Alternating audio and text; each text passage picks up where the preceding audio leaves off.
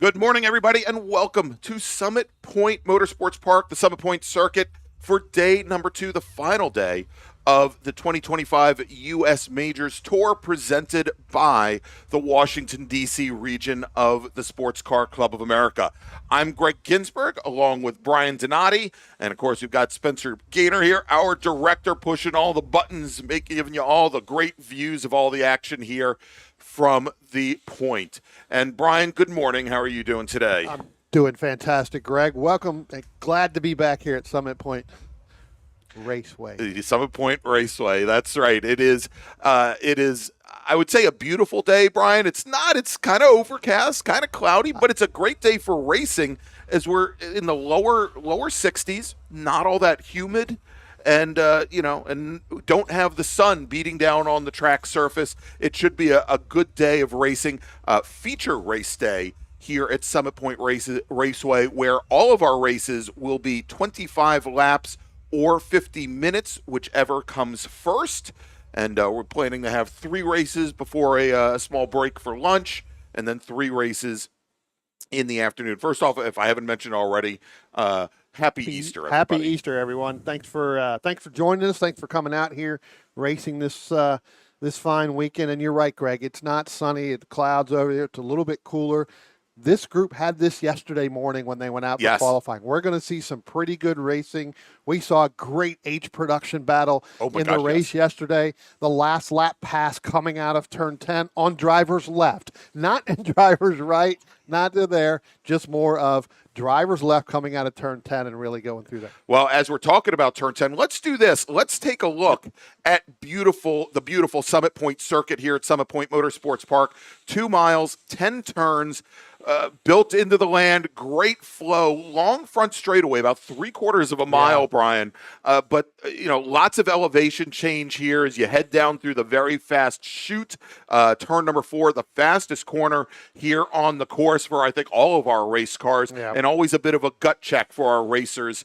You could tell the ones that have been here before by whether or not they use the brakes and how long they use them for. But of course, they're going to need them when they get down to that threshold braking area at 5. And then that carousel area where the goal is to just continue to feed in more throttle and feed in speed. Absolutely. And if you miss that chute, if you miss that turn in on that chute, it's going to upset that car when you get to turn 5. You're either going to drive it too deep in on the brakes, you're going to overdrive that car, and you're going to push completely coming out of turn 5 into turn 6. If not, you get it in there too soft, you don't have enough speed, you don't have enough power to get through there. That's going to kind of break that up a little bit. It's going to bring you back a little bit to the field, which is really what you don't want to have happen either. Indeed, just a very challenging course, and but one of the things, and again, if you get it right, this is one of those courses where drivers will tell you that it has absolutely amazing flow. Absolutely, I think flow is the operative term here, and somebody, both you and I, who have raced here for years, it's a track. It doesn't have the draw of a Road America or the history of a Road Atlanta, but there has been so much that has happened here since 1969 when racers migrated here from the old Marlboro Speedway that really just gives this place so much character. And it doesn't look like there's a lot involved here, but there is. You can really drive this track wrong in so many different corners, and it will completely slow you down to the fact that you could have the fastest car out here, and if you don't drive it correctly, you're not going to go very fast. And you could have the slowest car, understand how to drive this, and that'll put you in the middle, almost to the front of the pack within your class. Yeah, when we instruct here, we tell racers that it is in many cases a matter of inches, correct, between a fast lap and a not as fast lap here. All right, as our pace car heads out on track, we've got our small bore production race first. Let's run down the starting order. We're going to have a split start here today with our production and touring 4 racers, as well as our super touring light entry, heading out in this front group. You're seeing them leave the grid right now. And then behind a second pace car will be our B-Spec racers. Let me give you the B-Spec racers first, and then we'll get to that front pack. In B-Spec, starting on pole today with a qualifying time of 1:31.7, he is your defending 2-time national champion, Richard Roman, in his Mini Cooper. I've been told that Mini Cooper is orange. All right. Robert Ahern Another one of the Rat Sport drivers, Roman's teammate in his green Mazda 2, the number 99 car starting second. Steve Introne, former national champion in the class, in the number 12 Mini Cooper, will start third, and JB Swan in the silver number 3 Chevy Sonic will start fourth as we see them leaving the grid now. In the front group, it is our pole sitter, Kevin Ruck. He did not make the field yesterday, Brian, but he does have the number 7 Acura Integra ready to go there at the front of the field. That's the orange Integra out of Marysville, Ohio. David Strittmatter, who was our F production winner yesterday, will start on the outside of the front row. He is in the yellow Integra. He is from Akron, Ohio. Chip Herr from Lidditz, Pennsylvania. He took the overall win yesterday in his new to him number 97 Touring 4 Toyota. He'll start on the inside of row number 2 alongside our H production race winner yesterday and pole sitter in that class, Mike Kelly, in the number 86 Volkswagen Golf GTI. He's out of Fayetteville, Pennsylvania. Matt Brannon, who finished third in H production yesterday in the number 22 blue Fiat X19 out of Columbus, Ohio, will start fifth, with Rick Benazik, early leader in H production yesterday, driving the number 1 Honda Civic Si. He's from Farmingdale, New York. He starts sixth. Paul Sultanis is in the number 73 F production Nissan Sentra. He'll start 7th, with Kevin Fryer starting in 8th. He is in the number 9 Touring 4 Mazda MX-5. Brad Childs, also in a T4 Mazda MX-5, will start 9th. He's in the number 87 machine, with Zachariah Rosenberg, our sole STL racer today, in the 171 Mazda Miata. He starts 10th. Braden Connolly in his H production Fiat X19 will start 11th, with David Colby in his F production number 142 Honda CRX starting in 12th. Matt Benazik will start 13th today in the 08 Civic, with Tom Broering closing up the field in the number 90 H production Volkswagen Rabbit. As the pace car now, Brian, on the pit lane, turning the field over to Kevin Ruck. As the starter looks over the field, green flag is in the air, and we are racing at Summit Point as the 2 Integras jump out early. And we saw this yesterday, Brian, with David Strittmatter getting a great start, great straight line speed in that yellow Integra. He steps ahead of Kevin Ruck as they go down into turn 1. Our pole sitter is going to slot into second, and much like yesterday, it is a battle of the H-Prod cars as they get bottled up behind the T4 of Chip Herr. As our B-Spec racers now come to the start-finish line, they get a green flag, and they are racing as well as they make the run down to turn 1. No real advantage there as they head down the front straight with both Roman and Ahern. Roman to the inside in the orange Mini Coupe, with Ahern in the green Mazda 2 to his outside as they head down under braking into turn number 1. Yeah, I tell you what, they're still side by side. I think they haven't been told that the green flag has come out. I think they're all 4 still on the pace lap there in that B-Spec. Again, this is a class that's all about momentum. Now it looks like Ahern's going to get the lead right there over Roman, put JB Swan in third, and then put Steve Introne. Steve Introne. Wow, I totally lost Steve's name. Steve Introne in fourth there as they go single file up the hill and down out of turn 3. All right, let's jump back to our production car racers, Brian, as they're going to be coming underneath the Toyota bridge, and they do. And Kevin Ruck has got the tires underneath him now, and he's got the power. He is your new leader, and much like we saw yesterday, Brian, the H production car is getting bottled up at the bottom portion of the course behind the Strittmatter Integra. But we now see both Rick Benazik and Mike Kelly. They've gotten around Chip Herr's Touring 4 Toyota, and they're side by side as they go down into turn 1, with Mike Kelly, yesterday's race winner, getting the jump on Benazik. Benazik not able to outmotor the much more powerful Toyota down the front straight. And so yesterday, Brian, we saw where Benazik was able to jump to an early lead as both Mike Kelly and also Braden Connolly got stuck. I think stuck might be the good word, behind the yellow Integra of Strittmatter. Today, Kelly gets around, at least temporarily, but we see here with Strittmatter now opens up the gap, and we'll probably see this again where everything's going to bottle up behind the yellow car down in this portion of the course where the smaller, lighter, even less powerful cars seem to have an advantage over that other yellow Integra. Yeah, Strittmatter seems a little bit faster today. And just to clarify, Kevin Ruck did come out yesterday, but he was late coming out. That is true. He did get half there. He was a lap down at the end. That is correct. At the end of that race, of that 15 laps, but ended up working his way back up into it. So Kevin Ruck out here doing it. Last time by, we were sitting here, we were kind of laughing a little bit. We were watching Chip Herr basically push Mike Kelly all the way down past Eric Benazik down the front stretch there, which enabled Mike Kelly to get out in front. And now he's opened up by about 3 or 4 car lengths over Rick Benazik as they head down into turn 1 now. That's the leader in H production. Then you've got Chip Herr a little bit further back in that T4 machine. Again, leading T4, not a battling class, but now he's falling back behind Eric Benazik as well. Back in there. So good to see Chip out here running in this T4. And again, brand new car for him out there running. Good to see that he's awake this morning. Indeed. All right. And things, and as I'm watching Chip Herr, as that probably woke him up. We saw this yesterday is the rear end of that Toyota very loose, very skittish coming through the exit of turn 3. We are getting word from race control that, actually from a couple of our corners, they've been watching this yellow Nissan Sentra that's coming down into turn 5 right now, leading that pack. That's Paul Sultanis, who is running in F production. That's a former GT Light car. He ended yesterday's race in the gravel trap at turn 3, Brian, and apparently some of the body work is a little bit loose on that car. It might be moving around a little bit.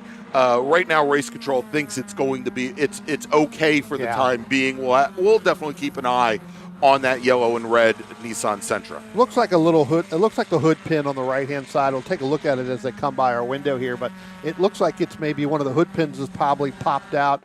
And that's exactly what it is. The right hood pin is up. He's got a little bit of we can kind of see it fluttering there on that our start-finish camera. Yeah, I don't think it's going to be enough to pop the whole thing up. Right. It looks like down a little bit in the right front as well. Maybe some of the body work on his little splitter down there. You can see it as he goes down into one. It's a little cockeyed. May have run over one of the curbs and dented it up a little bit, so it could be pushing it. So that looks like that could have caused that hood pin to come loose. When I left yesterday, he was working on that up underneath there. Again, as you mentioned, he was stuck in the gravel trap yesterday, kind of to end this race. Yes. And so that hood fluttering around might affect straight line speed just a little bit, as we've got both the Matt Benazik Honda Civic, that's an H-Prod car, as well as David Colby, who is actually a competitor of Sultanis, and that CRX actually got escalated to a podium finish yesterday, and actually finished, I believe he ended up finishing second in F production, as Sultanis, who was running second at the time, ended up in that gravel trap. Yeah, no, absolutely. So I tell you what, Spencer's got it covered. Let's go ahead and cover this B-Spec a little bit, because JB Swan has now taken the lead in B-Spec. We talked about Robert Ahern. I don't know if Robert came in or has gone off somewhere, because he only completed one lap.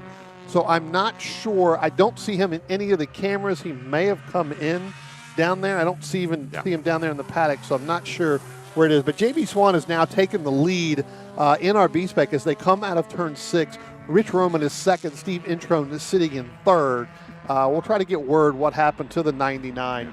And of course, interesting story that 2 years ago, or I guess now running on 3 years ago, when Steve Introne took the 2022 National Championship at VIR. By the way, we are getting word now that coming down through the chute, the 97 machine, that is Chip Herr having some issues. Right. And we see there as he pulls off over by turn 5. Now, he had some issues during the test day. Yeah. And again, new car to him. Apparently, did not turn on the oil cooler for the rear for the differential and the axle boot. Basically what happened is the inner CV boot started to overheat and basically blew the CV boot back there, spouting axle grease everywhere. Don't know if that's the issue today as well. Yeah, I mean, he thought maybe it would lost the left axle, on Friday. Right. Ended up ordering one. Only had 4 in the country. They were able to get one here to Winchester. Went and picked that up yesterday. So hopefully that is not what has happened today. Hopefully it's something else. But That car is pulled off right there at turn 7. So going back, Brian, I was talking about back in 2022, that Rich Roman and Steve Introne, who won the national championship at that event, and we're watching right now as Rich Roman has gotten back around JB Swan, that Introne and Roman right here at Summit Point met and actually raced against one another for the very first time, and they felt that they worked so well together that they teamed up for the entire rest of the season, right up until the national championship runoffs at VIR in 2022. And Roman and Introne essentially worked the plan all the way through race week at the runoffs, and they worked together, and Roman was able to push Steve Introne to a national champion, or I don't want to say push him to a national championship, but they worked together, and Introne was able to take the national championship the following year at VIR. The plan was that they would work together, and unfortunately things didn't work out for Introne. And I think the opening lap he had some contact with another car, and Roman had to do it by himself. Went on to win the national championship. And so they're here racing again this week as we see Kevin Ruck, our overall leader right now. Ruck, a multi-time national champion in his own right, I think 2-time national champion in F production, coming right up onto the back of Rich Roman's B-Spec car. Tell you what, let's go back and pick up this H production battle, because this H production battle is now nose to tail between Eric Benazik and Mike Kelly. Again, Mike Kelly making that pass, that last lap, last turn pass yesterday afternoon in our H production battle. Now Mike Kelly leading Eric Benazik by less than a car length. All right, so and yesterday the way the race played out in H Prod, it was high drama, Brian. As we talked about early on, where the entire B-Spec field kind of got bottled up between the Strip Modder Integra, this yellow Integra that we see right here, and Rick Benazik managed to get underneath Strip Modder on the first lap down in the carousel and opened up almost a 20 car length lead on Mike Kelly, to at one point was actually chasing Chip Herr down for the overall lead. But towards the end of the race, it looked like the Civic had really fallen off. And both Mike Kelly as well as Braden Connolly, who's the third car in this shot, in that blue X19, were able to pull up much closer to Benazik. And on the very last lap, we went into the final lap of yesterday's race with Mike Kelly, I'd say probably around 5 car lengths back from Benazik. Closed things down over the course of the lap, and on the very last turn, Benazik and Benazik's car looked, as it got lighter on fuel, the rear end was getting more and more unhappy, Brian. That when they came out of the final corner out of turn 10, the rear end just stepped out on Benazik. Mike Kelly was able to come underneath him right at the apex, and the margin of victory, I believe, was 3/100ths of a second. I mean, they were right next to one another. It was as close to a photo finish as you could get. Yeah, I mean, again, we're going further this time, right? You saw it on the camera as they went down, and Benazik now has passed Mike Kelly for that lead, and it looks like we've got Tom Boring coming down the front stretch pretty slow. He's going to take the cutoff there. It looks like he's going to come in the back way. So it looks like Tom Boring's day now done, and kind of unfortunate. I saw last night, Brian, as I was leaving the facility, that Boring was underneath working on it. The right front of the car. I don't know if it was a brake issue or an issue with maybe a busted hub on the front of that Volkswagen. Interestingly, because Boring has purchased a new to him national championship winning Toyota Yaris. He brought it out for the very first time at the VIR Super Tour a couple weeks ago, but it had the we'll call it the runoffs motor in the engine bay. He wants to get the backup motor into the car to run the rest of the season, and didn't get it done in time for this event. So he brings the old Volkswagen out, and it was probably the most interesting thing is when I talked to Tom and his wife Carol at VIR. Tom, the first thing he did was he showed me his hands. Not necessarily to shake my hand, but to show them that they weren't full of grease and dirt from working on a race car, which, whether it's the Volkswagen or whether it be his Triumph Spitfire that he many times runs in H production, he's always under the car working on it. And this Toyota, the first time out, no such thing. It was That's nice and clean. Former Amber Stevenson car. And Greg, we got looks like JB Swan runs wide in turn 10. Yeah, he's going to take that Chevrolet there, and looks like he's going to try to do a little cut in the grass a little bit. Somebody ought to tell JB they cut it Thursday, I believe, Wednesday or Thursday before the weekend, so he didn't need to do that. But that's going to really bottleneck that whole entire H production battle as they go down into turn 1. Looks like Mike Kelly's going to try to make that move. Drivers right under Banasic right there. Yeah, and Connolly's now got to contend with JB Swan, who just recovered as he comes back up. And, so Brian, not only is that a former Amber Stevenson car, as she raced very well against Rick Banasic, for example, set track records in New Jersey and also at Watkins Glen.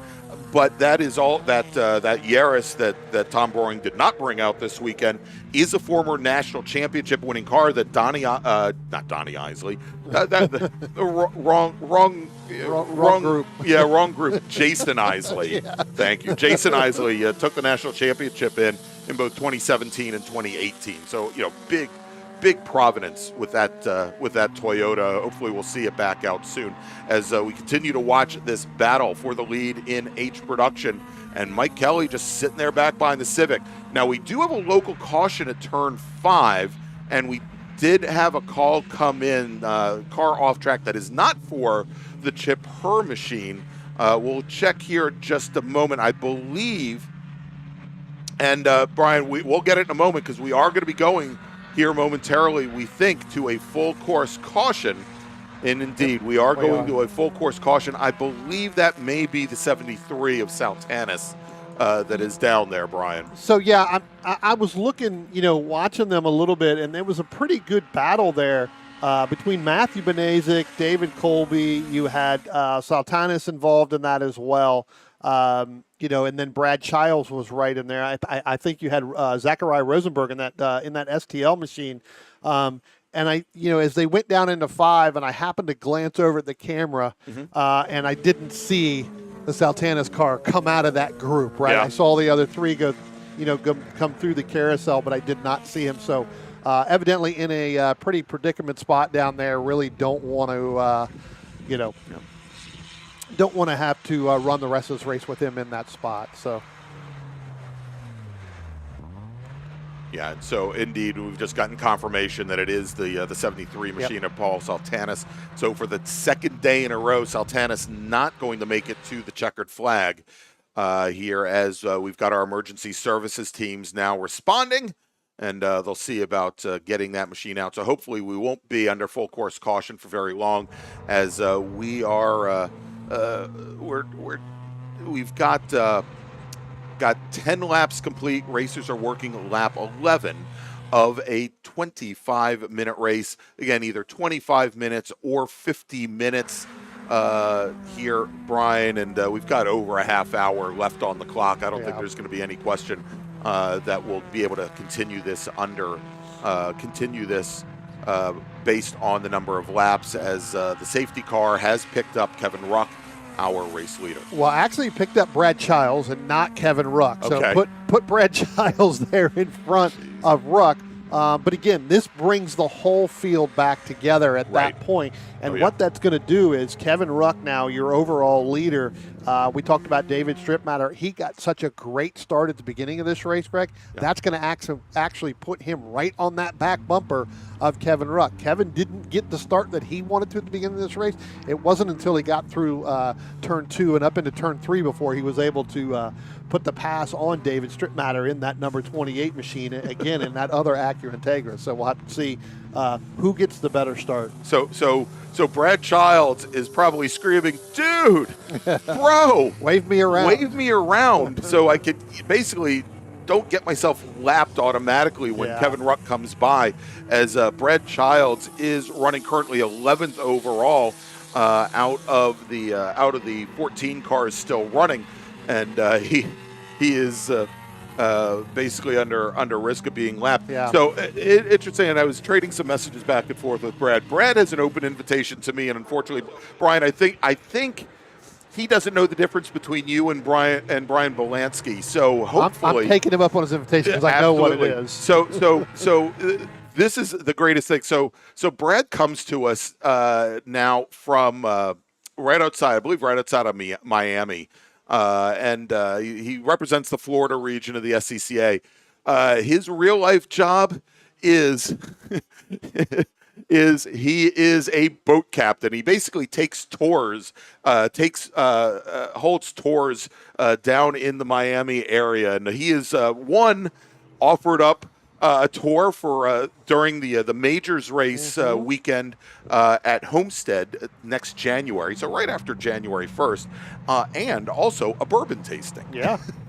Now I know Belansky's very big on bourbon. I mean, not so much, but I, maybe we could bring two Brians and a Greg down there for that. I don't think he'd mind all that much. I'm sure he would not mind. He asks, but we always ask our drivers who their sponsors are, and he's in a car that's prepared by Planet Miata, a very, very strong car. He says, do they have sponsors for old and slow drivers? If so, please share my contact info. So if you need to get a hold of Brad Childs, well, no, I'm not going to give out his email address over the air. Reach out to marsannouncers@gmail.com, and we will we'll hook you up. We will hook you up with the dude bro, yes, with Brad Childs. The more races I'm calling, Greg, the more I'm starting to really like bourbon. So maybe that may fit right into the window there. That's right. All right, so Peter Krause is in the chat, and thank you, Peter. And by the way, Peter, can't wait to see you at the Jefferson 500. We'll be announcing that. We'll bring up our broadcast schedule here in just a few moments. But Paul Sultanis in his F production Nissan Sentra is sitting dead stick. Matter of fact, if you look at this shot, you can actually see him right up against the tire wall there on driver's right.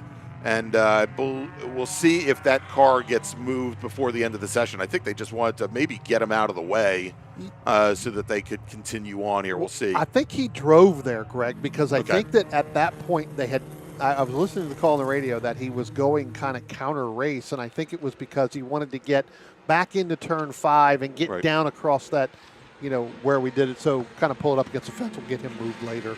All right, well, tell you what, while we're under full course caution, Brian, let's bring up our broadcast schedule. Sure. We'll take a look at that real quick so you can see what we got up next. In just a few weeks, we're going to be on the road. We're going to be down at Virginia International Raceway. That is for the SARC Mars Challenge for the South Atlantic Road Racing Championship when it meets up with the Mid-Atlantic Road Racing Series drivers. And then we'll be heading to May for the Lightning Challenge. That is over Memorial Day weekend. That is a Mid-Atlantic Road Racing Series race. Basically, all of these are Mars races with the exception of the New Jersey Motorsports Park Majors race, U.S. Majors Tour. That's in mid-July on the Thunderbolt circuit. There are some other events that we're going to be broadcasting. We're going to be broadcasting the Vintage Racers Group event here, the Jefferson 500 here at Summit Point Raceway. That is going to be coming up in just a few weeks, so definitely make sure to join us for that. Some great vintage racing, and I think Peter Krause is going to be behind the wheel of a race car for that. And, of course, Peter, well-known racing coach, and want to thank him for joining us in the chat here today. We got Emily Introne in the race here today. By the way, happy birthday, Emily. She's in the chat. She's not in the race. Yeah, she's not in the race. That's right. She's. I mean, she could be driving Steve's car. She might be enjoying margaritas. She here. could be driving Steve's car. So. And apparently, she's like the only one in the Introne family who I think isn't here this weekend. Is Steve and Emily's daughter. Made the run down. I think took the most expensive Uber trip ever to get from college down here to Summit Point. Actually, no. That might have been their son. I may be getting everything confused now, but I think most of the Introne clan is here with Steve this weekend. And in addition to that, I saw the whole Ruck family riding around in the golf cart last night. I think they've got a couple twins, couple kids. Lights are out on the pace car, and we are ready to go back racing. And did they let dude bro Brad Childs? They waved him around. Yeah, they waved him around. He's going to come up right on this group as they go green. Yeah, so he's going to have a head of steam towards the back half of this group. All right, so safety car back on the pit lane. Green flag is in the air as Kevin Ruck leads them to the green flag and the start-finish line, as we will now start lap number 15 of 25, and they're heading down the front straight. And look at this. I mean, and Greg, we've got a car spinning down into turn 1 right here, and that is actually Mike Kelly, who got hard on the brakes behind the Benasic machine, able to save it and continue. What a great drive. And Braden Connolly goes and misses him as well as they come down into turn 1. So yesterday's 8th production race winner now is going to lose a number of positions. I believe that's now going to drop him into, I think, 4th position in H production, Brian, as we also had Matt Brannon, so actually it's Brannon who's running now in 2nd. Braden Connolly in the 112 Fiat X19 now moves up into 3rd. Mike Kelly drops down into 4th position. And you just said it looked like some rear brake lock up from that VW. Yeah, just really got hard on the brakes getting back in behind the Benasic machine. But I tell you what, that's what it takes driving those legend cars on dirt that Mike has done for the last several years. That was one heck of a save. No contact from anybody. Able to continue that right up over the curbing down there on the inside of turn 1 and kept that machine rolling and starting to work his way back. Still got plenty of time. Still got 10 laps to go here. Yeah, and so Kelly gets around Braden Connolly. So move Kelly now up into 3rd. He's got a long, long way to go now, about 3 and a little over 3 seconds to get to the Brannon machine. But that has also closed things up. Matt Brannon now taking the fight to Rick Benasic for the lead in H production, as Brannon spent all day yesterday having the fight with Mike Kelly. Now he's got a chance for the lead here. We'll see if that open top Fiat X19 can make some moves and close up. The one thing, although the Volkswagen Golf is a pretty easy car to draft off of, Brian, the Honda Civic hatchbacks, those 3rd gen Civics, they put a pretty big hole in the air that X19 can take advantage of. Well, I'll tell you what, right now he's gotten back around, so around that machine, that Braden Connolly machine. So now put him back into 3rd place in that H production class race. Yeah, so but I was talking about Brannon being able to draft up to Benasic. Yeah, he is. Right now, exactly. Yeah. That black Civic will put a pretty big hole in the air. We'll see. But the Kelly Golf, the Volkswagens in general have a lot more torque than the Hondas do. Certainly more than the little Fiat does. Right. But Kelly's car has shown quite a bit of straight line speed here as well. I mean, not a surprise. We had a Volkswagen Golf win 2 national championships in a row with Chris Shaftsma behind the wheel. Took both the wins at Virginia International Raceway in 22 and 23. And Greg, coming into turn 1, you can see that car's really loose. He's got some brake problems in that car getting down in there. So and that is definitely rear brake lock up there. Definitely getting on it or really overdriving it, knowing he has to catch back up. But he still has time. So again, this is the part we talked about. You got to take care of the equipment. He knows there's a problem there, and it looks like the only place we'll follow him going down into turn 5, Spencer, if we can, because I really want to see how he gets into 5. But it looks like that car is definitely, like you talked about, Greg, got some rear possible brake issues with there. Gets to turn 5 relatively easy, so maybe really overdriving turn 1. It could very well be. And, and that is something. The rear wheels in a front-wheel drive car, they don't do much. As we're watching Brandon now pulling right up to the back of Benasic down through the carousel. In a Volkswagen, as the race goes on and as the fuel load goes down, it's something that Mike Kelly's going to have to manage, because the fuel tank in that Volkswagen Golf is really pretty far to the back of the car. I don't want to say it's completely in line with the rear hubs, but it's the rear twist beam suspension on that car, but it's pretty close. The Civic and certainly the Fiat, the fuel tanks are much more towards the center line of the car.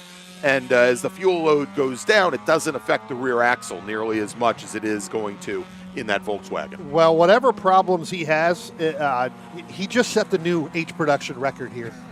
and that was so with the brake lock up on the previous with the brake lock yeah. up. Yeah, 125.7. The old record was 125.8. Yeah, so, and on the last lap, he was actually about 0.2 off of that on that last lap.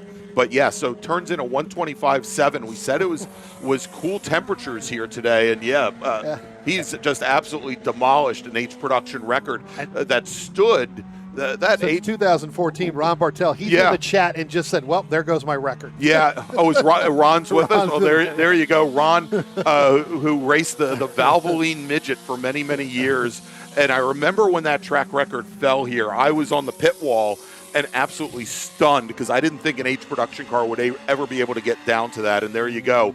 Mike Kelly is closing things down. It is about to be a 3-car race. It is, Brian, because we're seeing here where Matt Brannon definitely has much faster speed than the Civic down in the bottom half of the course. And we're already seeing now where Benazik is having a little trouble. Yesterday, it was at the rear end of the car, Brian. Benazik's having some trouble getting the front end of that car to turn in. Attention in the paddock. Attention in the paddock. First call to the grid for race group number 2. Formula F, Formula V, and Formula 6, please head to the grid.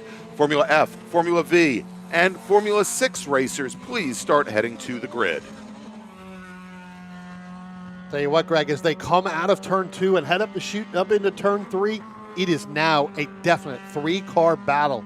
As it looks like Mike Kelly has gotten right on that back bumper. He has. Matt Brannon and then Rick Benazik. I tell you what, this is going to be another battle coming down as we've got 7 laps to go here.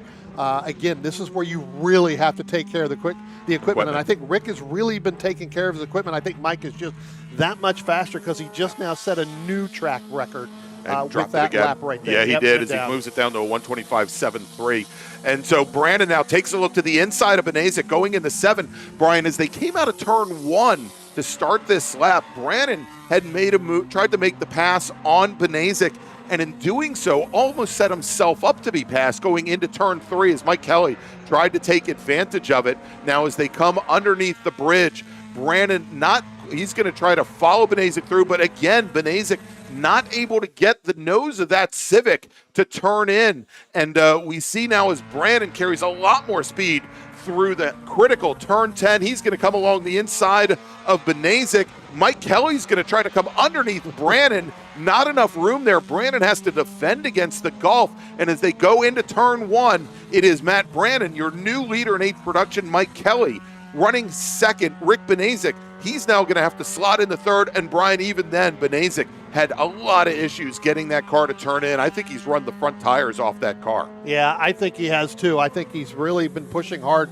the last several laps, after Mike had that spin there. And so now you're right. He's definitely run those tires off. He's going to do everything he can to hold on. When they went by through turn 3, they were still side by side. Neither driver wanting to give up. But I tell you what, it was one of the best side by side actions going in and up over the hill down into the chute. All right, just so you guys know, and we're going to take a look at a couple other battles here in a few moments, but Kevin Ruck now, he's got, I believe, somewhere along the lines of 15 seconds on David Strittmatter with another 18 seconds back to Colby in F production. In Touring 4, with Chip Herr's early retirement, Kevin Fryer, your leader, he's got 8 seconds right now on Brad Childs, and in B-Spec, Rich Roman has now opened up 11 seconds on JB Swan. So you'll have to indulge us for a little while as we watch this H production battle.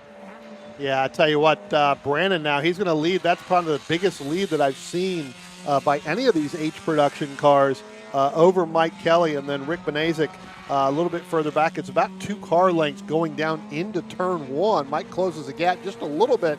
But coming by the start-finish line, it was about 2 car lengths in between each of those top 3 cars. All right, and as they come out of turn 2, Kelly, now let's see if he pokes to the inside a little bit. He does as Brandon goes and he runs down the center track. Mike Kelly, I'd like to say I taught Mike this. He was my student in driver's school. Brian, as I tell him, as he comes out of 2, take a straight line towards that entrance in 3. It's a shorter distance, and he actually was able to make up about a half a car length on the Fiat as they came into turn number 3. It's a good thing he's not listening to you when he does that, because James Joseph was also your student. That's right. Saw what happened. I told James to just, take the access road if he runs out of brakes at turn 1. James never listened to me even back then. Actually, James went to his driver's school in a B-Spec car. So that is true. Yeah.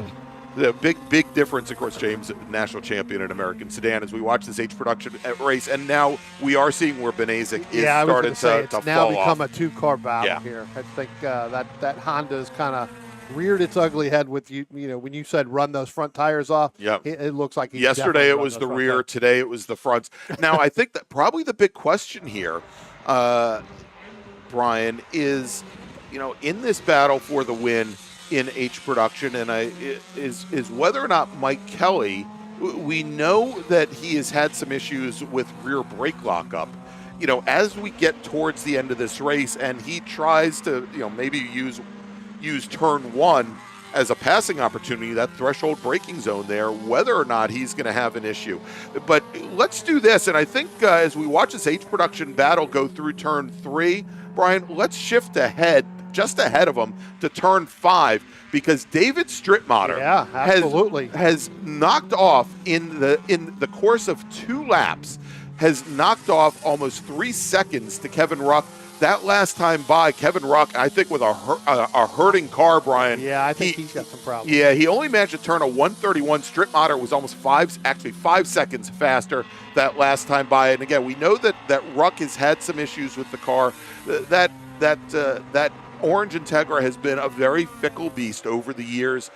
Ruck was in line to win the national championship this past year and had an unfortunate expiration of a motor on the last lap, as we've got Kevin Ruck going off wide, coming through turn 10 into the gravel trap. And so that is going to put Strittmatter into the lead in F production, as our H production battle comes right up to the back of the Ruck car. Ruck lets them by, and we've got Brannon holds off Mike Kelly there going into turn number 1.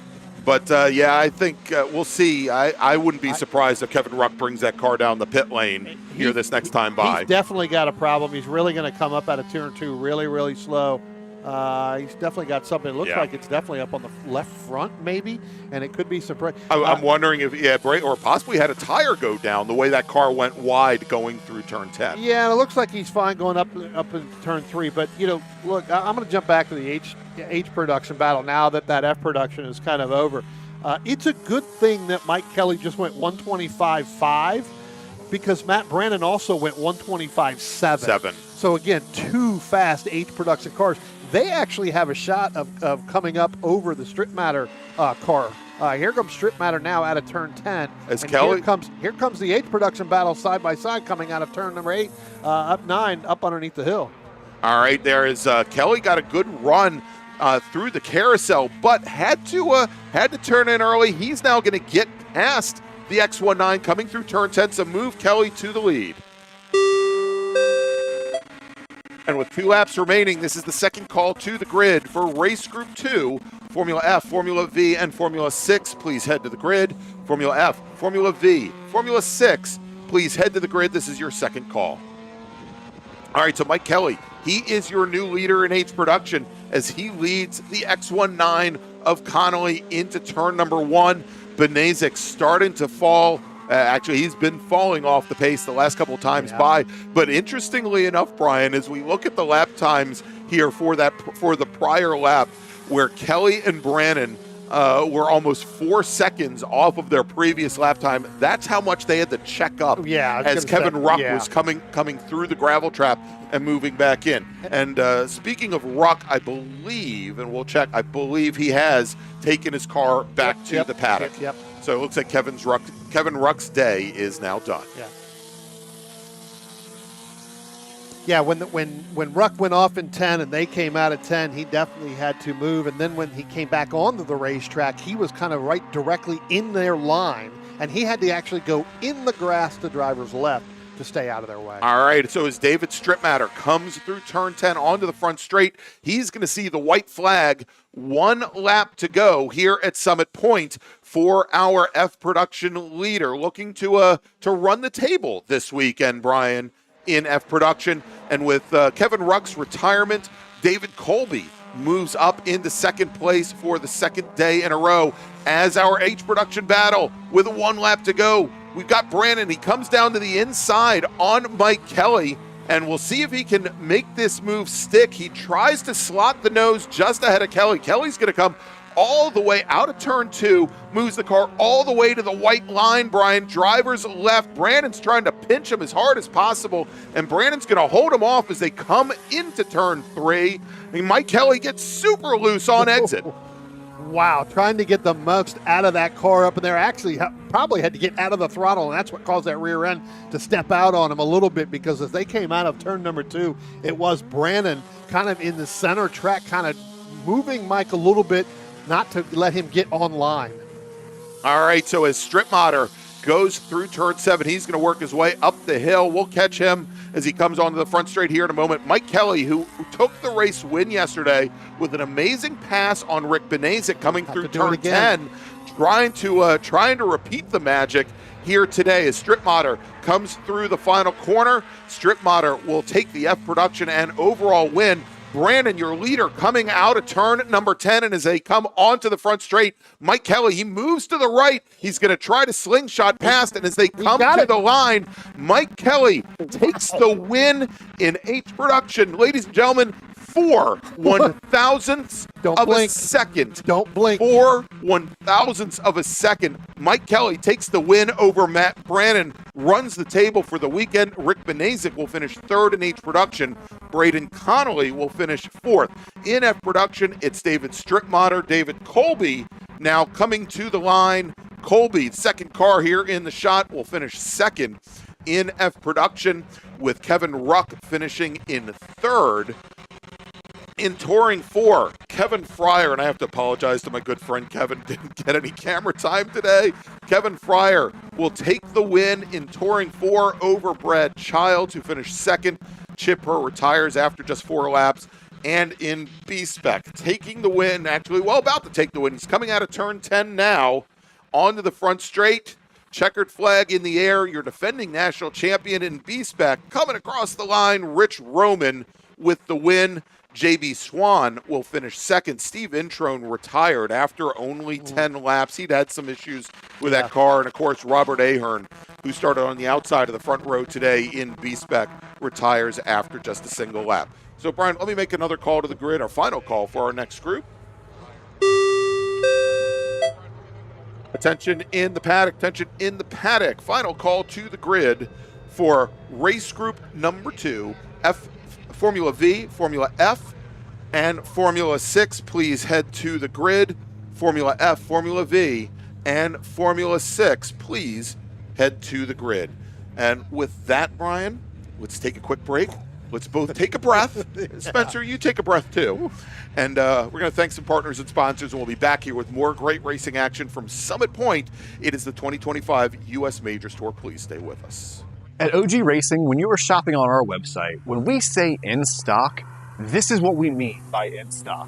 Seats and seat bases, brakes, harnesses and restraints, shoes, suits, and steering, helmets, gloves, and undergarments, fire suppression, and so much more. Shipping directly to you from our conveniently located Sterling, Virginia warehouse with thousands of in-stock items.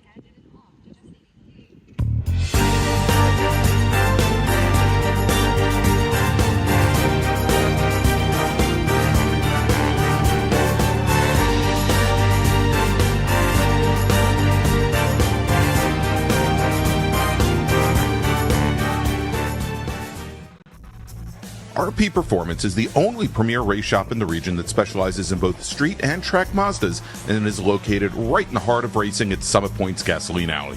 RP has been involved in countless race wins and series championships across many classes with drivers of all ages. Not just a full-service shop, RP has been helping drivers with their individual racing and other track event needs for over 30 years, providing trackside support, arrive and drive packages, as well as race car transport services. And they're known for its help all attitude. RP Performance is your go-to for getting cars back on track for that positive experience at Summit Point when you're ready to pack it in. For more information about RP Performance, come talk to them here in the paddock. Call them at 304-728-6749 or email them at Brett, that's B-R-E-T, at rpperformanceracing.com.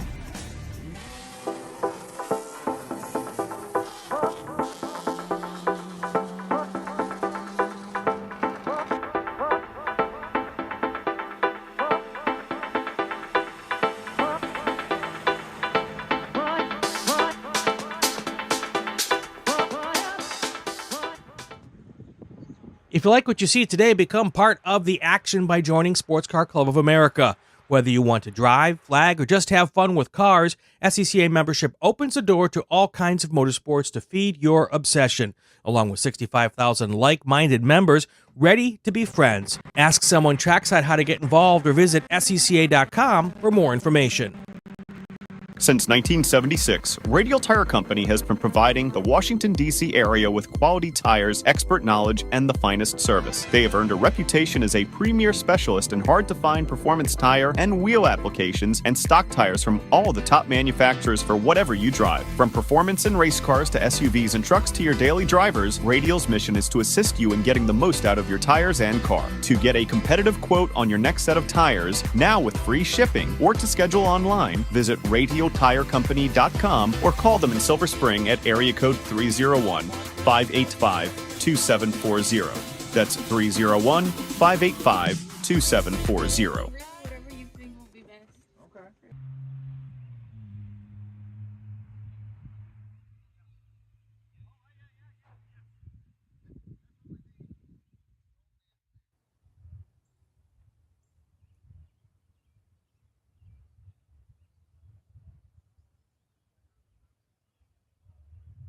Cheering for? That was Mike Kelly. That was hit. Yeah, that was Mike. I knew it was some.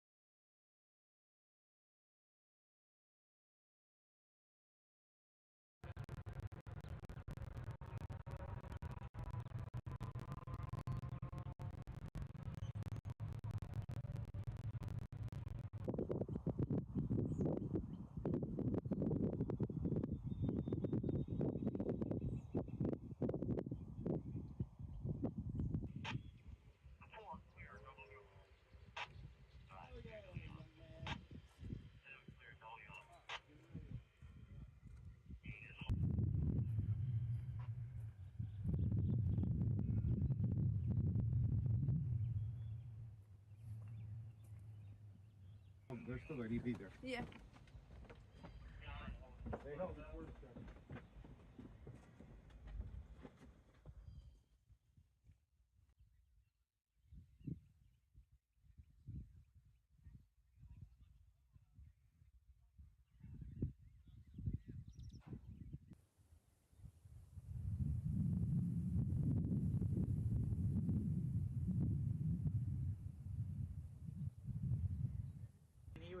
He was actually loose a couple of times coming through here, through 9. Yeah.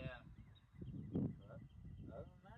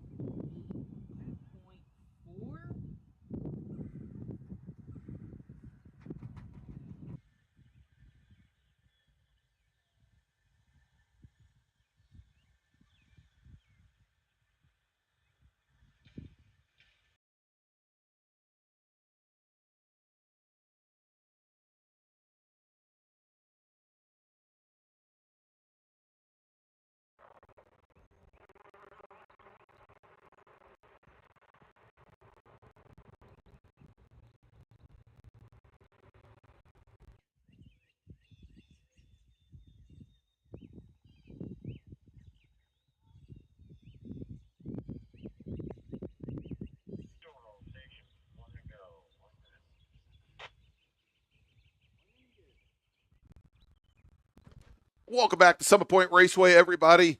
It is the 2025 U.S. Majors Tour presented by the Washington, D.C. region of the SCCA. I'm Greg Ginsburg, along with Brian Donati and Spencer Gaynor.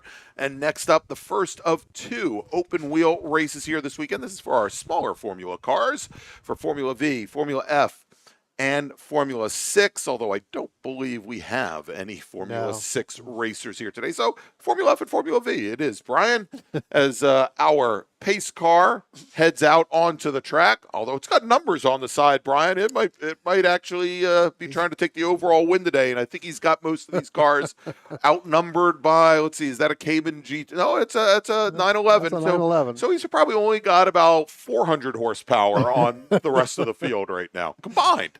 Probably in first gear the whole pace lap. Yeah, exactly. All right, so as the field is heading out, let's run down the starting order. Starting on the pole today from Ajax, Ontario, Canada, is Parker Gill. He's representing the Glen region of the SCCAs in a Honda-powered Piper. His teammate, Michael Dowden, is out of Newtown, Pennsylvania, representing the Philadelphia region, also driving a Formula F Piper with Honda power. Joe Parsons will start on the inside of row number 2. Joe is out of Easton, Pennsylvania, representing the Northeast Pennsylvania region, and he is in a Spectrum. Then we've got our Formula V field. David Scaler is your pole sitter today. He is driving the number 9 Vortec, and he's out of Asbury Park, New Jersey, represents the South Jersey region. Jonathan Weisscheid, and we'll talk a little bit more about Jonathan. He came up to see us yesterday after the big Formula race, and had some very interesting information for us. He's racing his JK Technologies XP1. He represents the Washington, D.C. region. He's out of Baltimore. Ray Carmody is out of Horseheads, New York, representing the Glen region of the SCCA. Drives the number 81 Mysterian. He'll start third in class with Jeff Vallejo in the number 29 Speed Sport AM5. Starting fourth, he is out of Brooklyn, New York, and represents the New York region of the SCCA. And Brian, let's see, I was looking to see if Steve Rue made the field in the number 16 Wyvern, and it does not appear as though the new Fairfield, Connecticut driver for the second day in a row looks like he hasn't made the field. So the lights just about to be put out on that Porsche 911 pace car, and they are letting our drivers know that we should be going green flag racing this time by. They still haven't formed up, but, they're only a couple rows. Shouldn't be hard for them to do it. And here we go. Now we see Gill and Dowden going side by side. Let's see if David Scaler wants to join Joe Parsons on row number 2, or if the V's are going to have a split. Yeah, maybe drop back. Just drop back a row. And you know what? None of the V's now have really gritted up here as the pace car is on the pit lane. We'll let the starter decide what they want to do. We may see a wave off here as the starter looks over the field, and nope, green flag is in the air, and we are underway, Brian, as Parker Gill, Michael Dowden, the two teammates in the Pipers, head down towards turn number 1, and it is now 3 wide as Joe Parsons has joined the fight. 3 Formula Fs, and space for 3 of them, frankly, as they go into 1, and Parsons going to jump to an early lead there in the number 42 Spectrum, the silver and black machine, as they go into 1, as they come out from behind the bank there through turn 2, heading into 3. It is Parson, and then I believe it's Gill, and then Dowden directly behind in the number 8 machine. Now, Brian, we saw yesterday where Gill and Dowden, they'd swap positions two times every lap. Yeah. And it was always Parker Gill who was the first one to the finish line, and Gill, I believe, took the win yesterday in Formula F. Actually, I think Dowden took the win yesterday. I think he was the one who led every single lap. Oh, that's right. But Gill made the pass every single time. But I got to tell you, that's right. What an extraordinary start by Joe Parsons. Yeah. Going down there, making it 3 wide to get down in there, and then all of a sudden just still sticking it in there. Yeah, and you're absolutely right. Dowden took the win over Gill, with Parsons finishing third. In Formula V, Weisscheid took the win over David Scaler, with Jeffrey Vallejo finishing in third. Ray Carmody unfortunately had to retire early, only made it a little less than halfway. So we were talking yesterday, or talking about Jonathan Weisheit, who raced yesterday in Formula V, as well as Formula Enterprise 2 later in the day, and Weisheit had some fueling issues, not fueling of the car or cars, but hydration issues. Yes.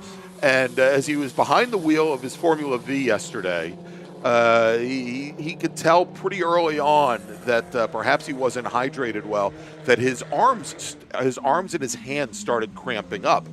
And what would happen is he'd have his right hand on the steering wheel, or both hands on the steering wheel. He'd drop his hand down to go to the shift lever. And when he would do that, his thumb would clench up on his fist. And he basically have a fist as he went down to the shift lever, couldn't easily grab the shift lever. And so he was trying to force the shift lever into the different gates. And managed to make it through the whole race that way. Well, he gets out of the car. He had one group between his, in between his small bore race and then the bigger Formula race. The bigger Formula V. And so his team plied him with water, with Gatorade. They got him a banana. And so he gets into the car, into the Formula Enterprise 2 car later in the day. And instead of his hands and his arms cramping up, this time it's his legs. And in particular, his right leg, the gas pedal leg. And he said he could barely push down the gas pedal because his knee was like cocked, and he couldn't straighten it out all the way to push the gas pedal down. I'm thinking, well, probably better than if it was the other way around. Correct. And his legs seized up with his knee completely flexed, and wouldn't be able to slow the car down. But I'm sure this morning, Jonathan, probably well fed and well hydrated for today's race. Yeah, doing very well. He was second there going into that lap, and then he ended up passing David Scaler. So put Weisheit back at the front in that Formula V as we look back in that Formula F, as you were talking about Jonathan Weisheit. Parker Gill now has led 2 laps, more than he's led all weekend long, but he's made hundreds of passes over his teammate, and both him and Dowden, they have now pulled away from Joe Parsons. So after that pretty good start by Joe Parsons, kind of relegated back now to about 3.5 seconds back between the two, Parker Gill and Michael Dowden, who again, those 2 drivers have been extraordinary all weekend long. Passes, clean passes, working together, getting the most out of both of those Formula F machines. And both of them seem to be doing really, really well. And Brian, I think reversing the tables from yesterday, we just saw Michael Dowden pass Gill going down into turn 1. So we'll probably see them swap a couple more times here over the course. Again, these are 25 lap or 50-minute races, whichever comes first, as our Formula V field now comes into turn 1. Weisheit in the blue 61, Scaler there in the number 9 machine. He's the second car in that line. Ray Carmody, who has gotten his Mysterian repaired, running third with Jeffrey Vallejo in the green number 29, directly behind Vallejo, dropping a little bit off the pace. We've seen where Vallejo, and I mentioned yesterday where Vallejo is really up his game in the last year and a half. He is incredibly strong at New Jersey Motorsports Park, so definitely check back with us when we have our broadcast. I think that is in July. I think we said for the U.S. Majors Tour when it goes to the Thunderbolt circuit at New Jersey Motorsports Park. Right. And we see here where he closes up actually very well, coming down through turn 5 and under braking, and as they get back to the throttle, going through the carousel. Yeah, loses a little bit out of the carousel, from the rest of the group there. It looks like obviously Weisheit has that field covered right now. Again, still very, very early on. Still got over 21 laps to go here, so plenty enough time. And these Formula Vs, even though they're 3 or 4 car lengths back from each other, they're still getting that draft that they need in order to catch up. I think that you could see Raymond in that 81 machine and then David Scaler in that 9. Hopefully those two look to work together if they can close the gap, a little bit closer, that they can use that to help propel them back up to the Weisheit machine because, again, this is all about momentum and drafting with these cars. This is what makes this group of cars kind of like, our Spec Miatas or any of our cars are really for the draft. They are really dependent on having a drafting partner. Yes. That really means that they really need that in order to help make that pass. Hey, we've got Dan Dennehy Rodriguez in the chat. Hi, Dan. Of course, Dan, former partner manager for the SCCA, and he's gone on to bigger and better things, but putting in a lot of time racing. And want to thank him for joining us here and watching the broadcast. I should also mention, Brian, I said that Mike Kelly won the H production race by 4 1,000ths of a second. We had somebody in the chat, Farfignugan, of course, Volkswagen fan, it basically said a lot of that has to do, of course, where the transponders are located in the cars. I will say that I am directly across from the start-finish line. In my view, I think Mike Kelly took the win, but we are not the official arbiters. Absolutely. And we're going to let the officials figure that one out. But, again, absolutely, when we give you and tell you that the time splits and the differentials, it's all based on where those transponders are placed in the cars. So you were mentioning about with the Formula Vs and how the draft is so critically important. So going back to talking with Jonathan Weisscheid, had a great conversation with John at the June Sprints last year, and how Formula V, which has been around now for they just had, I think their 50th anniversary a couple of years ago, a big 50th anniversary race at Pit Race, but how modern day technology is influencing a class like this. And when I say modern day technology, it is fluid dynamics, and it's basically trying to clean up the aerodynamics of these cars. The bodies look very slick, very small, but you've got these suspension arms, that are back from, basically 30s and 40s designs, Volkswagen Beetles, that kind of stick out in the air, and they disrupt the air quite a bit. And so Jonathan has been working for quite some time trying to make a Formula V that is essentially undraftable. Correct. And he told me yesterday that he got a call from Alex Scaler. So David Scaler, out on track racing right now, his son Alex was the pole sitter at the National Championship Runoffs in Formula V back in 2016. And he has been in line and been in the running for a national championship a number of times. I remember him chasing down much like we saw Mike Kelly chase down H production field here today, saw Alex Scaler chase down the Formula V field at Road America back in 2021.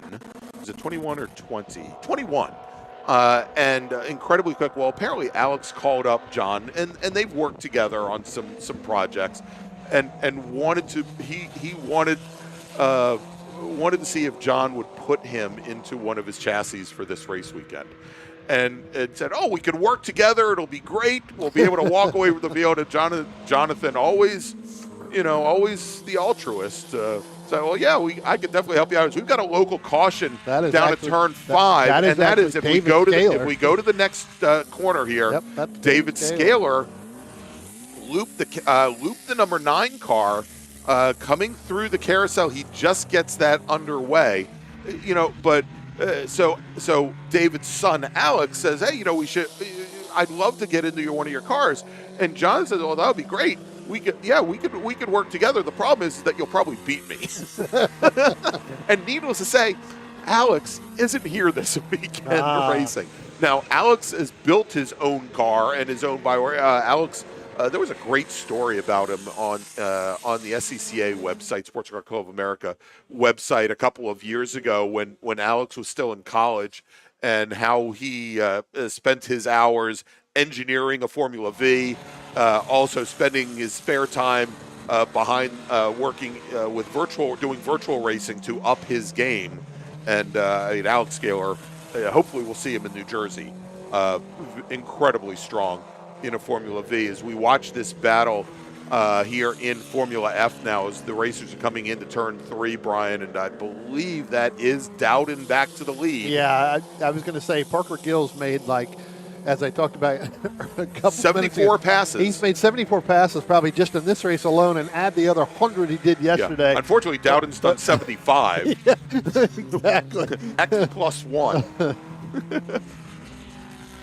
But right now, Dowden's led 5 laps of this race, and Parker Gills led 4. So, we're kind of like into that, in that back and forth. And again, that's what makes this, again, Formula F racing as well. And by the way, we've got Trevor Carmody, who has joined in. I think Trevor is Ray's son, and Trevor has spent some time in the announce booth with us at the Glen Super Tour, and he tells me it's 63 years of Formula V racing. So it was the 60th anniversary a couple years at Pit Race.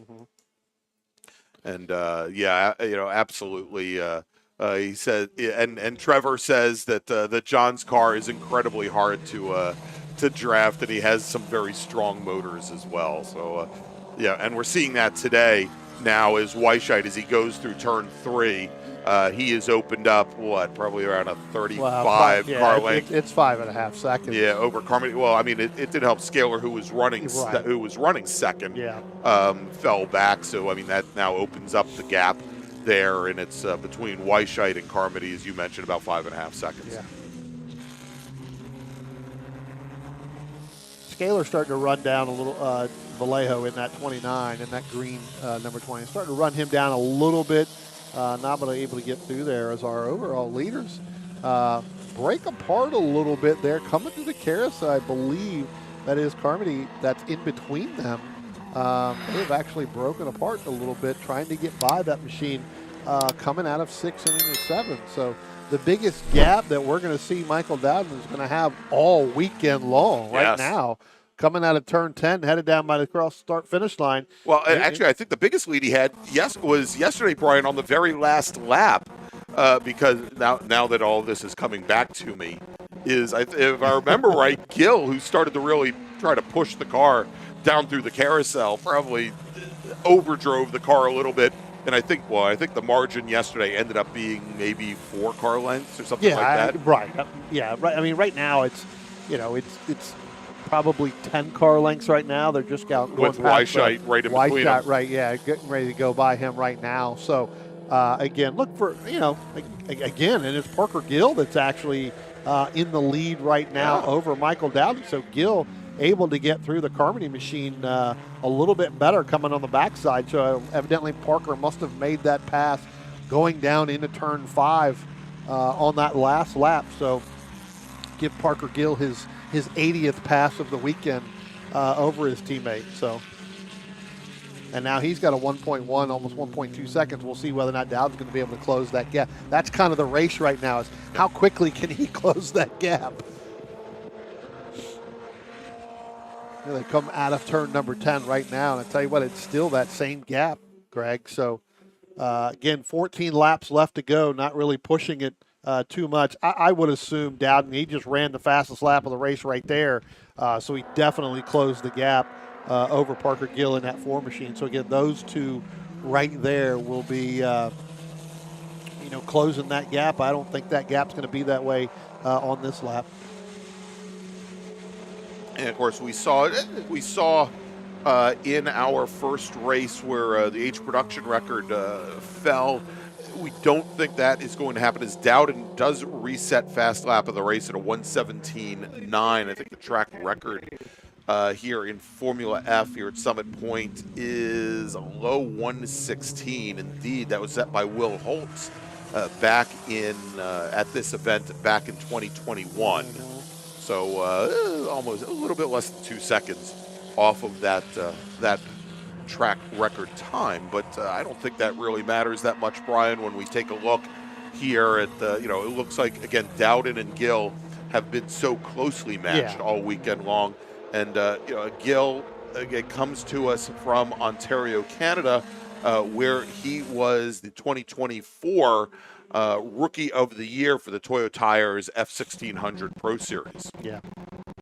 Dowden went faster that lap there. So, again, and now as he comes down into turn 1 right here, Greg, we're going to go side by side. So it looks like Dowden's going to try to make that move on the inside of Parker Gill. Going to move Parker Gill all the way to driver's left. Kind of moved him over a little bit there. Both of these guys are going to come out of turn 2. We'll see if they're still side by side as they come out. Remember, it is Dowden on the left of your screen, Parker Gill on the right, and it looks like Gill's going to be able to hold that off. So he moved him back into the front again, there's another 81st pass. Right now. Oh, and then I think we just saw another one down the hill. We need to put a pass ticker on here for these guys when they do. Please don't give me any more technical things that I've Put a got to little do this ticker weekend. there. Yeah. with a little ding. Spencer's back here putting it on the window. Yeah, exactly. He's got his erase marker back there on the window. We've got our dry erase eraser. board. Actually, we're writing it on one of our monitors here, so we see it as they come out of turn 10 and up the hill. When they cross the start Almost finish out of line, ink. they'll be completing lucky lap 13, and we'll have 12 to go. Look at this. They come side by side through turn 10. Great run there. And and what we've seen from both of them, and of course, as they're driving for the same team here this weekend, Brian. Now as we're about halfway, I'm sure that they have been told, kind of like in Formula One, you can wreck anyone. Well, not you can wreck anyone, but don't wreck your don't teammate. wreck each other. Exactly. Right. Give enough room here. And they've both been incredibly respectful, running a Yeah. very clean races here. Nothing so far this nothing to weekend. gain here, No. but everything to lose, right? So, again, good to see. And I wouldn't be surprised if they have some type of in-car communication with both of them as well. And I remember yesterday, and we'll see if this person is in the chat. And by the way, they're racing for BGR is the team that they're racing for. I think somebody had put in the chat yesterday that Parker had better win because he took this weekend off from his iRacing league, and apparently some of his fellow competitors were upset that he wasn't there to beat up on them, I guess, virtually. Well, that gives somebody else a chance to win, because if they were racing on iRacing this weekend out here, he probably would. If he didn't have Michael Dowden in there in that race chat, or in that race group with iRacing, he may have a shot, because right now they're again going to go down side by side down into turn 1. Yeah. And we've got, and I don't know if this is Frank Schwartz, who I think is nursing a small injury, but Grass Paddock Motorsports, which is Frank's company. They do B-Spec rentals around the country. And he says, woohoo, a racetrack other than this racetrack here, other than Summit Point Raceway, is one of the top facilities in the country. And I'll let him make that opinion. I of course am preferential to show a little bit of preference to Summit Point Motorsports Park, but that's just me. All right, as we've got now 11 laps remaining, let's do this, Brian, because I think we've got a pretty decent-sized group here. Let me make a first call to the grid for our next group. Attention in the paddock. First call to the grid for race group number 3. Spec Miata, please head to the grid. Spec Miata racers, please head to the grid. Your race is next. And I should mention that that Spec Miata race will be the last race before we break for lunch, Brian. We're going to take an early lunch here. We're going to run Spec Miata, and then we will have 3 feature races immediately after lunch to round out the day here from Summit Point. We kind of talked about this yesterday, Greg, a little bit, as being that today is Easter, we should have went around and hid some eggs, yes. Around the racetrack. This would have been the perfect group with both of these drivers, with Parker Gill and Michael Dowden, where you had to go find the Easter eggs, you had to get out of the car, then you had to get back in and then take off. Or you had to come down pit road, drop the eggs off, right? Well, we've seen a couple people who've done that already. We think that's exactly what Chip Hur was doing. He saw an Easter egg and said, I got to No, I don't think he saw it. He pulled off on the outside of turn 5 and was wandering around through that whole infield area, this whole big greenery area in the middle of the carousel. I know Chip. He was looking for a Cadbury egg. He wasn't looking for a... I'm sure. I'm sure. As we're watching Jonathan Weisheit now here, our leader in Formula V, and Brian, he's opened up a heck of a lead now on Ray Carmody, about 13 seconds.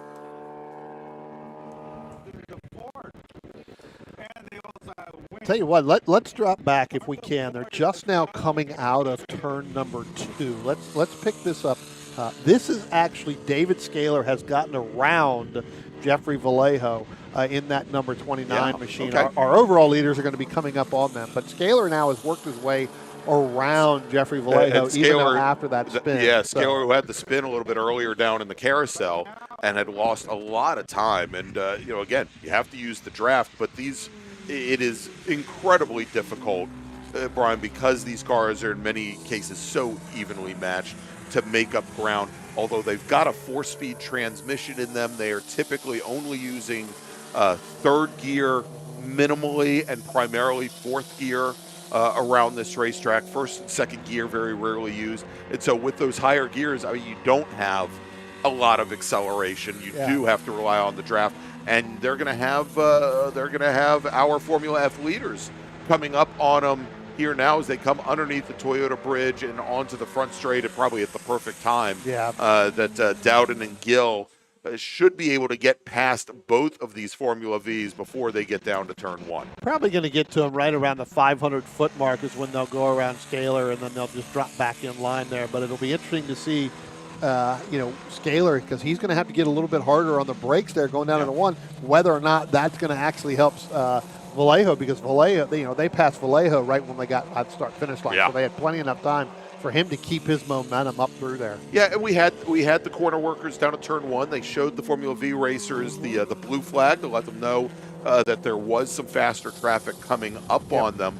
But indeed, Michael Dowden, who's the trailing car running second right now in Formula F, he came back over to set up for turn 1. Drivers left just ahead of the number 9 car of Scaler. And Scaler might have had to get on the brakes a little bit harder than he normally would. We'll see if that allowed Vallejo, who just ran his fastest lap, to close things up. And there you go, Vallejo now right up to the gearbox of the number 9 machine as they come through the carousel. And that is the battle for the last podium spot here in Formula V. I know there's only 4 cars, but it's pretty big, to finish in that in that podium position.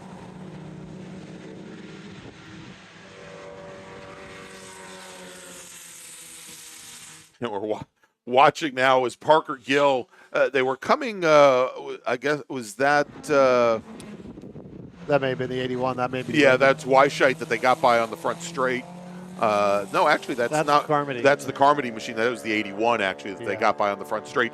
But we saw Parker Gill bring his car all the way to driver's right, going down the front straight, as if he was trying to break the draft of Dowden. And then moved back over, and it was funny because Dowden just didn't play. Dowden didn't move over with him, and what ended up happening is because Gill made all these movements to the right and then back over to the left, he drove laterally probably a good 15 feet further than Dowden did, and Dowden was able to come right up to his gearbox without even moving. Let's take a look now, if we can stay on this shot for a moment here. Spencer, because we're going to see coming into our view here that battle between Scaler and Vallejo. There they are. And Vallejo, who ran his fastest lap, reset his personal best that last time by. He's still right there on the back of the number 9 machine. Remember, Scaler qualified second in Formula V, and I think this only goes to show, when you have the draft and when you're there, how close these cars really are. Yeah, no, absolutely. I mean, like I said, it doesn't, you could be 3 car lengths back. You're still getting that draft from that car in front of you. So, again, that's actually helping Vallejo pull him back up to David Scaler. David's the one breaking all the air. Vallejo's just kind of enjoying that air coming down into turn 1. You can see as they come here into turn 1 because, and we noted this early on. It's pretty clear that Scaler can carry a lot more speed through turn 10 onto the front straight, which is advantageous. That Vallejo, I think that's probably been his weak spot all weekend long. But you have a straightaway that's 3/4 of a mile, and it cures all ills apparently in Formula V. As Vallejo now, as they come down this very quick chute here, no brakes, he's right back with them, and we can see there where Scaler has to get defensive, bring that car all the way to driver's left. Setting up for turn 5 to ensure that Vallejo didn't try to shove the car underneath him. We also talked about, the 42 Joe Parsons. We talked about him in the beginning. We haven't really talked to him about it. He's 44 seconds back from our two leaders there. But he just set his personal best on lap 19. So that car got a little bit faster. He's been in kind of clean air pretty much the entire race. Attention in the paddock. Second call to the grid for Spec Miata, race group number 3. Please head to the grid. Spec Miata racers, race group number 3. Please head to the grid. And Brian, as we were making that call, what did we see? Well, we just saw Jeffrey Vallejo make that pass over David Scaler in that 9, and it looks like he's going to open that up by about 2 car lengths, which, again, as we've talked about, really isn't anything in these Formula Vs. David will be able to take that draft and pull back up to Vallejo, but again, I'm wondering if Scaler going down a little bit from that spin now that equipment, with 5 laps left to go. Whether or not he might be trying to conserve some tires there towards the end. Yeah. So. Well, and again, it's one of those things. Knowing how draftable this long front straight is, as long as David Scaler can just kind of sit there and wait it out. Now with it's 4 laps remaining for our Formula F drivers, which might mean only 3 laps. Yeah. For Scaler and Vallejo. Depending on whether or not they get put another lap down by the Formula F racers, which is conceivable here. I think Scaler might just be setting up for that last, to start the last lap to try to run down the Vallejo car on the front straight. And interesting to see here where Scaler takes a much later turn in than Vallejo going into turn 10. He squares it off quite a bit more than Scaler does. Now a watch here is he's just going to sit behind the 29 car going into turn 1, as we now have again for them showing as 4 laps remaining. We'll see here as our Formula F leaders are coming out of turn 10 now and onto the front straight. There they are, coming out from behind our ticker. They continue to make passes every lap because the last lap down got back in front. Yeah. Now Gill's back out in front. Well, at the start finish line, Gill was the first one across 7/100ths of a second, separating them. Yes, I know transponders can be in different places. I would suspect though that the transponder mounting of these 2 team cars probably within a couple millimeters of one another as they come into turn 3 now and head down the hill.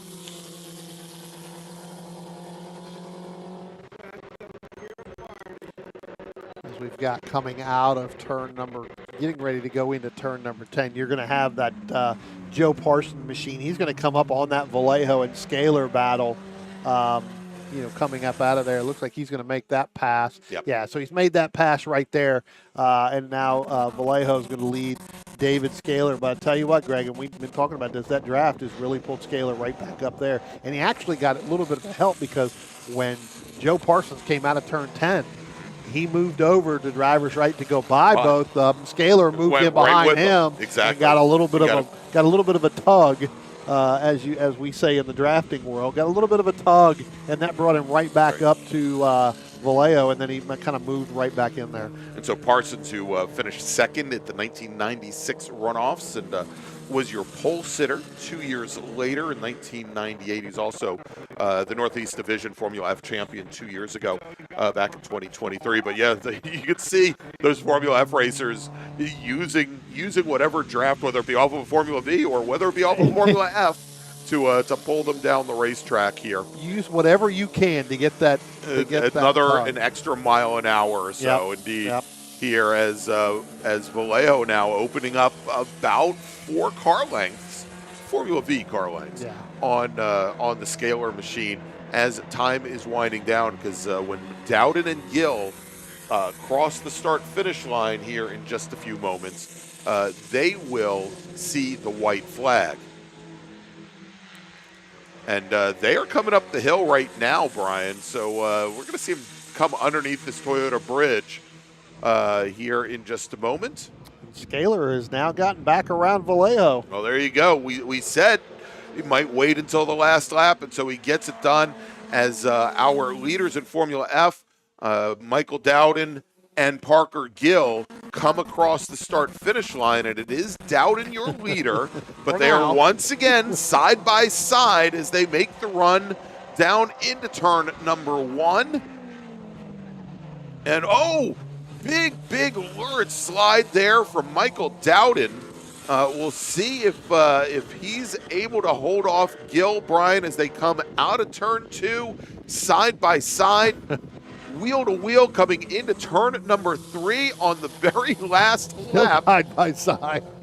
They may come across the line They like may. this. We'll Yeah. see here. Still side by side going into 4. You don't see that very much. Not even in a Formula F. No. And even in turn 5, it's trying to go side by side. Got to be radio communication saying, "Hey, just hang with us. That's right. Hang with us Back here." it up just a little bit. Yep, back it up. Yep. Now I think the pass. Yep, there we go. I would say now I Yep. think the pass has been made as they come through 6B and make their way through the carousel, and that means our Formula V racers will get, I think, one more lap. Yeah, because they were Yeah, being right. closed on, but they as they went side by side, pretty much the whole front half of this racetrack. Here Yeah. they come now. All right, so our leaders now, look at that, both of them in a 4-wheel drift, Brian, coming out of turn 10. And as they come to the line, checkered flag in the air, Michael Dowden, for the second day in a row, takes the win over Parker Gill. Margin of victory, 1/10 of a second. Joe Parsons, we should see him come home in third. He has not crossed the line yet. When he comes out of turn 10, we'll track him down. In Formula V, Jonathan Weisheit with a 23-second lead over Ray Carmody.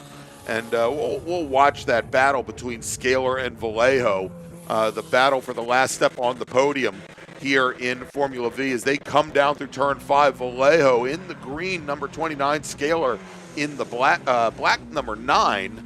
And for the moment, Scaler holds them off. Let's hope that Michael Dowden doesn't slows overtake down a little bit, doesn't right. overtake him on his cooldown lap. Yeah, that's. It looks like he's backed off. All right, as Scaler opens up turn 6B and Vallejo tried to come underneath him, wasn't quite close enough to get it done. And they are now making their way up the hill, and Brian, and this is where Scaler has been very strong coming through turn 10. I think this is where he's going to be able to hold on. Ray Carmody comes out of turn 10. Carmody's going to finish second to Weisheit in Formula V. And in the battle for third, as they come onto the front straight, David Scaler will take the last step on the podium, with Jeff Vallejo finishing in fourth. So it's Dowden, Gill, and Parsons in Formula F. It's Weisheit, Carmody, and Scaler in Formula V. So that's going to wrap up our second race of the morning. Let's make a final call to the grid, Brian, for our next race group. Attention in the paddock. Final call to the grid for race group number 3, Spec Miata. Please head to the grid. Spec Miata racers, please head to the grid. Your race is next. And with that, Brian, we're going to take another quick break. We'll be back here in just a few moments from Summit Point Raceway. You're watching the 2025 U.S. Majors Tour. Please stay with us. The Spring Hill Suites Winchester is an all-suite property that features spacious suites, an indoor heated pool, complimentary hot buffet-style breakfast, a 24-hour fitness center, and complimentary Wi-Fi. Whether you're traveling in a group or flying solo, you'll find it easy to get comfortable in our spacious suites. We're conveniently located just off of Interstate 81 at exit 317 in a shopping center with many shops and dining options. Discount rooms are available. To book your suite today, call 540-431-3330.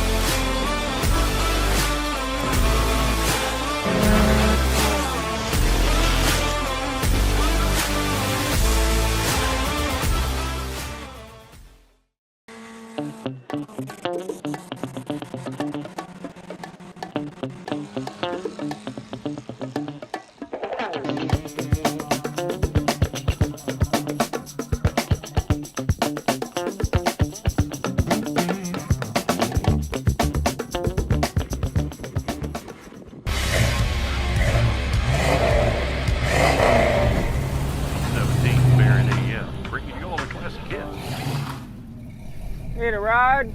No. Okay.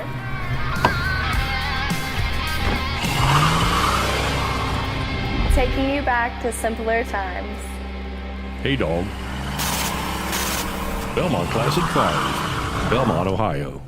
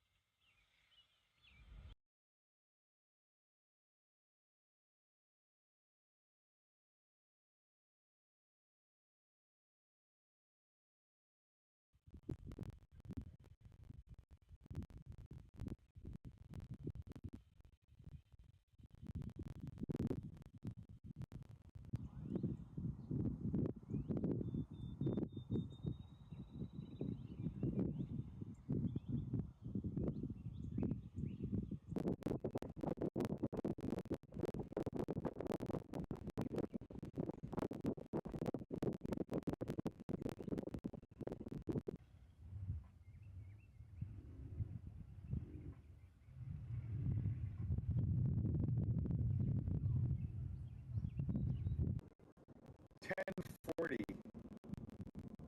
We got 20 minutes to go.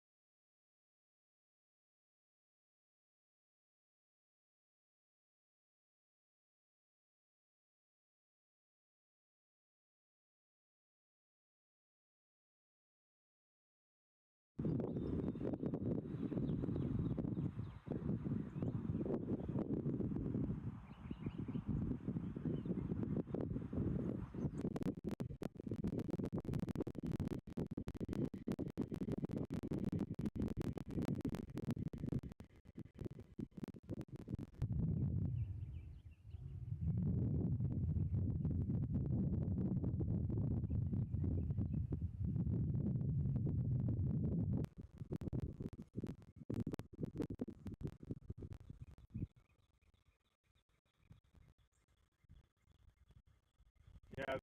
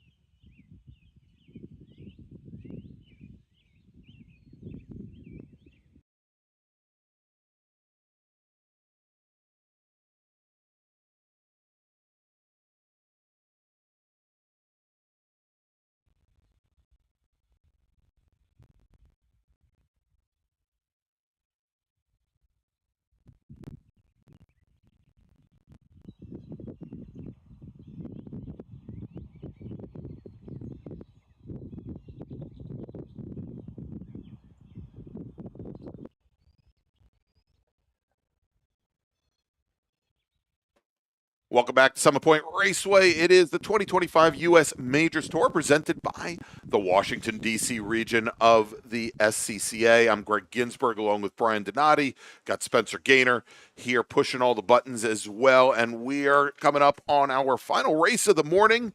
And Brian, if it's anything like yesterday's battle for, especially for second, it should be a barn burner here today. It is Spec Miata. And we've got 13 drivers that set qualifying times, and they are starting to leave the grid behind our pace car.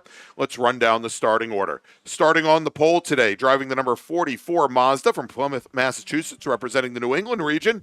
Yesterday's winner, Christian Sarnecki. Mark Cefalo from Sawyersville, Pennsylvania, from the Northeast Pennsylvania region. He's driving the 00 Planet Miata car. He will start second. Starting third, John Salerno. He's in the number 34 Mazda. He's from Fairfield, Connecticut, representing the New England region. He's going to start on the inside of row number 2 with Will Dodd from Amherst, Ohio, representing the Ohio Valley region. The driver of the number 11 machine will start fourth.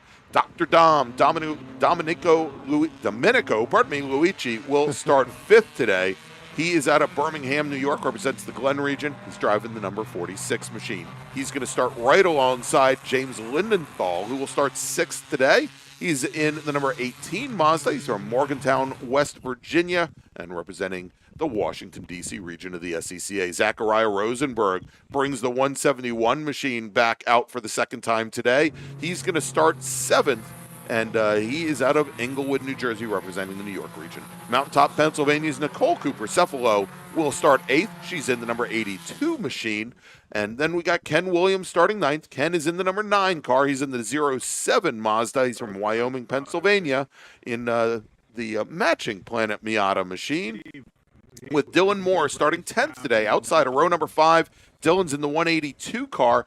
He is out of Morgantown, West Virginia. Then we got Kay Doss starting 11th. Kay's in the number 190 Spec Miata. He's from Chagrin Falls, Ohio, representing the Northeast Ohio region. And then we got Gary Jenkins. Gary's out of Palm Beach Gardens, Florida. He's driving the number 70 car. He will start 12th. And then there is Bill Dodd. He's out from Amherst, Ohio, representing the Northeast Ohio region. Bill is driving the 186 Mazda, and he's going to start lucky 13th on the field today. As Brian, the lights are out on the pace car. We should be going racing here momentarily. Again, these races, all of our feature races today, 25 laps or 50 minutes, whichever comes first. This is going to be our last race, Brian, before we take an hour lunch break, and then we'll bring you 3 more races. But stay here with us. Spec Miata always brings the drama. Yeah, pretty good battle what we had as they're getting ready to come out of turn 10 now. Pace cars on the pit road there, and Zarnecki lead, taking the win yesterday. Salerno, really good battle with Cephalo to pick up the second. Yeah, and a great battle further back. We had, I think, Ken Williams, Nicole Cooper, Cephalo, Dylan Moore as well.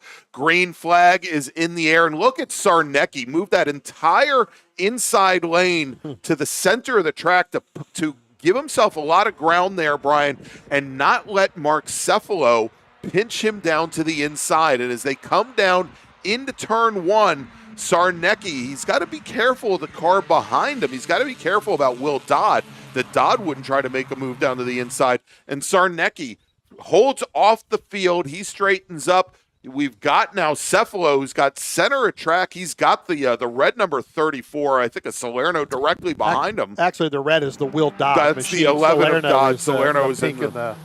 Got it. Yeah. So you're right. Zarnecki had to protect down at the bottom going down, but that was against Salerno, not Dodd. Dodd was with the Cephalo car there, the 00. Cephalo ended up coming out of turn 2 and getting in line quickly, but then you had Salerno and Dodd. They were side by side. Dodd's going to end up getting pushed back, Greg. Looks like Dodd's going to be like in that 5th position now, because I think Lindenthal is going to get in front of him as well. Yeah, indeed. Yeah, so drop that black and red machine a number of positions back. And so it is Sarnecki, then Cephalo, then Salerno, Lindenthal, then drop the black and red Dodd back in the 5th position as they come through turn 1. And, we saw yesterday, Brian, very early on, Christian Sarnecki who had taken a race win at the 2024 majors, had really opened up a pretty huge lead, but not so much today, as we have one driver runs a little bit wide coming through the gravel trap. Big brake lockup now going into turn 1. And that is Mark Cephalo, who had gotten by Sarnecki going down on the run to turn 1 using the draft. And Brian probably just with a couple miles per hour more than his tires thought was safe. Yeah. Locked up the brakes. That moves Sarnecki now back to the lead. And that now moves John Salerno up into 2nd position, drops Cephalo back to 3rd. Yeah, I think Mark got in front of Sarnecki just a little bit later than he anticipated before he moved back over to get back in line to get into that turn into turn 1. And at that point, it was too late. Yeah. Had to get hard on the brakes and really lock that up. Good thing he was able to hold on to that, because that was nothing but a full-fledged lockup and power slide. Really get through turn 1 and turn 2. Well, and I think part of it there, Brian, is he never fully cleared Sarnecki. Correct. He never made it over. So being about a half a car width to 3/4 of a car width more to the center of the track, not as much rubber down on the pavement. Correct. It was the inside front wheel. It was the right front wheel that locked up. Not as much rubber down, not as much grip. And if Cephalo had made it all the way back over driver's left, that lockup probably wouldn't have happened. Yeah. And again, brings up another point. Cephalo right on the back bumper now of Salerno as they head down into turn 1. As this race goes on, whether or not he flat spotted that tire, how much of that's going to cause a problem. You see him kick up a little bit of dust there trying to get to the apex at turn 1 there. So he's really trying to fight back hard with it. But, you could actually hear, and Steve Moeller in the chat says, you could actually hear the squealing on the camera, Mike. That's he right. just wanted to let you know, Steve, he was on the break. Yeah, Right? exactly. Mark, when Mark does it, Mark's going to do it all the way. He's not going to make a little sound. He's going to make a big sound.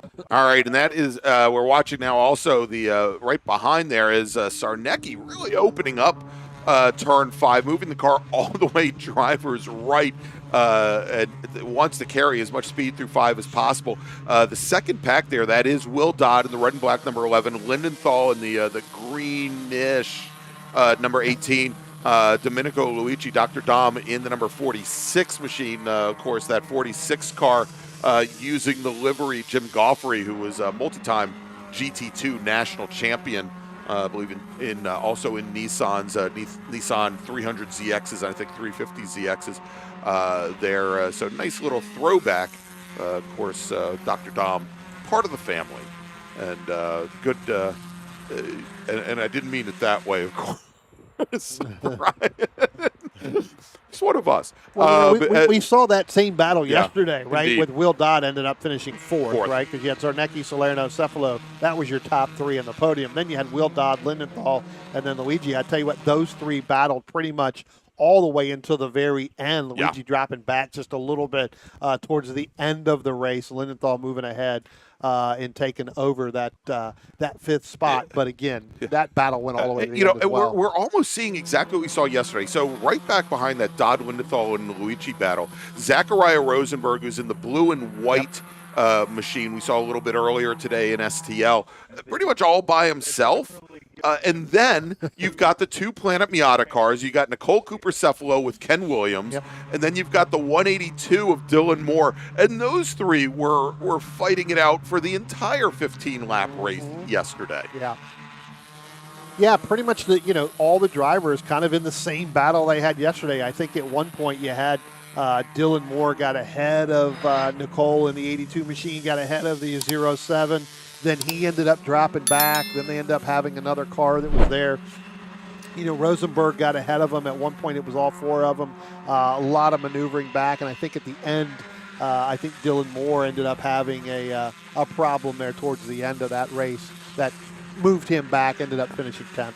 And, hey, Brian, looking at the chat, Chuck Edmondson, who's the regional executive of the Washington, D.C. region SCCA. I think he's just approved an extra $1,500 a weekend for us.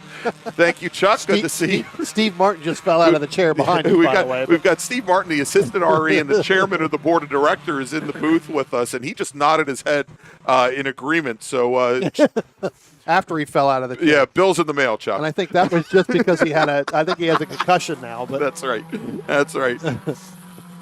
I want to thank, of course, the great folks of the Washington, D.C. region. Brian and I, of course, are longtime members, and, this really is close to home and close to our hearts, but, this is our way of giving back to the region, and I want to thank we've gotten nothing but great support from the Washington, D.C. region over the years, and I think all the people that watch us each weekend certainly show that as well as we're watching this great battle right now for 4th with Dodd, Lindenthal, and Luigi. And Brian, not the biggest Spec Miata fields here this weekend. I mean, again, it's Easter weekend. Right, it's tough. Yeah, it's very tough. I want to thank all of these racers for coming out. Of course, I know, it's got to be tough telling family that you're going to be behind the wheel of the race car instead of celebrating the holiday with them. But they're definitely showing why they belong in a race car this weekend. Tell you what, Greg, if we can here, Spencer, when we get down into turn 1, let's take a look at that Will Dodd, Lindenthal, Luigi. I tell you what, throw Rosenberg in there. He's when we talk about Rosenberg riding by himself there, he's actually closing up. That Dodd, Lindenthal, and Luigi. Those guys have been battling a little bit, and Rosenberg, and again, you talked about it. We saw him out here in the STL battle in Group 1, right back out here in Group 3 as he comes up out of turn 2. You're going to see there, they're going to kick up a little dirt there. That looks like the Luigi. They're all doing it. Kicking up some dirt on the inside there. Yeah, and Rosenberg goes, oh, this might be the fast way through. Yeah, he Kinda kicked up some straighten it dirt up. as well. Yeah, well, that might be the new Miata line through there, Brian. We always Get the talk about left side's up on the curb. Yeah, we talk about drivers going 2 and sometimes 4 wheels through the gravel on drivers right at the exit. As I've been watching, and as I was out putting cameras out this morning, kind of watching that curbing at the apex of turn 3, it is, after a number of years, getting ground down a little bit, kind of flattening out, and putting the left wheels over the top of the curbing allows you to straighten up that corner a little bit and maybe carry a little bit more speed, as long as that inside wheel doesn't get bounced up in the air and you can keep putting the power down. Sure. That just may be the new way through. Well, they just painted all the curbing around here. And Yeah, I think before we came here for the first event, there's more. I put the challenge out there. If you put a mark on the new painting, it's $20. Right. I tell you what, every single car that's been out here the last couple events, they owe at least more than $20. Yeah, exactly. Right? Well, maybe what we're seeing, Brian, is there may be more grip in the dirt than there is on the curbing. Could be. Right? So let's take a look as they come through turn 3. Let's see what they do here. No, that time they use curbing. And a matter of fact, you even see there with Luigi taking the curbing and just staying to the lower portion of the curbing. It actually lifted up the rear of the car. Tell you what, we're going to have one car here. This is the Dodd. Then a little bit further back, and we were talking about Cephalo and Williams and Moore. Right. Moore is going to drop back a little bit. You're going to see him coming down into turn 5. There you go. Yeah. Moore is going to be as far back as he has been pretty much the event, although he is closing back up. He really got loose coming out of turn 3 and up over the hill, and almost basically had to get out of the throttle completely to let that car set back straight. he's right back there again, right back behind Ken Williams. I think a lot of that has to do, frankly, Brian, with knowing the line around here. And we saw Ken Williams actually drop a wheel into the dirt, driver's right, before turning into turn 5. And it's very interesting here as we try to teach students when they come down through the chute, which we say is the fastest corner on the course. It is, for these Miatas, probably around a 110 mile per hour corner. And you're slowing down to about 35, 40 miles an hour. It is better and faster to be able to carry more speed longer through the chute before you get onto the brakes at turn 5 than to pinch the car to get all the way to driver's right, that he's probably giving up 5 miles an hour or so just to try to fight the car to get it over to the right to turn into turn 5, allowing Dylan Moore to close right back up on him going into turn 5. Yep. And that's why I was kind of surprised to see Sarnecki do the same thing on the opening lap. Yeah. We'll see if that's the case the next time by. But watch this. Watch the second car in line compared to what Nicole Cooper-Cephalo does. Nicole, all the way down the center of the track. That's pretty much for Miatas, that's pretty much the accepted entry into turn 5.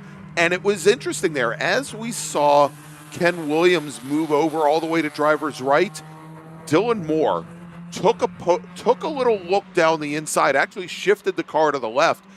At one point, I would not be surprised if we see Dylan Moore come all the way down driver's left and try to make a pass there, because Ken Williams really is leaving the door open for him. Absolutely. I mean, you're trying to open that up to keep the momentum going. First time I was ever in a Miata out here, I got, hit in the back going through that turn, and it was more of, hey, welcome to the club, right? At that point, it was, no, it's because you took the entry in kind of wrong and you slowed more than I anticipated you to slow up, which was perfectly fine. It was a lesson learned that sometimes in the Miata you can't take the traditional line that we teach here to get far over to the left. You've got to stay to that middle in order to keep that momentum up. If not, you more than likely, if there's a car behind you, will get drilled because they're going to open up that corner. Well, I don't think we're going to see that attempt this time as Dylan Moore drops a wheel going into turn 3. And he's going to have to be careful of that, because dropping that wheel right as you turn in will cause a car to loop it. Now watch what happens. There you go. You see, he moved the car all the way down to driver's left, and that actually is the fast. You're giving up a little bit of speed in a 35 mile per hour corner by doing that, but that's the fastest way down that hill. is to open up the wheel, create the least amount of resistance on those front wheels. And you can see there, he's able to make up like a car length and a half just by doing that. And what has happened with that is that, Ken Williams had to look in the mirror, saw that he was going to do that. He had to defend a little bit, and that's allowed Nicole Cephalo to move forward, right, and open up the gap. This is the biggest gap she's had over Williams and Dylan Moore. So those two will work back with her. Two cars are faster than one here as you go down the front stretch, but, that allowed them to open that up. All right, Brian, let's jump over now to turn 5 as we're going to see our leaders come into view here momentarily. Sarnecki, Salerno, and Cephalo, and they're all going down drivers right there. But this is not just turning into, but this has been a fight since the beginning of the race. Cephalo just reset fast, lap turn of 126.8 here. But yesterday, where we saw Sarnecki really show dominance and move away from Salerno and Cephalo, he has not been able to escape today. Yeah, Cephalo and Salerno have been that's kind of like the new law firm, Cephalo and Salerno. Yeah. Well, I think Mark's late father was a lawyer. Yeah, so they're content on working together, right? As opposed to yesterday when you got to that 15 lap, it was kind of like that super sprint, right, where you're really trying to get out and hide. And Zarnecki was able to do that, really coming from turn 8 all the way through 10 and then down the front stretch. Today, as you just mentioned, not able to get away because John and Mark are really trying to work together. Mark looks like he's content to sit back there in third right now until we get to the end. Again, still a long way to go. 16 laps to go in this race. So at least that's what looks like my time. Yeah, 15 laps to go. Okay, so we missed a lap there. Mark looks like he's content to just sit back there with John and work together. And interestingly, as we watch them come down the hill, and you notice who comes down the center of the track, and that is Cephalo. Yep. And so anything that he loses to Salerno, he makes up as they go into the braking zone at turn 5. It also makes the car much more stable under braking, Brian, to be in the center of track or maybe even to left of center as a driver, as opposed to when we're looking at this a little bit more to the right of our view. And I'm wondering as Cephalo keeps doing that, and he keeps seeing what Sarnecki and Salerno are doing, if, when it comes down to it, if he can't manage his way around, say, down a turn 1 under braking, if he does throw that, and I don't want to call it a Hail Mary, I mean, it's a common passing area there. Sure. If he does try to make that move down into turn 5, because from the looks of it, Sarnecki and Salerno, they're probably not expecting it.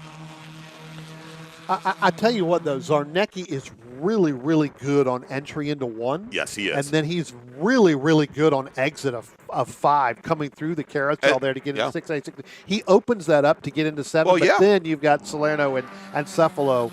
That's where they close the gap coming up out of 8. Right. Well, and I think one of the reasons why Salerno is so good coming out of 5 and going into the carousel is because of this entry here, as he keeps the car all the way driver's right, but it's such a short run from 5 to 6.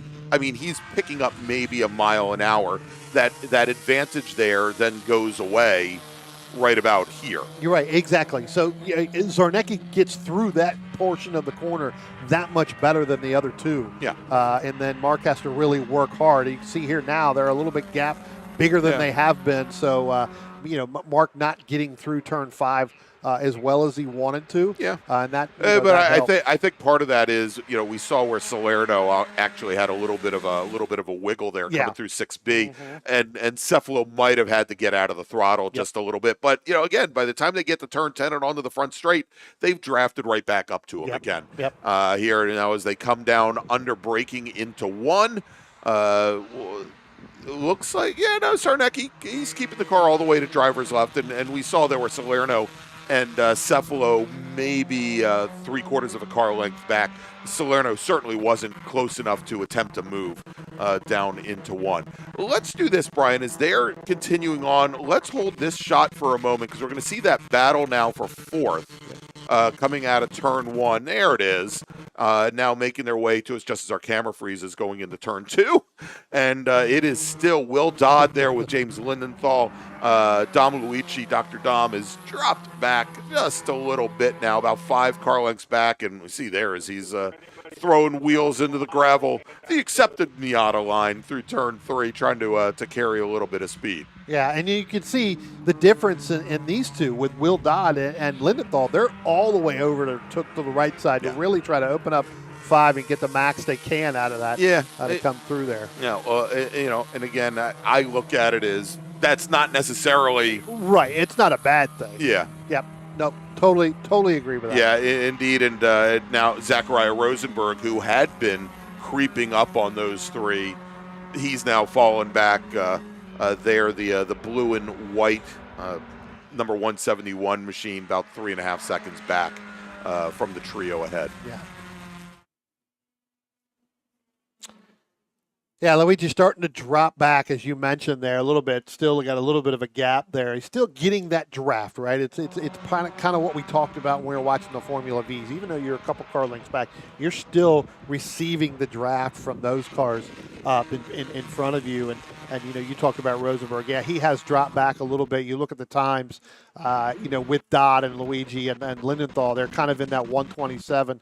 Rosenberg not really feeling the draft part of it, right? So, yeah, and as we look here, Luigi now, Brian, just turned his fastest lap of the race, was almost 0.2 of a second. Maybe that line through the gravel's working for him.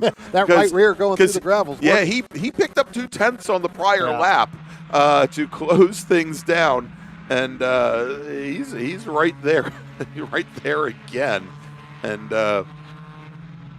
nice little fight there, as we also see a little bit further back the Apple car. I think is that the 190 of Key Doss that we were just showing there for a moment. Actually, no, that's actually the 170. That's actually the 171 of Zachariah Rosenberg. Yeah, right there. What did I call it yesterday? I think I called it not the rotten apple, but it had a bite taken out of it because it's got the old Apple Computing Company logo with the multicolored rainbow logo on it. That there was prototypes that ran in the 80s with it. And it's all in that livery except for, I think, the driver's side door, which is unpainted black primer. So it looks like somebody took a bite out of the apple. All right, side by side coming down into turn 1, Brian. And Lindenthal takes a look to the inside on Will Dodd, and he gets the pass done. But as they come out of behind the trees and out of turn 2, make the run down to turn 3, Dodd, who managed to make the over-under, Brian, came back underneath Lindenthal, chopped underneath, and he takes the position back. He now regains 4th position. Ahead of them, Mark Cefalo just set fast lap of the race. And we see them in the back half of that shot there. But, yeah, let's watch this battle, continue to watch this battle a little bit. And with those 3 starting to step up the fight now, Brian. Zachariah Rosenberg, who I said dropped back a couple seconds, he's maybe picking up at least a little bit of ground on him here. Yeah, we'll have to see. He didn't get through turn 1 and turn 2 that time there, probably because you were talking about him. Yeah, he didn't get through that turn very well. He kind of dropped a little bit coming through there. Lost the apple core? Yeah, he lost the apple. The apple kind of really did fall off with that right front quarter panel being that black. He took offense to the black. It fell far from the tree. Is that what you were trying to say? It actually officially fell from the tree. Yeah. Actually on that turn. It's definitely on the ground there. Good move by Lindenthal to get in there, but then good move by Dodd just to hold on, going through and continuing that run to stay in front and get that move. And that time Lindenthal not close enough to try it again. I'm sure if he does, Brian, he will try to keep that car from washing out all the way to driver's left through turn 1 to try to block Dodd's attempt to retake the position here. Look at that. Luigi, when he's right up on the cars right ahead of him, he actually keeps all 4 wheels on the track surface. Well, Lindenthal's been known to throw some rocks up here. He may not be the one you want to follow up through there. Yeah, true. He's been known to use excessive part of the racetrack, right? So Excessive force. Here we go. not force, but excessive parts of the racetrack. Hey, let's jump back to the battle for the lead because it is actually tightening up quite a bit, or had tightened up quite a bit. Salerno had just reset fast lap on this previous lap as they come out of turn 10, and now Sarnecki, he has opened up a bit of a gap now. Sarnecki, though, about a tenth off of Salerno and Cefalo as they come down into turn number 1, and they close things up once again. That last time by about 0.4 of a second separating them. Brian, when they had started the prior lap, Sarnecki was 1/100th of a second back. Salerno was 1/100th of a second back from Sarnecki. It was that close. And Sarnecki, again, using at the bottom half of the course, opens things up just a little bit. I'm starting to wonder if maybe Cefalo is perhaps thinking that it's time to make the move on Salerno and maybe take the fight to Sarnecki with now under 10 laps remaining. 9 laps, it'll be 8 when they cross the start-finish line. Well, it could be. I still think there's plenty enough time for Mark Cefalo to get in front of Salerno and really get in front of Sarnecki. I just think Sarnecki is just that much stronger in the back half down there. He ran his fastest lap. And I think I would say that I think he's stronger than Salerno through there. I don't know if he's stronger than Cefalo through there. Yep. And at some point, if Cefalo is going to compete for the win, he's going to have to get past Salerno. And I think if he gives himself as many laps as possible to work on the 44 car, the better. So we'll see here. Let's see what he does coming down into the carousel. He keeps taking that standard line in the 5 and keeps taking a look on Salerno. If he just adjusts and opens up the turn 4 a little bit, he may be able to carry enough speed to at least go side by side with Salerno going into 5. Then the question is, can he clear him before they get to 6A? Because that might allow Sarnecki to really open up a big gap. So let's take a look here. Actually, he looked like he got out of the throttle a little bit. Probably wanting to get back into the throttle harder. Coming through the disadvantage for Cefalo is he has no help behind him to get by Salerno. You've got to have help to do that. And so, it could be that he's waiting for Salerno if he gets close enough to Sarnecki to pull out so that he can push him by and then he can work around Salerno, at certain parts of the race. There's just no help. Yeah, interesting thing there, though, that last time by is Salerno's starting to mirror whatever Sarnecki does in turn 5. And Sarnecki actually cheated in a little bit more that last time by, as if he knows that if there's going to be a pass, somebody's going to try and shove it down the inside. So he protected a little bit. Salerno did the exact same thing, and it didn't close the door on Cefalo. Again, Cefalo had gotten out of the throttle to try and take a run in the 5. But let's take a look now as they come down in the 1, Brian, as Salerno took a quick look to the inside. But as soon as he popped out, Brian, he wasn't able to make up any ground. And Cefalo wasn't there to help him. Cefalo stayed over driver's left. I think he's decided that he's going to be there, try to be there for Sarnecki. I don't know if Salerno sitting in second has any friends right now. Well, you're right. I don't think he doesn't have any friends between Sarnecki and Cefalo, because I think you're right. So Cefalo would go with Sarnecki. Yeah. Right at this point, because again, as you said, he may be knowing that he's faster than Salerno. All right, so as they come through the carousel now, we just lost that shot, but we'll catch them here. There they come through the S's and now into turn 7 up the hill, and Cefalo falls back a little bit there. Didn't get through there. And dropping the wheel on the exit of turn 8 probably didn't help his cause. Need to carry as much momentum as possible up the hill here, but he may just be looking to try and get a run. It has looked like Salerno, much like we saw with Rick Benazik in our first race of the day, car not turning in as well at turn 10 for him as it was earlier. And I guess the fear is that Sarnecki would start to get away from Cephalo sitting back in third.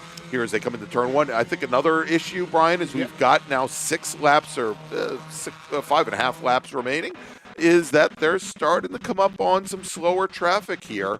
As we have, I believe this is the is this the Jenkins? Yeah, this Dodd is the Gary car? Jenkins and the K-DOS machine. Yeah. They're going to be coming up on them. They're probably going to catch them down the bottom of this hill. Yeah. Coming through the carousel. So it's going to be interesting to see where those 2 cars go and may get through the carousel and may catch them coming up out of 8 because they're carrying just that much more speed through there. So, and again, that's another battle there. That's 11th and 12th battle going on. So you don't want to lose that if you're K-Doss or Gary Jenkins. You want to make sure that you hold that competitor back so you don't lose a position there.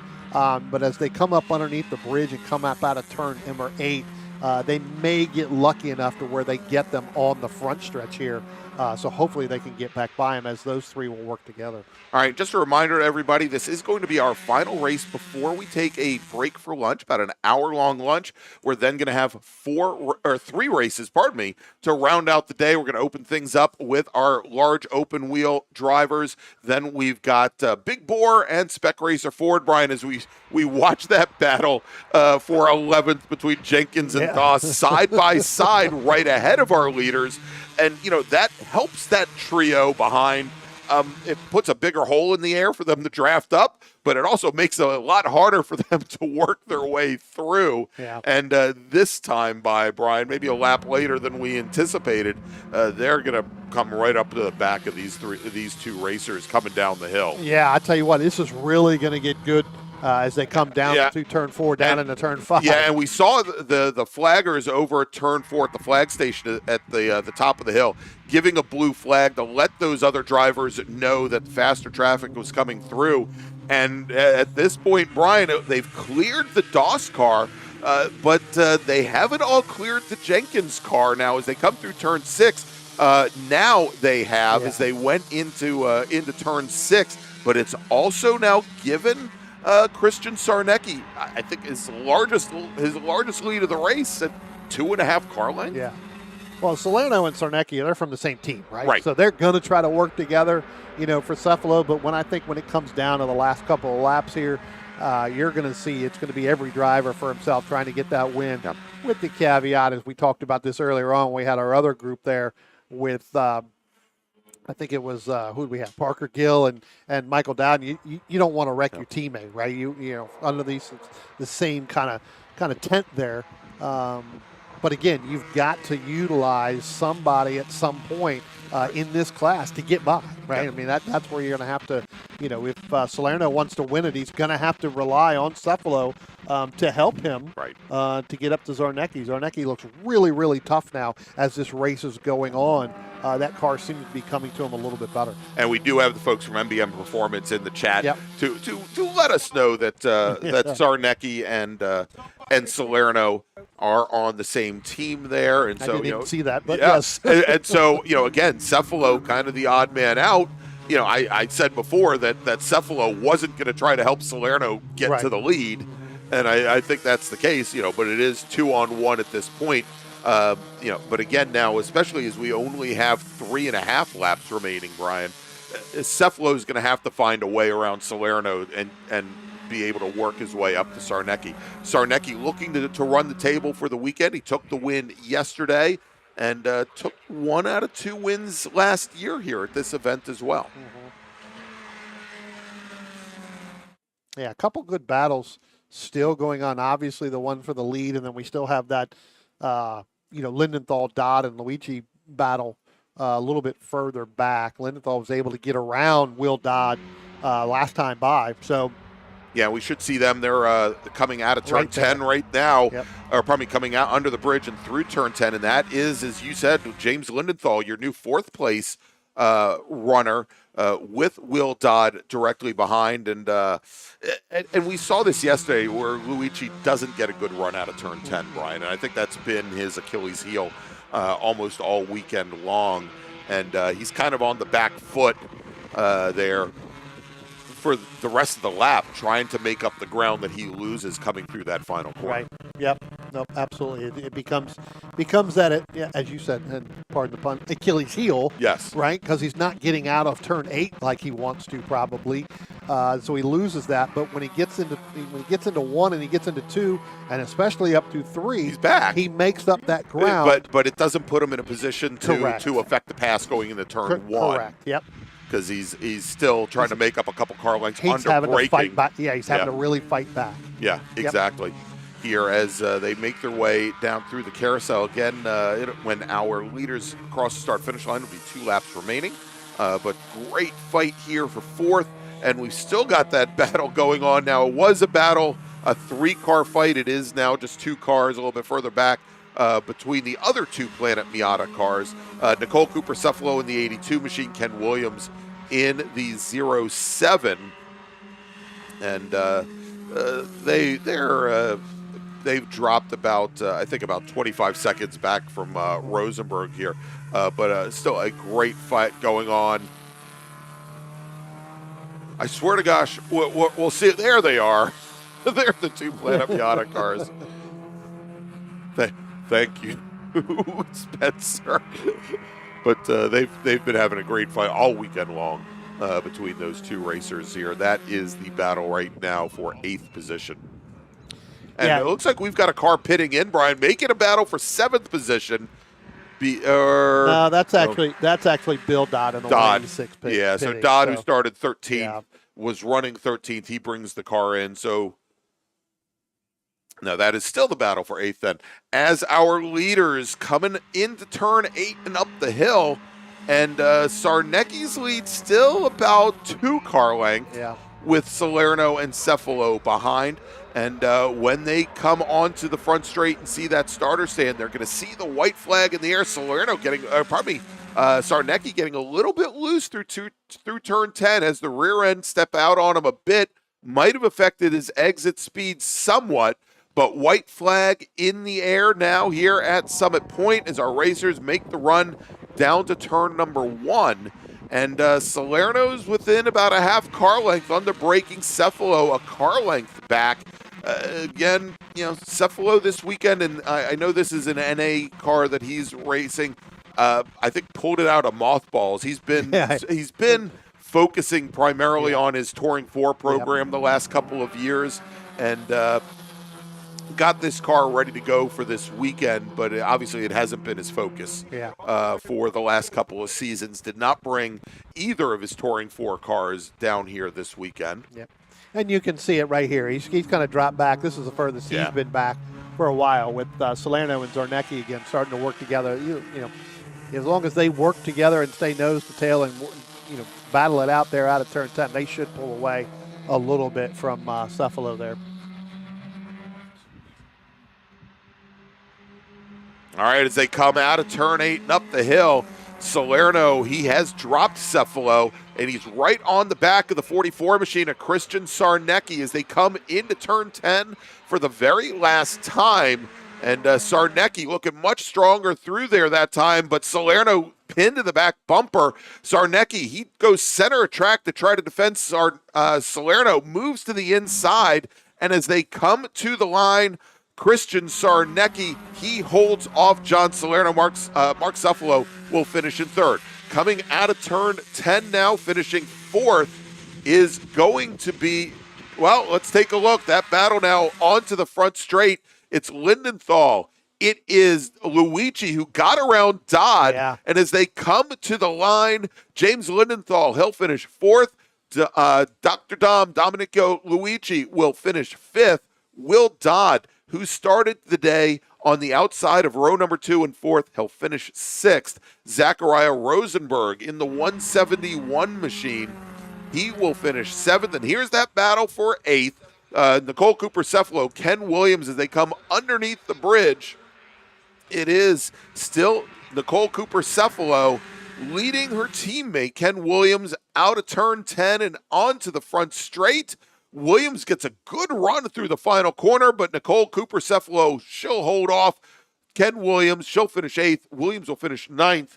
Dylan Moore comes out of turn 10 now, and the driver of the 182 machine, he will round out the top 10. Gary Jenkins will finish 11th, Key Doss 12th, and Bill Dodd retires 3 laps early. He'll finish 13th. And so that will wrap up Spec Miata. We will be taking a quick break for lunch here. We'll be back in just about an hour, trying to get the restart time. I believe it's going to be right around 12:20 when we come back from lunch. I will update the screen here to let everybody know. We'll get that updated for you. We'll also make some announcements over the PA system to let you know when our next group, which is going to be our large open wheel and prototypes, will be on track. And actually, we're getting word now that cars will be on track at, I believe, 12:20. So there you go. So stay with us, everybody. Sorry about that. Stay with us. We'll be back in just about an hour with more action here from Summit Point Raceway. It is the 2025 U.S. Majors Tour presented by the Washington, D.C. region. We'll be back in an hour. At OG Racing, when you are shopping on our website, when we say in stock, this is what we mean by in stock. Seats and seat bases, brakes, harnesses and restraints, shoes, suits and steering, helmets, gloves and undergarments, fire suppression, and so much more. Shipping directly to you from our conveniently located Sterling, Virginia warehouse with thousands of in-stock items.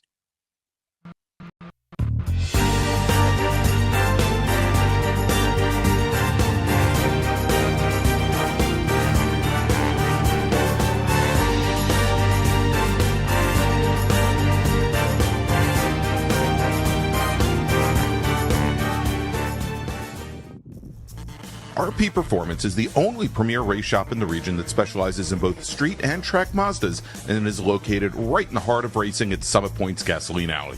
RP has been involved in countless race wins and series championships across many classes with drivers of all ages. Not just a full-service shop, RP has been helping drivers with their individual racing and other track event needs for over 30 years, providing trackside support, arrive and drive packages, as well as race car transport services. And they're known for its help all attitude. RP Performance is your go-to for getting cars back on track for that positive experience at Summit Point when you're ready to pack it in. For more information about RP Performance, come talk to them here in the paddock. Call them at 304-728-6749 or email them at Brett, that's B-R-E-T, at rpperformanceracing.com.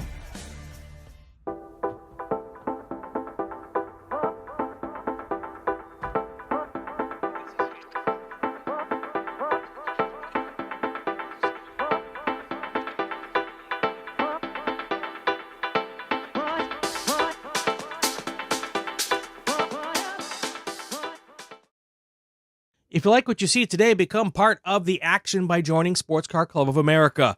Whether you want to drive, flag, or just have fun with cars, SCCA membership opens the door to all kinds of motorsports to feed your obsession, along with 65,000 like-minded members ready to be friends. Ask someone trackside how to get involved or visit SCCA.com for more information.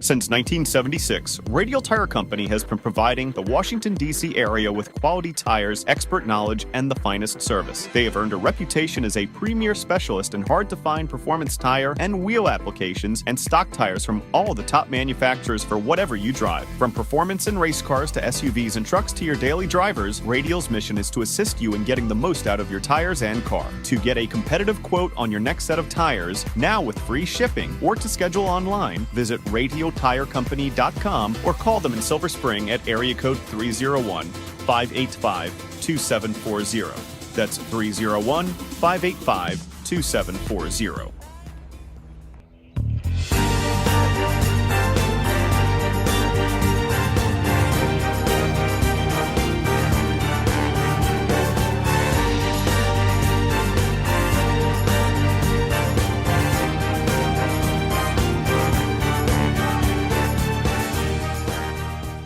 Spring Hill Suites Winchester is an all-suite property that features spacious suites, an indoor heated pool, complimentary hot buffet-style breakfast, a 24-hour fitness center, and complimentary Wi-Fi. Whether you're traveling in a group or flying solo, you'll find it easy to get comfortable in our spacious suites. We're conveniently located just off of Interstate 81 at exit 317 in a shopping center with many shops and dining options. Discount rooms are available. To book your suite today, call 540-431-3330.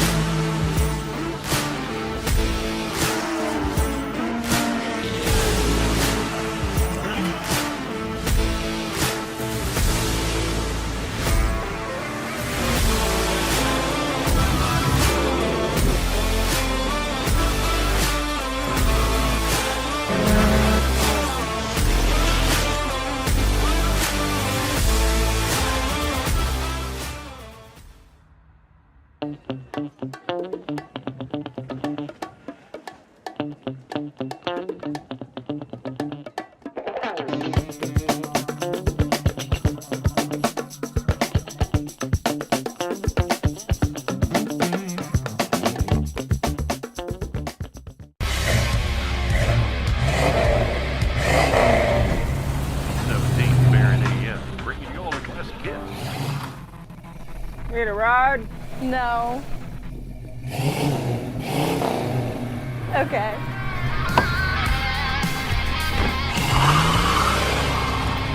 Taking you back to simpler times. Hey Dog. Belmont Classic Cars, Belmont, Ohio.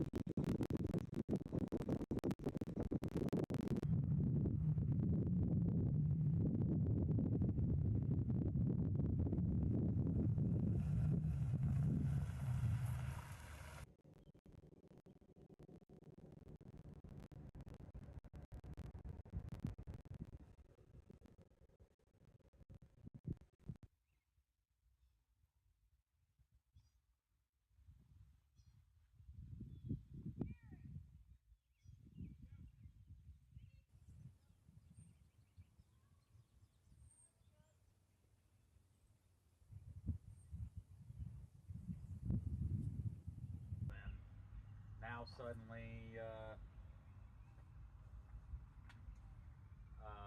each time the weather begins to warm up, when they start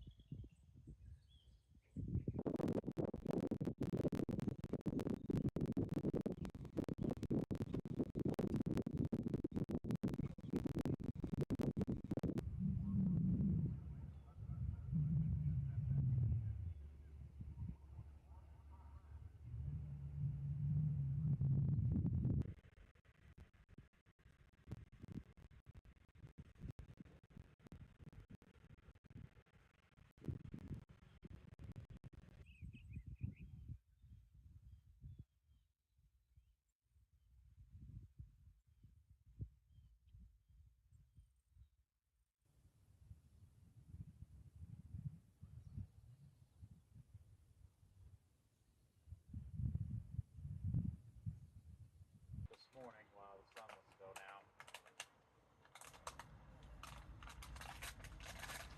Hope that works.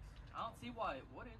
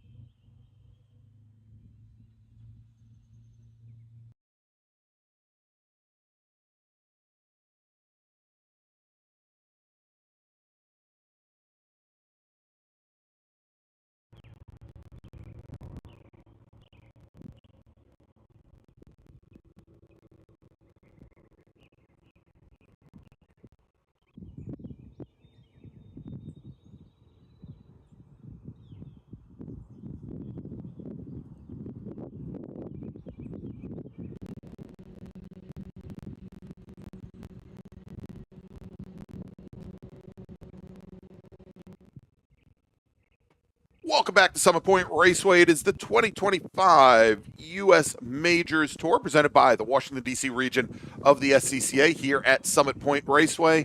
I'm Greg Ginsburg along with Brian Donati with Spencer Gaynor. Hope you all enjoyed lunch here today, and even not here, wherever you may be. Nice Easter lunch with the family. We are getting ready now. 3 more races to go this weekend. All of our feature races, 25 laps or 50 minutes. And next up on the docket is this huge 6-car field with Formula Continental and Formula Enterprises 2. Let's run down the starting order. Starting on pole today, driving the number 88 Formula Continental Citation, representing the Blue Ridge region of the SCCA from Fredericksburg, Virginia, former national champion Tim Miner. Sam Harrington is our Formula Enterprises 2 pole sitter. He's going to start on the outside of row number 1. He's out of Finksburg, Maryland, represents the Washington, D.C. region.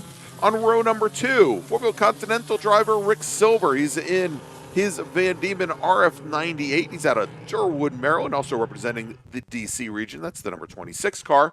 Jonathan Weisheit, we're seeing him for the second time here today. Saw him a little bit earlier in Formula V. Now he is in his Formula Enterprise 2 machine. He's out of Baltimore, Maryland, also representing the D.C. region. That's the number 67 car. He should be fourth in line there. Chuck Moran in the number 45 Crossley 71F. That's a Formula Continental machine. He starts fifth. And rounding out the 6-car field today, Russell Straight out of the Western New York region, hailing from Alden, New York. He is racing the number 91 Formula Enterprise 2 machine. One driver not to take the green flag here this afternoon, Brian. Ryan Sorry out of the Steel Cities region had some issues with the Radical SR3 that he was racing yesterday, and unfortunately not going to take the green flag today as the lights are out on the pace car. I think the only pace car we have here at Summit Point that could pace some Formula cars and has enough speed. I don't think Graham Taylor could get that Pontiac up to 70 miles an hour. But pace car now on the pit lane, Brian. He could, but it'd be shaking off a lot. It would. It may not do 2 laps at that speed.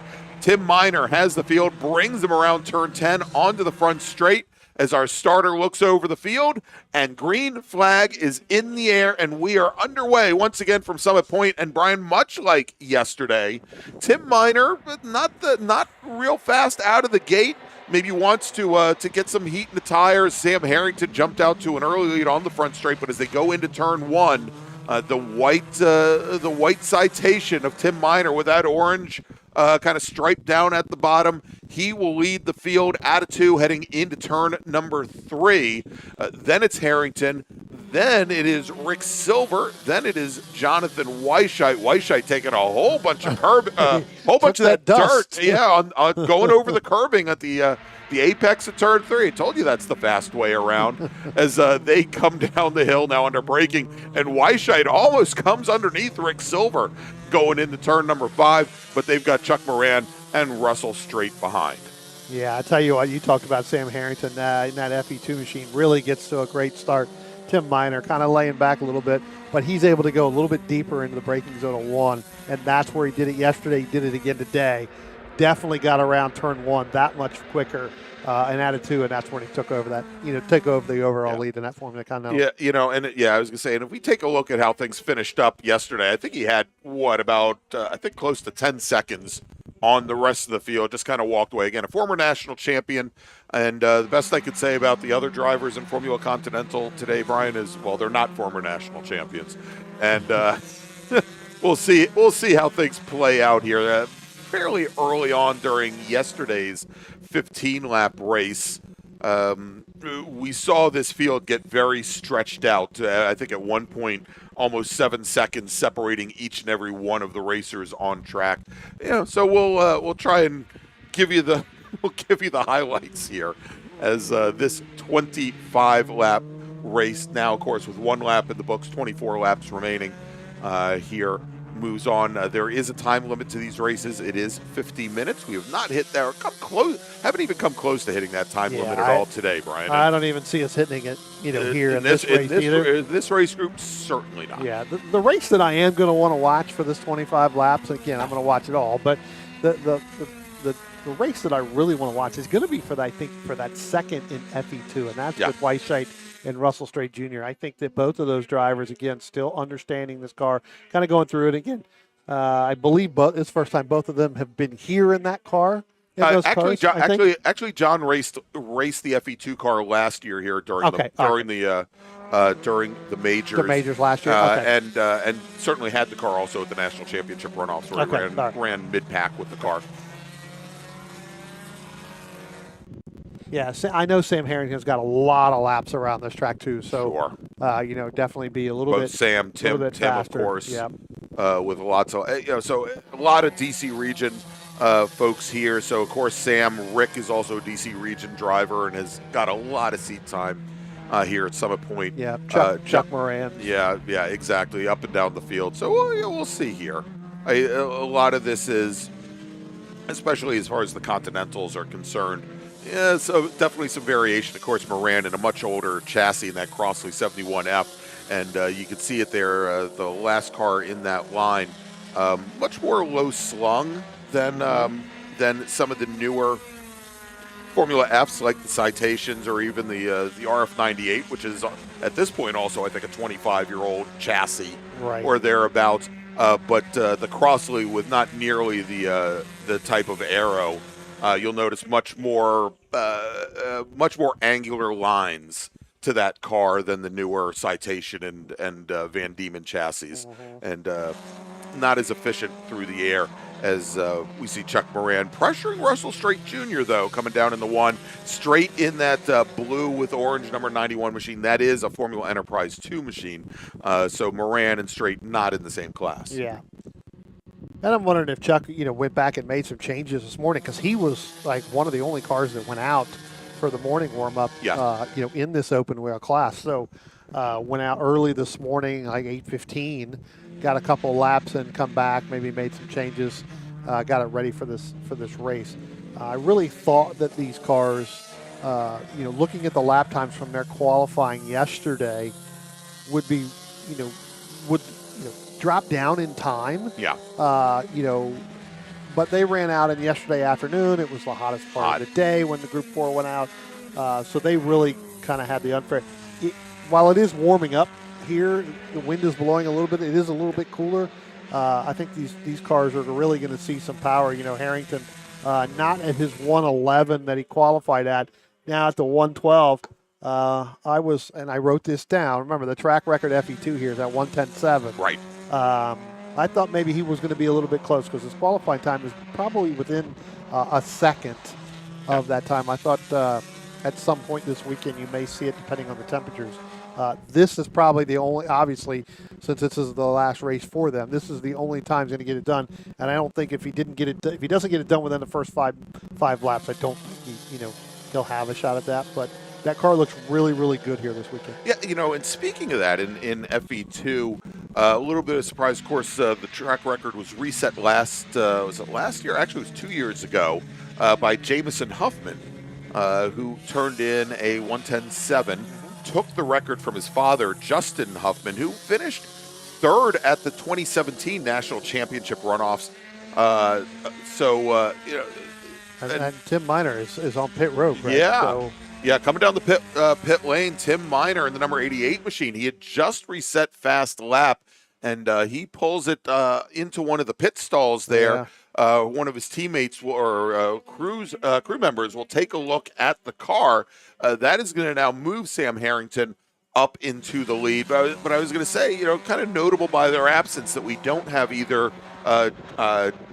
Justin or Jamison Huffman here racing this weekend, because I think they probably could have definitely brought some color to this, at least for the Formula Enterprise 2 race, certainly, and given Harrington a run for his money here, as teams are still looking over the Tim Miner machine, the 88 Citation, and we'll unfortunately kind of hidden from our view behind the little what we call the Able Tower down at the exit to the pit from the pit lane to the track. But if we see any movement over there, we'll let you know. Yeah. Rick Silver just ran his fastest lap of the race at a 1:13.5. Jonathan Weisheit down into the low 1:15s. And so Silver yesterday, actually his fast lap was a 1:13.567. And Silver just crosses the line now, gets down into the 1:13.4. So he's picking up speed. But as you mentioned, Brian, big difference in conditions here today. Yesterday, it was overcast for a good portion of the morning and early afternoon. But when this group went out for their race, the sun had started, the clouds had cleared, the sun had come out. It was about 82, 83 degrees. Yeah, it got warm. And right now, we haven't even cracked 70. Yeah. And I think the air is a little bit drier today as well than it was yesterday. So we're seeing a little bit more speed out of the track as Sam Harrington now drops into, puts in a 1:12.738.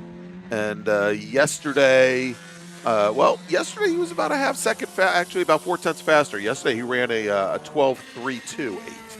During the race, ran 12:32, but in qualifying, he ran that 1:11.8. Yeah. So at one of the two. But again, and it's kind of cut off on our sheet right here, but I do believe that was in the morning qualifying, the first qualifying session they had, because it was still kind of cool yesterday Actually, morning when they were out. if anything, a little bit cooler than this. It was closer to 60 degrees. Yeah. A little bit, had a little bit more muggier feeling to it, but the temperatures really, and really right now, it's not bad. It does seem like there is a lot more grip now, obviously, at this time during the day than there was yesterday at this time, right after lunch. We'll see what they do. Again, Sam Harrington on that lap went 1:12.11, so coming down, almost getting to where his qualifying time was with that 1:11.8. So we'll see whether or not he's going to be able to do a little bit better than his qualifying time, but he's definitely kind of opening up. It'd be interesting to see Rick Silver in that Formula Continental, who's now taken over that lead with Tim Minor coming down on pit road. He's 6.5 seconds back, but got a pretty good gap over Chuck Moran in that 45 machine. Yeah, and Brian, I haven't seen the Minor car go back to the paddock. I think he still has the team over there looking at the car, but I can't imagine at this point. Well, I mean, they might send him back out. At this point, the race hasn't gone halfway. Yeah. And, he could still get credit for this race. Mm-hmm. So it is Sam Harrington, your overall leader. He leads FE2. Rick Silver, your Formula Continental leader, with Chuck Moran running third in Formula Continental. In FE2, it's, as we mentioned, Harrington, Weishite, and Straight. And we currently have 5 race cars circulating. Weishite's opened up the gap there, for second over Russell Straight by about 3.5 seconds. And at one point, the lap before, I thought Moran would play into that race as well coming up. But he has dropped another two seconds back from that, too. So, again, it could be that these drivers really kind of taking care of the equipment early on in this race. We'll see, again, as they go through, where it is. If they're taking care of the equipment now, they've done it enough that they may not be in contention to pick up positions towards the end of the race. That is true. You take too good care of it, you end up falling way back. You can't overcome that time. Yeah, as we have about 3 seconds now between Weishite and Straight, another 2+ from Straight back to Moran, and you start trying to close down a 2 or 3 second gap at the end of the race. That's when you burn off. That's when you burn down the equipment. You just spent 20 laps trying to save. Yep.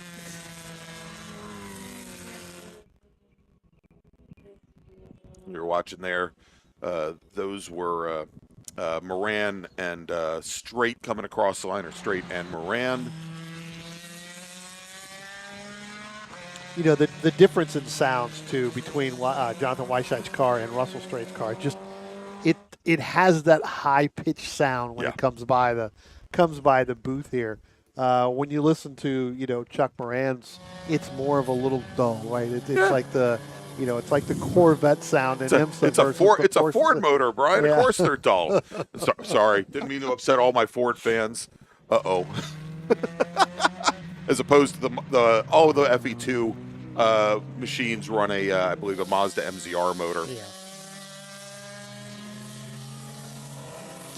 Just the pitch of them. That's right. It's just that much that much difference and really can hear that. It's the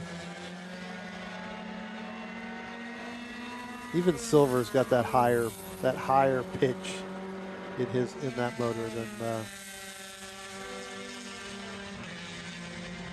than you have in Chuck Moran's. And actually, and we'd have to check what motor Moran is running, because I think a number of Continentals, they do run the MZR motor, Brian, but historically, most of them have run Fords. They've either run the Z-Tech motor out of I think not the Ford Escort, but out of the Ford Focus, or the old Ford 2.3 liter Pinto motor, common for them to run. Well, Mr. Moran's really got it lit up now because he just ran his fast lap time, and he's closed that 2-second gap to Russell Straight back to half a second. I make one derogatory comment. And he goes around, Brian, as he tried to come underneath Russell Straight Jr. going into turn 5. It looked like there might have been possibly some contact there, but as Moran got pinned to the inside, he's lost the rear end of the car, spun it around, and he has now gotten that car back underway. There he is as he starts working through. And I was just going to say, Brian, I say one derogatory thing about a Ford, and all of a sudden Chuck Moran drives angry, and that's what happens. It's so Rev 142 in the chat goes, no. And Rev, yes. That's what happens. Unfortunately, the answer to that is yes. So Chuck Moran back underway, but that gives a little bit of breathing room to Russell Straight Jr. However, in that time, and I think one of the reasons why Moran had actually made up some time on Straight is actually Straight had been running fairly consistent laps, but he'd been getting he'd fallen off the pace. On lap 9, he ran a 15.7. Lap 10, he ran a 16 flat. And then on lap 11, ran a 16.5. Yep. And so I think that was bringing Moran closer. Although, like you said, so Moran on that prior lap when he made up ground, he ran about a half second faster than he had run all race long. Yeah. The problem is that the following lap, of course, he lost 15 seconds on the spin. Sorry, Chuck.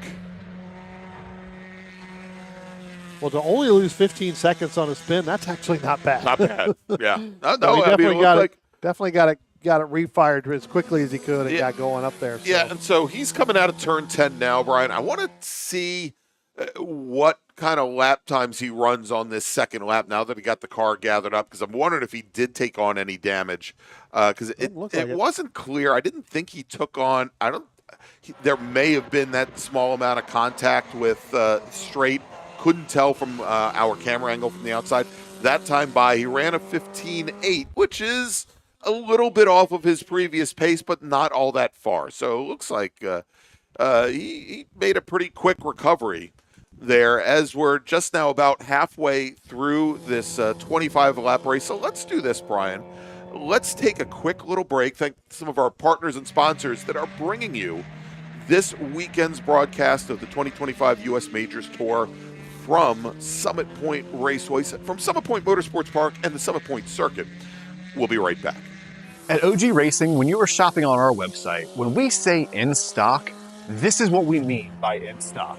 Seats and seat bases, brakes, harnesses and restraints, shoes, suits and steering, helmets, gloves and undergarments, fire suppression, and so much more. Shipping directly to you from our conveniently located Sterling, Virginia warehouse with thousands of in-stock items.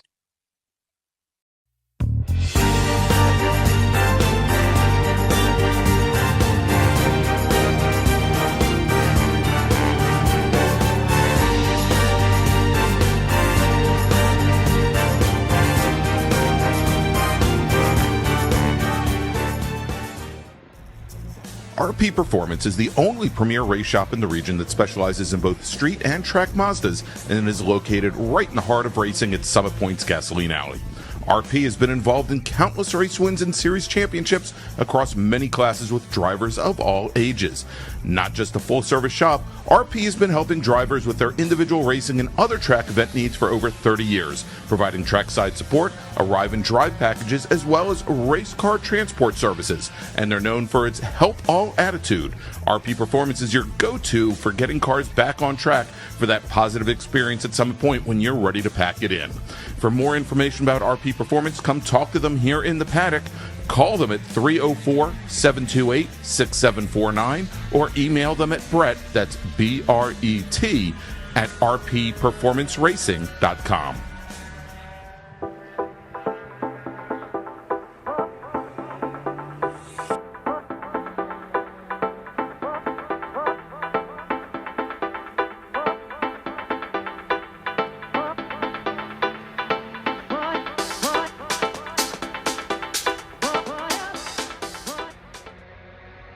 If you like what you see today, become part of the action by joining Sports Car Club of America. Whether you want to drive, flag, or just have fun with cars, SCCA membership opens the door to all kinds of motorsports to feed your obsession, along with 65,000 like-minded members ready to be friends. Ask someone trackside how to get involved or visit SCCA.com for more information. Since 1976, Radial Tire Company has been providing the Washington, D.C. area with quality tires, expert knowledge, and the finest service. They have earned a reputation as a premier specialist in hard-to-find performance tire and wheel applications and stock tires from all the top manufacturers for whatever you drive. From performance and race cars to SUVs and trucks to your daily drivers, Radial's mission is to assist you in getting the most out of your tires and car. To get a competitive quote on your next set of tires, now with free shipping, or to schedule online, visit RadialTireCompany.com or call them in Silver Spring at area code 301-585-2740. That's 301-585-2740.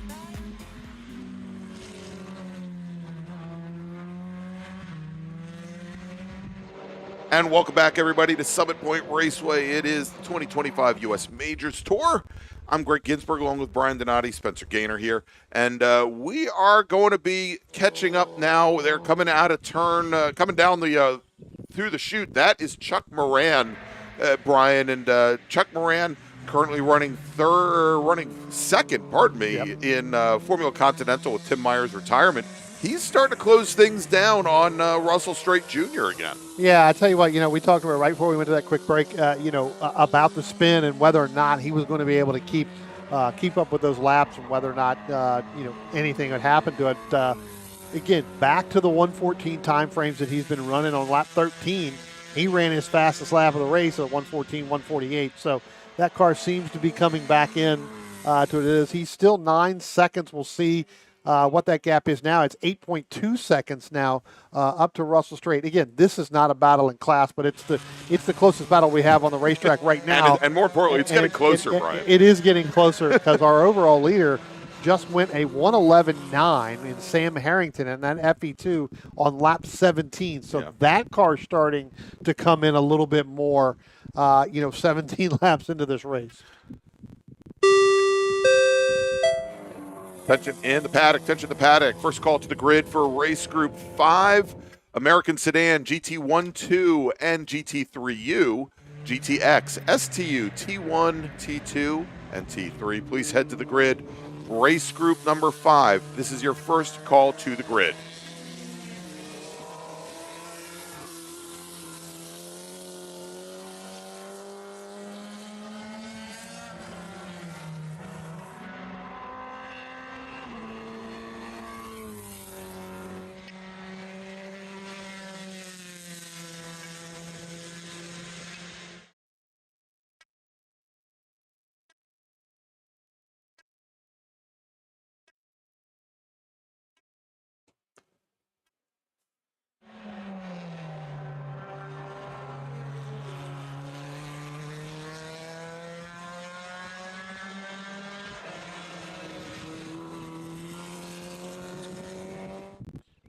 As we sit there and look, let's go ahead and pick up this battle again. Because, again, we've been talking about this going through here. I think it is going to be a little bit gap. Now it's down to 7 seconds. So, again, Chuck Moran starting to roll through after that spin.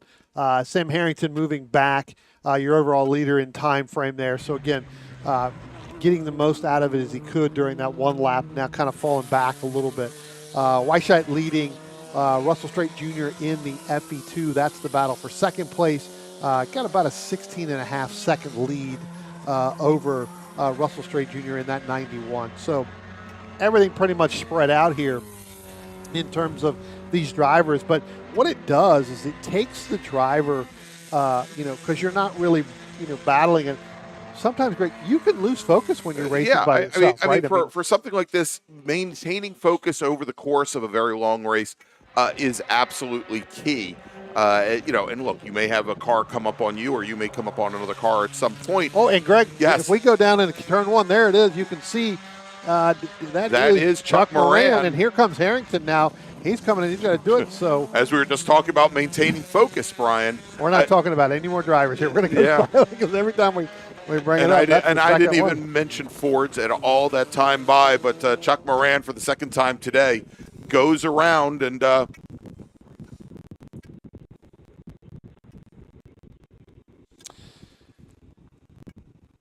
And during that lap, you've got, Sam Harrington. He even went faster than what he did in practice or in qualifying, and that is the 1:11.8. He just went 1:11.6, so got a little bit faster. So.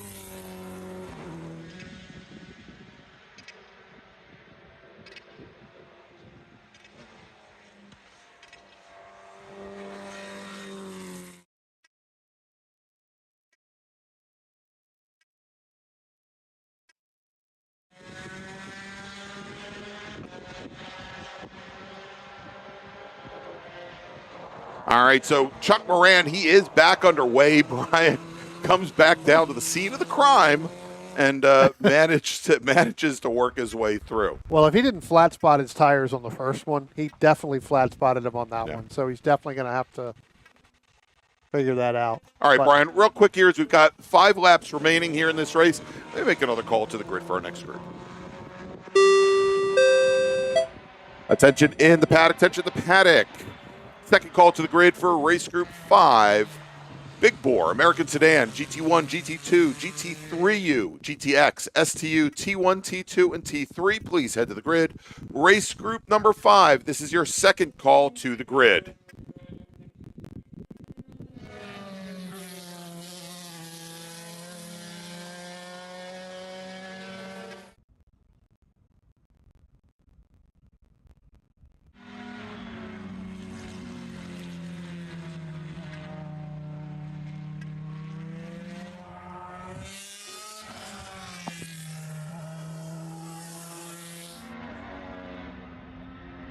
All right, and I want to apologize. I understand some folks at the down here at the track are hearing some issues with the PA system. We're trying to figure out what the problem is. We don't think it's originating with us, but we're going to try and look at that and work on it. What we may have to do, we may have to disconnect ourselves from the PA system here, Brian, and just go out over the stream. We'll talk to some folks about that in just a moment. But let's continue on with this race here. As we now have 4 laps remaining. And again, Sam Harrington is your leader with Rick Silver, Jonathan Weishite.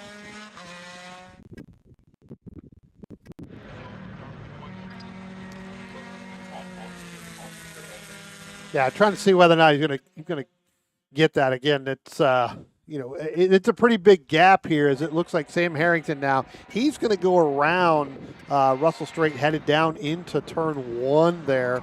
We'll see, whether or not Russell Strait's going to be able to hold him there.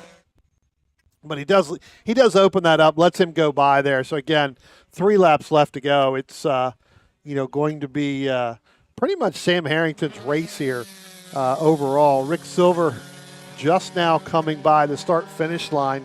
headed down into turn 1. So again, Silver going to be down there by himself. He's actually coming up on the Chuck Moran. So again, when we talk about our Formula Continental, what ends up happening is Silver's going to end up putting a lap, or actually another lap on Chuck Moran if he can catch him with the 3 laps. But Sam Herring setting the pace right now, kind of up and down on the lap times. Again, just taking care of the equipment, trying to get it done, through the rest of this race. So pretty much spread out here, and I think as we go through this, it'll end up being where this is the critical point, because again, and we were talking about this beforehand, you're out there by yourself, you're kind of doing it, and so what ends up happening is that you end up with really trying to concentrate the most you can right by yourself, and it does become a little bit because you're waiting for somebody else to to kind of go through there. So and when there's nobody there, you kind of start thinking about I got to look around. So we'll have to see. All right, so we've got now, Brian, 2 laps to go. And the next time Sam Harrington comes down the front straight, he's coming out of turn 8 now, coming up the hill. But next time we see him come onto the front straight, he will see something. That will be the white flag signaling 1 lap to go here for him here at Summit Point, where he's looking for win number 2 in Formula Enterprises 2. There you go, white flag now in the air being displayed for Sam Harrington. 2 miles, 10 turns remaining. And currently Rick Silver is our Formula Continental leader. I'm still waiting for him to come onto the front straight. Jonathan Weisheit running second in FE2, Russell Straight third in class. And Tim Miner, again, he never left the pit lane. Here comes Chuck Moran across the line. Chuck Moran now works himself back onto, he's still a lap down.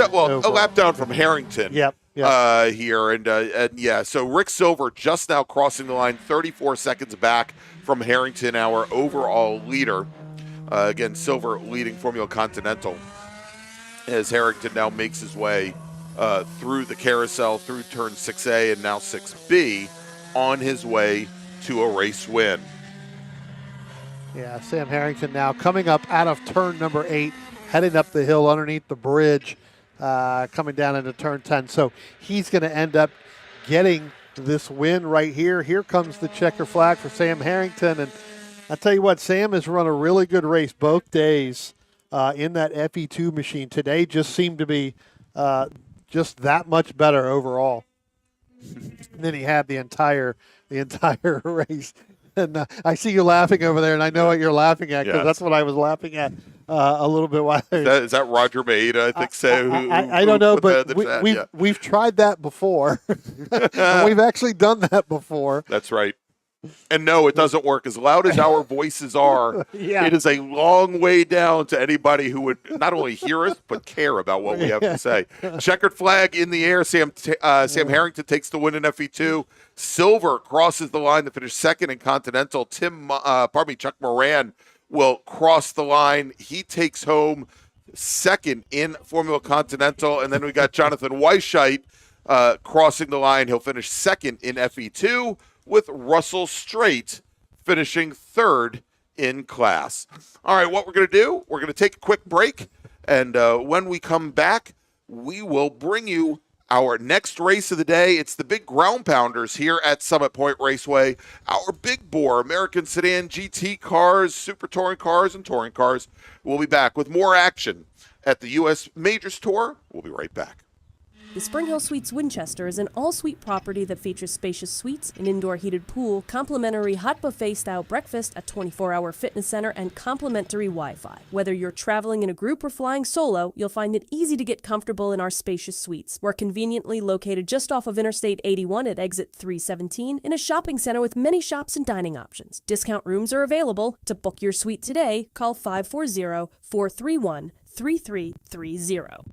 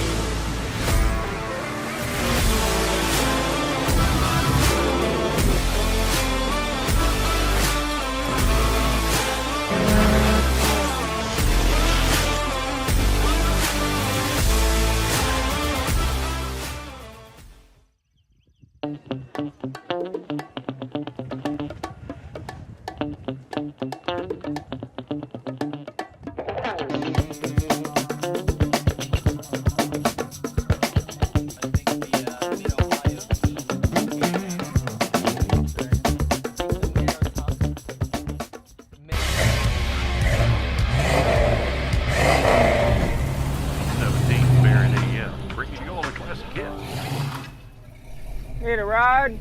No. Okay.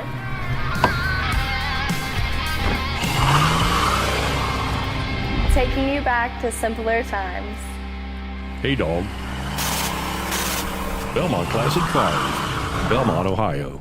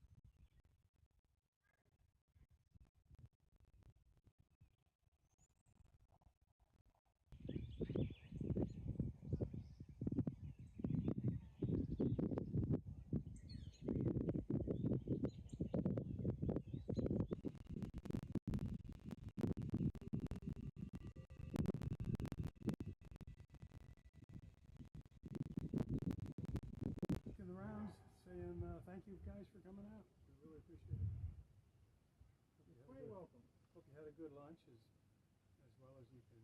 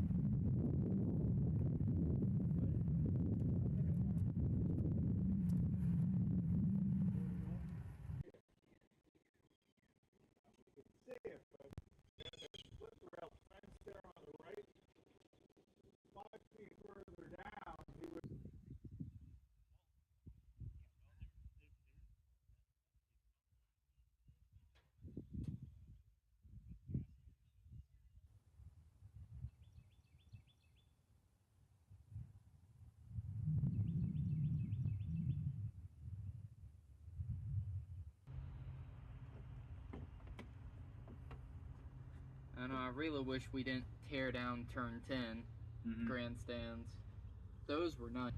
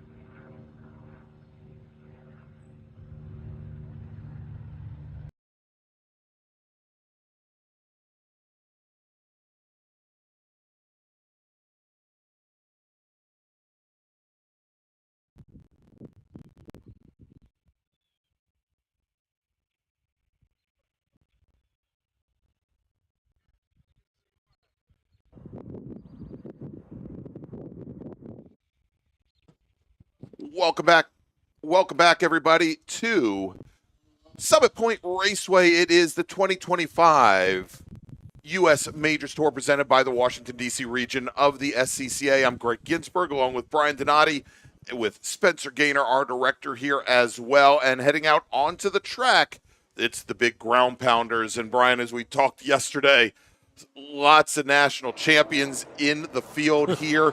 Also want to welcome another national champion. He's in the chat right now, and that is Jeff Worth, former three-time GT5 national champion out of the Washington, D.C. region, now living up in Wisconsin near Road America. I think building up a new Honda CRX. The last I saw it, hopefully we're going to see him on track with that car soon. But let's run down the starting order for this race. We had 19 drivers at qualifying times.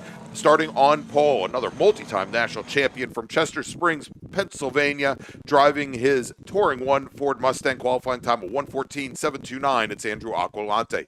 Scheduled to start on the outside of row number 1. And Brian, you're going to have to tell me if he's there. Brian Goodman in the number 48, Touring 1 BMW M3. Starting on the inside of row number 2 is going to be Jonathan Vasquez in the 127 Touring 1 BMW M3 with Kurt Resitano, our Touring 2 pole sitter, another former national champion. Sitting on the outside of row 2, he's out of Phoenixville, Pennsylvania, in a Ford Mustang. Tim Rubright is driving the Touring 1 Ford Boss 302. The number 77 machine starts 5th with our in-car video streamer right there in the yellow Corvette. That is David Sanders out of Malvern, Pennsylvania. He's driving the number 73 Touring 2 machine. Jeffrey Pascal is going to start 7th. He's in the number 63 Touring 2 Chevy Corvette with American sedan pole sitter and three-time national champion Greg Eaton in the number 21 Ford Mustang starting 8th. Danny Richardson, your defending national champion in the class. He's going to start 9th today. He's in the number 22 Chevy Camaro.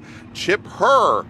Looks like Chip decided to get out of bed this morning and this afternoon to join us. He is your defending two-time national champion in STU. He's in the number 1 Audi A4. He starts 10th. Marshall Mast, another national champion, driving the number 31 Touring 3 Ford Mustang, starts 11th. Dylan Licklider starts 12th in the number 89 American sedan Ford Mustang with James Jost. Great to see James come out. He's in the 14 American sedan Ford Mustang, scheduled to start 13th.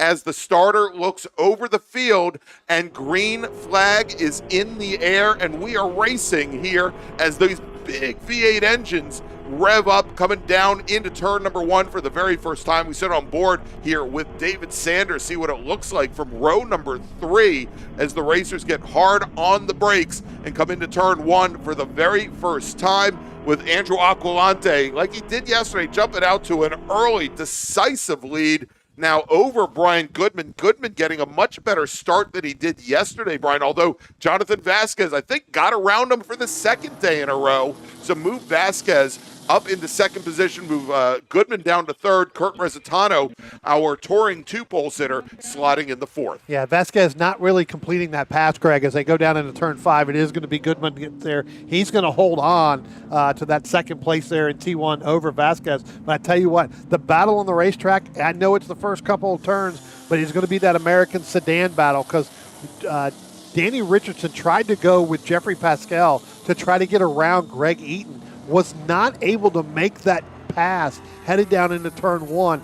Richardson's going to slot back in behind Gregory Eaton, who as well slotted back in behind Jeffrey Pasquale. So let these cars get settled out here, then we could see that great battle. Chip Herr in between second place of Danny Richardson, American Sedan, and then James Jost, who we saw had that incident yesterday afternoon in this race as well. Lost basically all brakes and went through the turn 1 gravel trap and through 3 rows of air gap tire walls as well.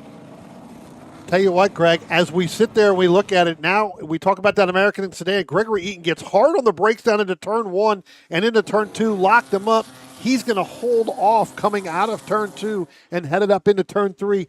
Going to hold off Danny Richardson, but Danny Richardson tried to sneak that nose right down in there inside after he locked him up going into 1. There you go. We've got Dom Rizzo in the chat. He knows who the Malvern missile is. That's David Sanders in the 63 Corvette.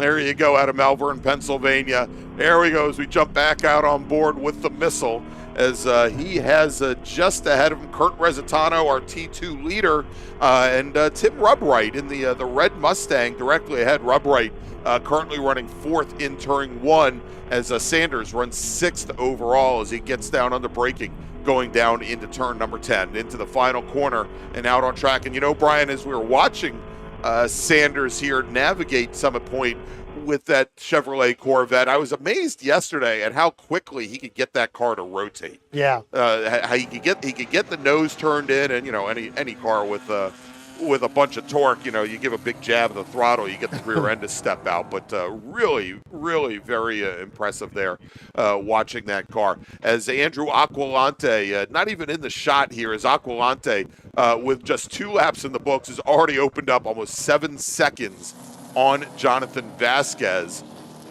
As we watch a lot of drivers now, Brian, started to use that dirt line through 10. Oh, Danny Richardson gets very loose on the exit of turn 3. And I think what we're starting to see here, Brian, is from some of the previous races, we're starting to see a lot of dirt dragged across the track as drivers go through that big dirt patch at the apex of 3. We're also starting to see a lot of gravel, which has been dragged back onto the track surface right at the exit of turn 3. That has complicated things. And speaking about complicating things, a lot of American sedan racers and STU racers that know Summit Point very well getting bottled up behind Jeffrey Pascal's number 63 Touring 2 Corvette. Now, Jeff has a lot of experience here at Summit Point, but we've got 2 national champions in American sedan, and we've got a national champion at STU all packed up behind him. And now as they came out of turn 10, both of the American sedans get by the Corvette. Chip Herr, without maybe as much straight line speed in that Audi A4, the same A4 that he raced in Pirelli World Challenge back in the early 2000s. It takes him to get all the way into the braking zone of 1 before he's able to clear the red number 63. Yeah, and the only way he was able to clear that was because of the great exit he got off of turn 10 and utilizing some of the draft between those 2 American sedans of Eaton and of Danny Richardson, as we saw Chip Herr getting that right wheel into that gravel. And again, Greg, you mentioned it, that's starting to come back on the racetrack after every single session. So again, these drivers are going to have a little bit of a challenge, even the more of this race that goes on, because they're trying to get as much maximum grip as they can. Yeah, indeed. Here as we're watching now, it looks like Chip Herr and Danny Richardson, who have a very special relationship. Oh, wow, look at this. We've got a driver that's run wide. That's coming Greg out of Eaton. turn 8. Yeah, Greg Eaton in the number 21 Ford Mustang. And Chip Herr, where he can, through the carousel, where that Audi is a little bit faster than Danny Richardson's Camaro, we saw where Chip Herr certainly not afraid to use the chrome horn or the polyurethane horn, as it may be. But he and Danny Richardson very good friends, and I think he may be trying to play his part to push Danny Richardson up to Greg Eaton. And get him a little bit closer. Certainly the Audi, I think the stronger of the 3 cars down in the carousel, down at the bottom half of the course. Yeah. Got 5 cars in between Chip Herr and that for STU versus Darren Trinkle, who's actually back behind Anthony Pacelli, another, the T3 machine battle with between him and Marshall Mast. So he's got some room, so take some time. Help Danny Richardson with that draft, especially when they come out. Maybe try to get a little bit of a push down the front. Yeah, side. And so yesterday in STU, Darren Treacle, who's the final car in this group here, took the win in class. And, we kind of made a joke there as we were running down the grid about Chip Herr, if he could, get out of bed. It was actually a very, very funny story, Brian. We know that yesterday for this race, Chip Herr started about a half a lap behind the entire rest of the field as he was late making it to the grid. Apparently, we had gotten word that perhaps Chip was taking his afternoon nap. Yes. Taking his little nappy and didn't make it to the grid in time. But the comedy of errors that happened apparently before Chip actually got his Audi out on track for this race. Very funny. So we know Chip is racing in 2 different classes this weekend. Touring 4, which is in the very first race today, and then in STU. Well, apparently, as he got out of bed in his sleepy stupor, he apparently started to buckle himself into the wrong race car. Correct. And buckled himself into the Toyota, which doesn't look anything like a bright red Audi. The Toyota's black, by the way. And started to get ready. He was told by his crew, "Hey, you're in the wrong car." And then he went out, got out of the car, and the Audi hadn't been refueled after qualifying in the morning. And apparently, if the race had been 16 laps rather than 15 laps, Chip might not have made it to the end. Because the car was on fumes at the very end of the race. He was remember that that 15-lap race actually ended early. It ended early. It under ended caution. early. Because of the James Jost incident down in turn 1. So if it had actually gone, and it ended, I think, 5 laps early. So if it had gone more than 10 laps, he may not have finished the race.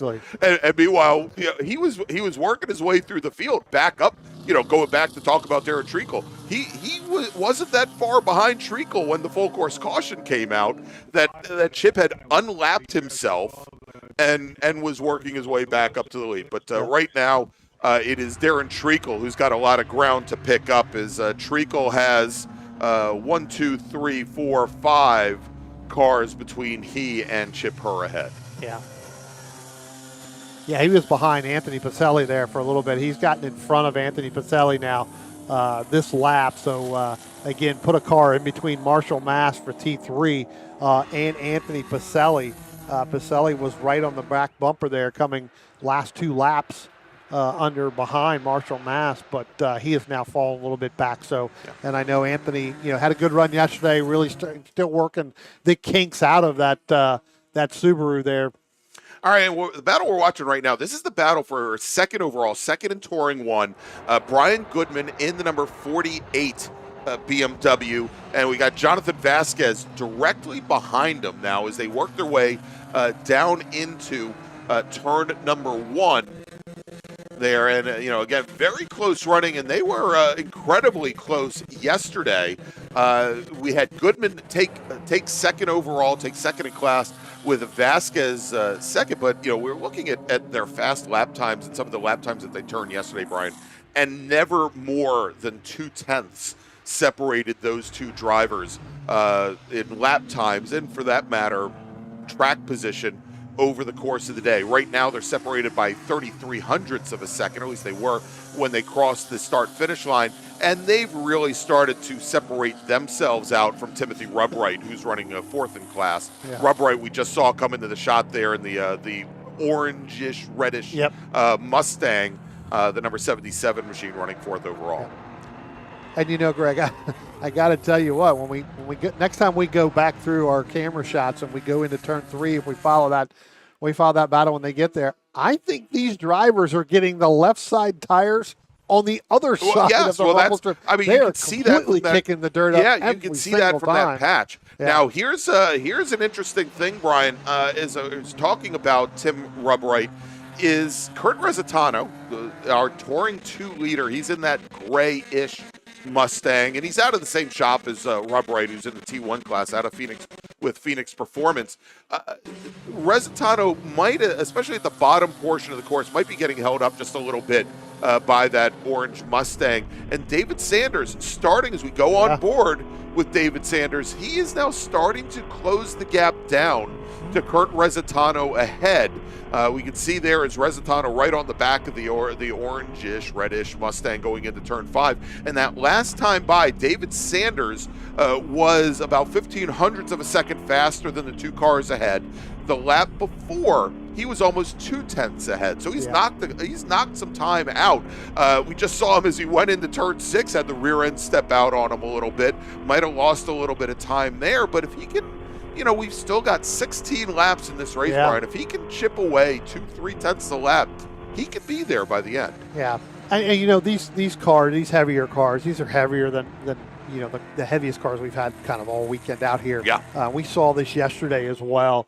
When that fuel starts to burn off and the tires start to burn off, those cars become handfuls. Yeah, just because of the weight and everything and the power that's to them. Now, you talked about this earlier. We've been cloudy all day long until this race started. Yeah. And now this is the hottest part of the day right now with this group. That does not do well for horsepower when that happens. Sure, and it doesn't do well for the tires. Yeah, absolutely. Yeah. So these drivers have gone through some serious changes within the last 30 minutes from the time we finished, our Group 4, our big open wheel, to what we have now. Yeah, and and we had a bit of a pause between the two races, between that open wheel race and this race here. And I'm sure that these racers, besides maybe getting a little hot on the grid, had hoped to be out about 5 or 10 minutes earlier. As Chip Hurd just drives around Danny Richardson around the outside of turn 4 going down through the chute, is Richardson may have a little bit of an issue going on now. And again, these American sedan cars, as we saw yesterday with James Jost, it is certainly a question of being able to manage the hardware over the course of a race. That attrition in at least an American sedan usually plays a very big part in their races. And we've got a driver coming out of turn 5 that's being covered by a white flag. And the 114 car, that is Anthony Pacelli in his Super a not American sedan car in the 4-door Super Impreza. And if we take a look at the shot, we can see if he's pulling up to the turn 7 flag station there. And it looks like Pacelli's day is done. We talked yesterday, Brian, about how Pacelli has had a checkered time with this Subaru. It's seen its high days. Chip Hurd took it to second place at the runoffs back in 2022. But Pacelli's had nothing but mechanical issues, usually engine-related issues with that Subaru. And it looks like his day ends early. Let's take a look as we're on board with David Sanders. We should see the car. Well, nope, just out of our view, just to our right there. As Sanders goes by. Should also mention that Sanders continues to knock time off of the two drivers ahead. That last time by, Sanders was 0.4 of a second faster than Rezzitano ahead. Yeah, we're going to call. You can see here on your screen every single driver just kicking up dust. I watched, Chip Hurd, Danny Richardson, Greg Eaton, Rube Wright, Rezzitano. The last time they went by there, there's dirt everywhere on that track. And again, that's another. It doesn't sit well with these tires when you're running through dirt. With these cars with these very wide contact patches, you get on some of that dirt and it get somewhat hairy. That being said, we are getting word from race control. That is our leader. That is Andrew Aquilante. And after with only 11 laps in the books, Andrew Aquilante, driver of the number 33 Touring 1 Ford Mustang, he comes down the pit lane. He goes into one of the pit stalls for the Phoenix Performance Team to take a look at that car. But that now brings Brian extra importance to that Brian Goodman-Jonathan Vasquez battle of the BMWs, as Goodman will be your leader the next time he comes by. And here he is on the front straight now, and just behind Joe Folia's Chevy Corvette. So your new leader in Touring 1, Brian Goodman out of Fairfield, Connecticut. Jonathan Vasquez moves up into second. Yep. And coming in on lap 2, Andrew Aquilante just set the new T1 record here in that race. Yeah, it turned in a 1:18.031. No, 1:14.995. Oh, I'm sorry. Yeah, I'm looking at the wrong driver. Looking at the wrong driver there. The former record was held back by Tony Ave back here in March of last year for this event. Yeah, that's right. And we talked about this yesterday, that I think Aquilante was within about 0.3 yesterday. And so there you go. New track record in Touring 1 goes to Andrew Aquilante. I'm sure that is a bitter consolation for him as he brings that car down the pit lane here. So, again, Goodman, Vasquez, Rubright now moves up into third position in Touring 1. And as we jump back on board with David Sanders, Sanders continues to close things down. That last time, actually, he lost about 0.2 the last time by. Look at that. His car's just run a little bit wide. And, Brian, if we look there at the exit of turn 8, drivers will commonly use that curbing or not driver's right, probably driver's left, the curbing there to open up what is already an expanding radius, increasing radius turn. But there is a huge patch of dirt all the way up the exit curbing of that corner. Yep. Absolutely. And it's probably worse than if he put wheels in the dirt on the other side of the curbing. Yeah, no, absolutely. But that time by also, Sanders, who really had to judge his entrance to turn 10, got balked behind the GT1 Chevy Corvette of Joe Folia. A beautiful car, a C3 Corvette, early 70s, open-top Chevrolet Corvette, but unfortunately not quite up to the pace of our Touring 2 cars like David Sanders. So Sanders, who had made up a lot of time in the last 5 laps or so, he's now going to have to try and gain some of that back. Yeah. Tell you what, I'm going to pick up, if we can, Spencer. We'll leave it right here. Here comes Danny Richardson coming into turn 3. The next car you see there, that's Dylan Licklider in the 89. So Richardson has fallen almost 4 seconds back of Gregory Eaton for the lead in American Sedan. But what has happened now is Dylan Licklider and James Jost, they are starting to catch Danny Richardson. So again, as this race is going on, we've completed just under a little bit over halfway at this point. That's going to be the battle for second place in American Sedan eventually between those 3 cars. So whatever potential issues may be happening with Daniel Richardson, or those tires are really starting to go away, the handling on that car has gone away, Licklider and James Jost are starting to reel him in. Yeah. And as we look at that, fight there going through, interesting, very interesting to note there. Marshall Mast right behind the light blue Ford Mustang of James Jost, and Mast, your former Touring 3 national champion, running in the Ford Mustang. He's our sole Touring 3 racer in the field this weekend.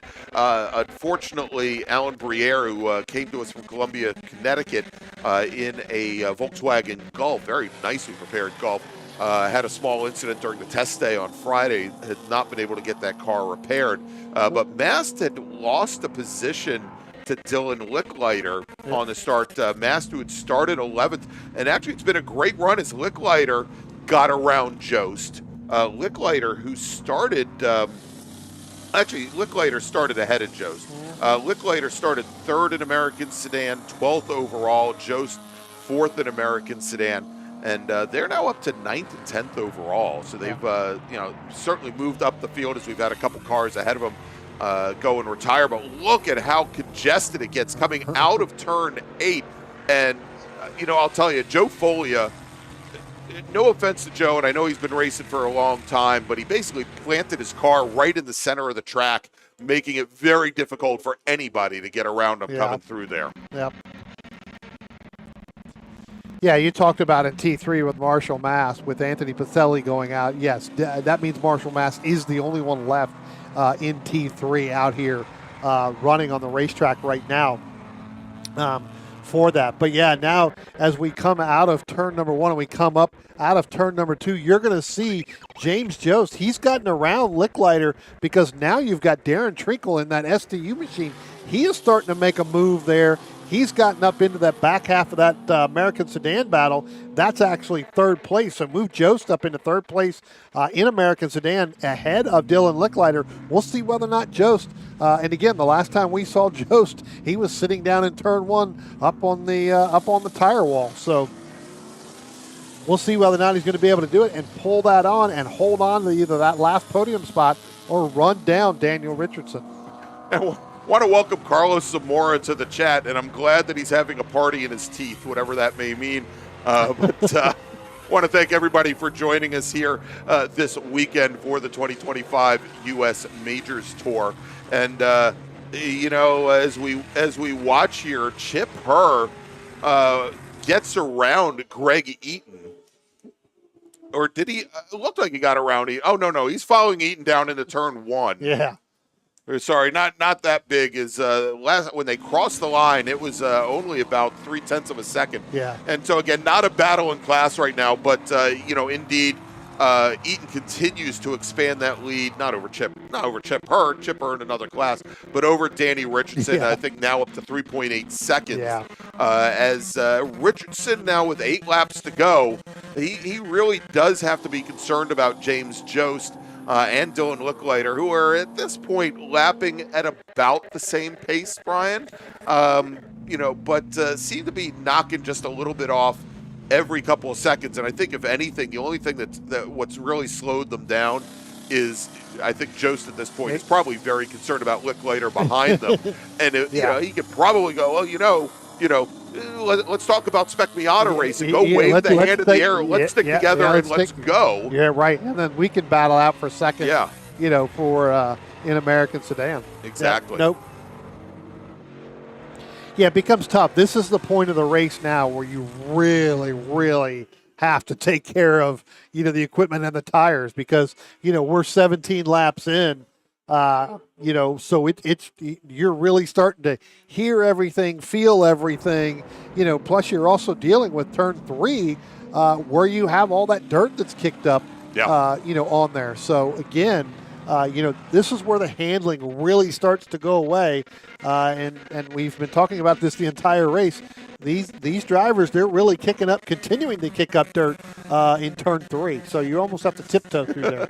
It's funny, Brian, as I'm going back through the chat, Legendary Racing, who I'm sure is from Wisconsin, was saying that if he was on Chip's crew when we were talking about Chip being low on fuel, he'd say that it was by design. Oh, no. Being on fumes with 5 laps before the scheduled end of the race is never by design. It was not by design. Greg, I want to take a look at the Joseph Folia machine as he came by the start finish line. Now it looks like he's running again, and we can just talk about it. It sounded like that car shut off. Okay. He was very, very slow through turn 3, kind of up the hill and down. It does look like he has power, but it sounded like that motor shut off when he went by the start finish line, or he may have let off the gas for whatever reason. I didn't hear a call about sound, but definitely was no throttle in it as soon as he crossed start finish line. All right, well, we'll see here as he's got another, and this is actually Marshall Mast coming up on him right now, I believe. And Brian, Mast no longer encumbered by Tim Rubwright ahead of him. Yeah. So we'll see here, and I think Mast is going to get to Joe Folia probably at the perfect time just before they go into turn 8.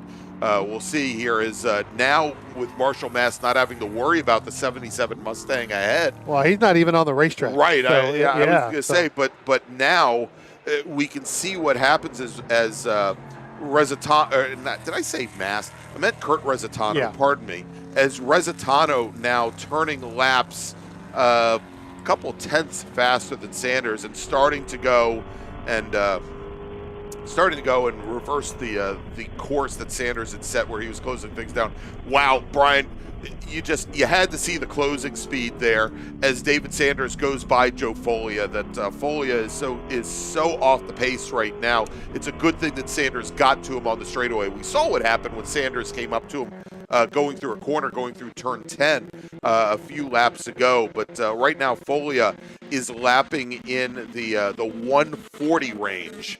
And I hate to say it, but Brian, this is for people that know SCCA racing. This is ITC range here at Summit Point, and that Corvette considerably off the pace. If it were me with 6 laps to go, I'd probably feel safer with him bringing the car into the pit lane now that he's gotten credit for the race. Well, another driver that was off the pace going down through turn 1 was Jeffrey Pascal in that 63 machine. He let Joseph Latanzi by. That was actually for position. So he may be having a struggle. Chip Herr got around Gregory Eaton last time by, so move him up to 5th overall. Still your STU leader. Eaton still your American Sedan leader, but he's got a huge gap. James Jost closed that gap to Daniel Richardson to at least a second at this point last time by. All right, and so what we're seeing now as we watch this pack with Danny Richardson, James Jost, Dylan Licklider running 2nd, 3rd, and 4th in American Sedan. They also have Darren Trickle in the blue number 70 STU BMW, the third car in the line, or I guess fourth car in the line technically, and then Marshall Mast, your sole Touring 3 racer in the field in the the gray Ford Mustang. Mast, who just set his personal best lap time here at a 120.604. And and as long as we're checking out track records, Brian, let's check in with Touring 3 and see what our existing track record is. Marshall set it back in April of 2019 at a 120.664. Well, he's got a new track record. Yeah, knocked by almost by 600ths of a second exactly. Yeah. So congratulations to Marshall Mast, who resets the track record here at Summit Point Raceway. And did that on lap 19 when he was behind Trickle, Licklider, and Joe. So I'm wondering if he got a little bit of that draft. If he got clean air. Yeah. But yeah, probably the draft down the front straight helped him. I'm just wondering if he had clean air where he wasn't tucked in right behind those two cars, if he might not have had the ability to go even faster. In American Sedan, as long as we're tracking track records today. American Sedan, Danny Richardson set the track record here at this event last year. It was a little bit earlier in the year and it was a little colder. It was it was actually the last weekend in March last year. He turned in a 119.263. And today, none of our racers have gotten out of the 120s. None of them have gotten into the 119 range. If we take a look at how drivers did in yesterday's race, I don't believe we saw any of our American Sedan racers get down there. Again, with all the extra heat, most of our American Sedan racers were actually Eaton and Richardson got into the high 120s. Everybody else was in the 121s yesterday. Yeah, the track record American Sedan set back here, like you were just talking about, when we had the majors here last year by Danny Richardson with that 119. I think that was also, they went earlier in the morning. I don't believe, as you said, you're definitely not going to see that now, especially not, 22 laps into this race with 3 laps to go. It's going to be very, very difficult to drop almost a second, almost 2 seconds if they want to do it, especially if they're continuing to battle regarding position on race. Well, here, and as Treacle gets around Licklider, I mean, Licklider must be absolutely fuming right now as we've got 3 laps remaining, and it'll be 2 laps remaining the next time as our BMW drivers come through. Now, there was a local caution for a few moments at turn 10 as Jeffrey Pascal in the number 63 Touring 2 Corvette ran a little wide on exit. He gathered that car back up. But Brian, now as we're watching what was a very pitched battle for the lead in Touring 1, not so much any longer. Because Brian Goodman comes across the line now in Touring 1, almost 8 seconds up on Jonathan Vasquez. Yeah, Goodman's setting the pace right now overall and in T1, because I tell you what, Greg, he's going to come back up to the back half of that battle that we were talking about with Mast, Licklider, Trickle, and Joe's. He's about half a track behind. Now, he may not with only 2 laps to go, because the next time he comes by the start-finish line, there'll be 1 lap to go. But if he's continuing to clip off that pace there, as you see, one car getting a little sideways there. Well, turn 6. So Treacle was trying to come underneath James Jost. And so, I'm sure Licklider is sitting back there licking his lips, licking his chops. There you go, hoping that Treacle would get ahead of James Jost. That might bring that battle for third in American Sedan back into play. But for the time being, that is not the case. As our leader, Brian Goodman, all by himself in that red and black number 48 BMW, comes out of turn 10 onto the front straight. He's going to see the white flag. 1 lap remains here at Summit Point Raceway for Brian Goodman and all following. Yep. Yeah, it really has opened that up as as you talked about, Greg, and I don't believe he's going to catch the back half of that field. So it looks like he's going to get a good clean lap here. As the rest of the cars now are all the way up out of turn 4. So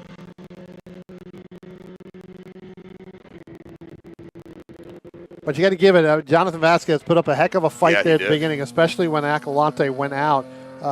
Vasquez was right on the back bumper, and I'm wondering if Goodman realized that Acalante went out and pulled that car down on pit road, because it seems like as that happened, he has set the pace Yeah. here with those time frames. You know, I would be amazed, Brian, if he didn't have somebody on the radio, somebody from his crew telling him that he was now your new leader. Yeah. And and once he opened that gap, and we've seen him for the last couple of laps, he's dialed back the pace a little bit. He's gone down as low as a 1:17.7. He's been lapping the last couple of laps almost 2 seconds off of that pace. And we were talking earlier, Brian, during our last race, about how difficult it is to maintain focus and how you must maintain focus.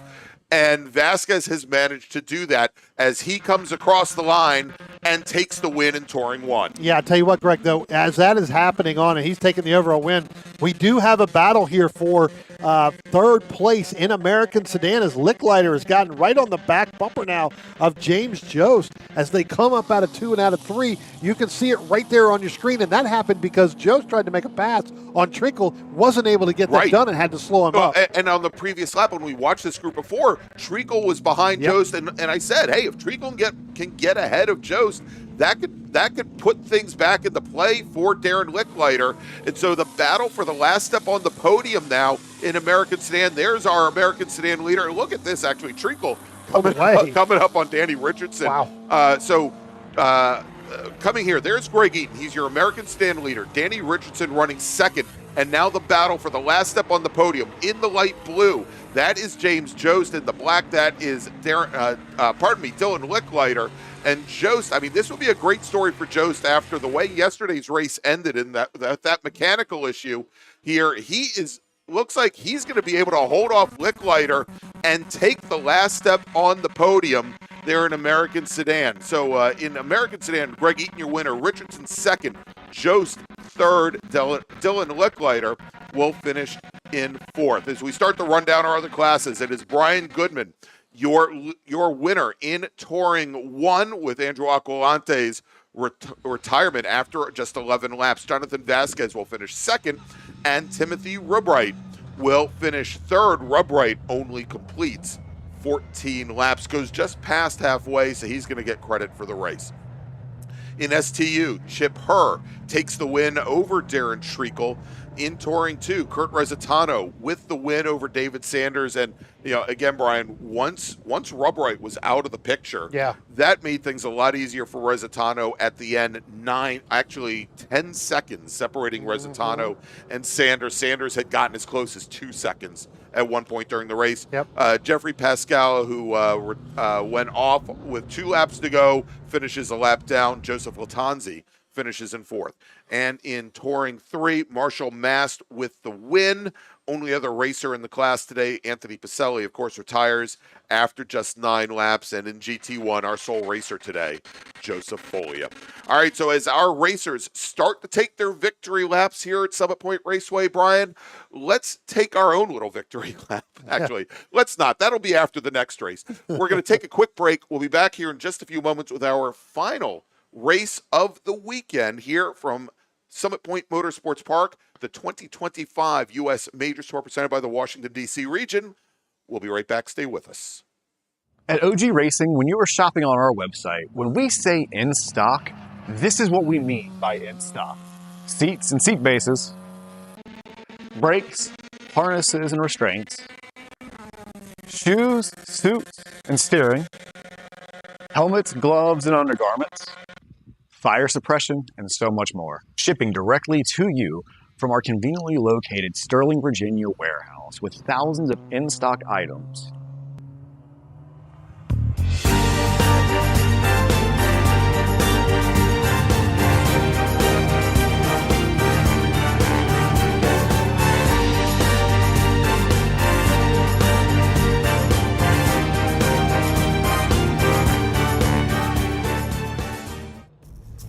RP Performance is the only premier race shop in the region that specializes in both street and track Mazdas and is located right in the heart of racing at Summit Point's Gasoline Alley.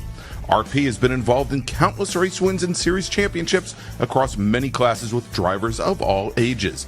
Not just a full-service shop, RP has been helping drivers with their individual racing and other track event needs for over 30 years, providing trackside support, arrive and drive packages, as well as race car transport services. And they're known for its help all attitude. RP Performance is your go-to for getting cars back on track for that positive experience at Summit Point when you're ready to pack it in. For more information about RP Performance, come talk to them here in the paddock. Call them at 304-728-6749 or email them at Brett, that's B-R-E-T, at rpperformanceracing.com.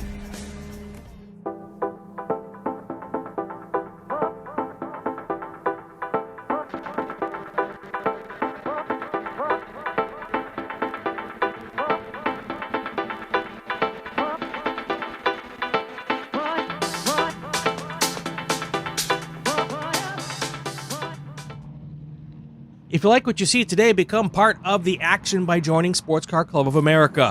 Whether you want to drive, flag, or just have fun with cars, SCCA membership opens the door to all kinds of motorsports to feed your obsession, along with 65,000 like-minded members ready to be friends. Ask someone trackside how to get involved or visit SCCA.com for more information. Since 1976, Radial Tire Company has been providing the Washington, D.C. area with quality tires, expert knowledge, and the finest service. They have earned a reputation as a premier specialist in hard-to-find performance tire and wheel applications and stock tires from all the top manufacturers for whatever you drive. From performance and race cars to SUVs and trucks to your daily drivers, Radial's mission is to assist you in getting the most out of your tires and car. To get a competitive quote on your next set of tires, now with free shipping, or to schedule online, visit RadialTireCompany.com or call them in Silver Spring at area code 301-585-2740. That's 301-585-2740.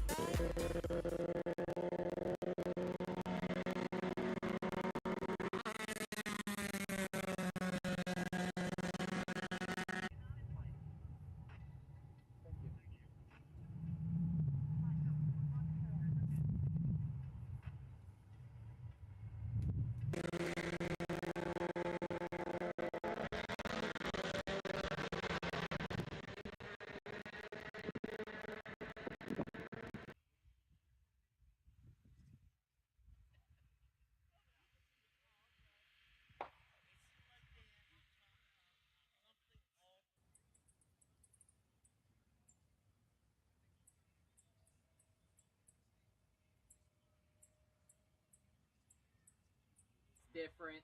What's up? All this 20,000 different comms channels going and different communications.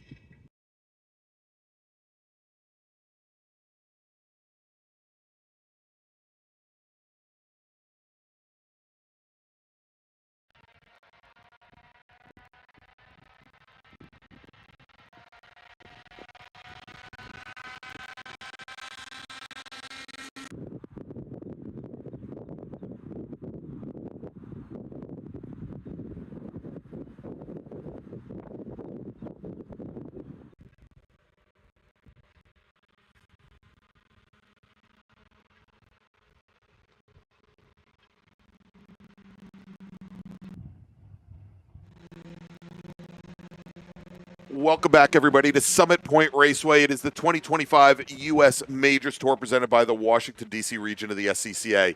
And as we get ready for our final race of the day, we have a very special ceremony. Today, we honor the life and memory of longtime club racer, instructor, steward, and member of the Washington, D.C. region of the Sports Car Club of America, Gerard Rich Lorenz, who left us on March 14th. He'll be remembered for creating endless, wonderful memories for all who knew him, worked with him, and raced him in his Spec Racer Ford. And in the time-honored tradition of racers, our competitors in this race will drive the first of two pace laps in what is known as a missing man formation, with our pole sitter, Mac Harrison, dropping back and leaving his spot open for Rich, as many of our volunteers and racing family will be trackside waving flags in his honor. Rich Lorenz was someone that you could say with complete sincerity lived his life to its fullest. Rich did not know the meaning of doing things by halves. Everything he did was with great gusto and enthusiasm. His love for motorsports was matched by his dedication to helping others, leaving behind a legacy of camaraderie and mentoring. In addition to his motorsports endeavors, Rich was also proud of his time with the Fairfax County Police Department, having graduated from the Fairfax County Police Academy and then serving as an auxiliary police officer. His sense of service to others extended beyond the racetrack as well, and he was always eager to give back to his community. In March of 2010, Rich retired from as a data systems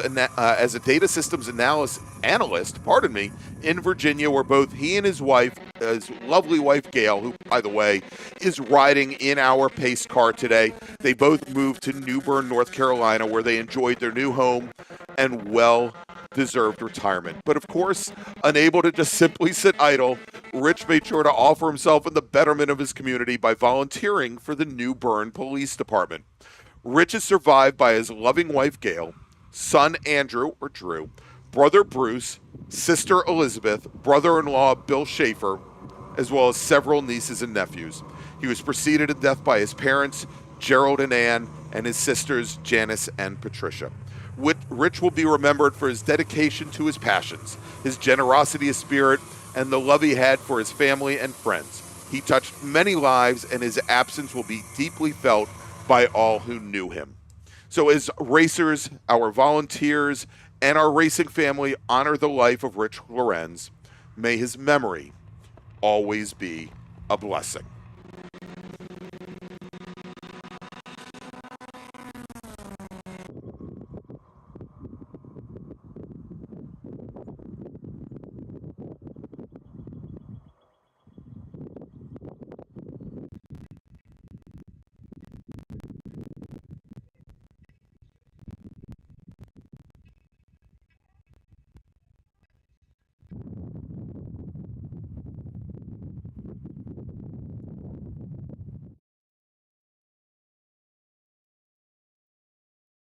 And as the safety car, driven by Graham Taylor with Gail Lorenz, make their way out of turn 10 with the rest of the field, our pole sitter, Mac Harrison, will move back up from the second row, and he will retake his position as pole sitter here in today's race as the pace lap now begins. Let's run down the starting order. Starting on poles, we mentioned with a qualifying time of 1 minute 19.496 from Washington, D.C., the number 30 machine of Mac Harrison. Sam Schechter in the number 55 car will start to his left on the outside of row number 1. He's from Boyd's, Maryland. Morgan Burkhardt, yesterday's race winner, driving the number 02 Spec Racer Ford Gen 3 out of Charlestown, West Virginia, will start third alongside Theo Pepe's driving the number 27 car representing the northern New Jersey region. He's out of Clifton, New Jersey. Jeff Lehner out of Gloversville, New York, representing Mahoning Valley region, will start fifth today in the number 117 car, with Craig Chase out of Darien, Connecticut, starting in sixth. On the inside of row number 4, driving the number 7 machine from Annapolis, Maryland, it's Keith Frazier, with Jeffrey Valentino starting 8th. Jeffrey's out of the New York region, and he will start in the number 68 machine. Chris Current in the number 01 car out of Silver Spring, Maryland, will start 9th today, with Ismail Elahi out of Mountain Lake, New Jersey, starting 10th. He drives the number 38 Spec Racer. Then we got John Ryan. John starting 11th. He's in the number 87 car. He's representing the Steel Cities region of the SCCA. He's from Delmont, Pennsylvania, with J. Mark Wendling starting 12th. He's in the number 3 car. He's out of the northern New Jersey region and Littlestown, Pennsylvania. Don Privet's out of New York, New York. He is out of also representing the South Jersey region of the SCCA. The number 57 machine starts lucky 13th, starting 14th today, driving the number 11 car from New Fairfield, Connecticut, and the New England region. It's Tom Riley. David Sanders out of a Corvette and into a Spec Racer. He is driving the number 51 machine. He's from Malvern, Pennsylvania, he's driving the 51 car. He starts 15th for the Willing and Able Racing Team. Charlie Abel, his teammate, will start 16th right alongside him in the number 50 machine. He's from Middletown, Maryland. Then we got Richard Herman starting 17th. Richard is from Wayne, Pennsylvania. He drives the number 0 car, with Nikki Ruman Skinner starting 18th. She's out of Washington, D.C. She drives the number 23. Then we got Kenneth Riley in the 47 car from New Canaan, Connecticut, starting 19th. Thomas Kirschman in the 62 car from Framingham, Massachusetts, starting 20th. And rounding out the field, A.J. Ferragonio from in the number 52 machine starts 21st. As our starter looks over the field, Brian, green flag in the air, and we are underway. That dark gray number 30 of Mac Harrison, the 55 of Sam Schechter, side by side as they make their run down towards turn 1. Yesterday, right at the start of the race, it was those two racers and Morgan Burkhardt in the red and black number 02 machine that jumped to an early lead over Theo Pepe's and Craig Chase, and as they come out of turn 2, still side pod to side pod, now with inside position, it's Sam Schechter in the light blue 55 as they go into turn 3, Brian, and as our leaders come through the corner, Sam Schechter goes around, that's Mac Harrison going around in the gray 30 and off to the gravel trap. We'll have to see if he's buried in there, Brian, or does he get going? He got going out of there, but lost a lot of time. And that was a product of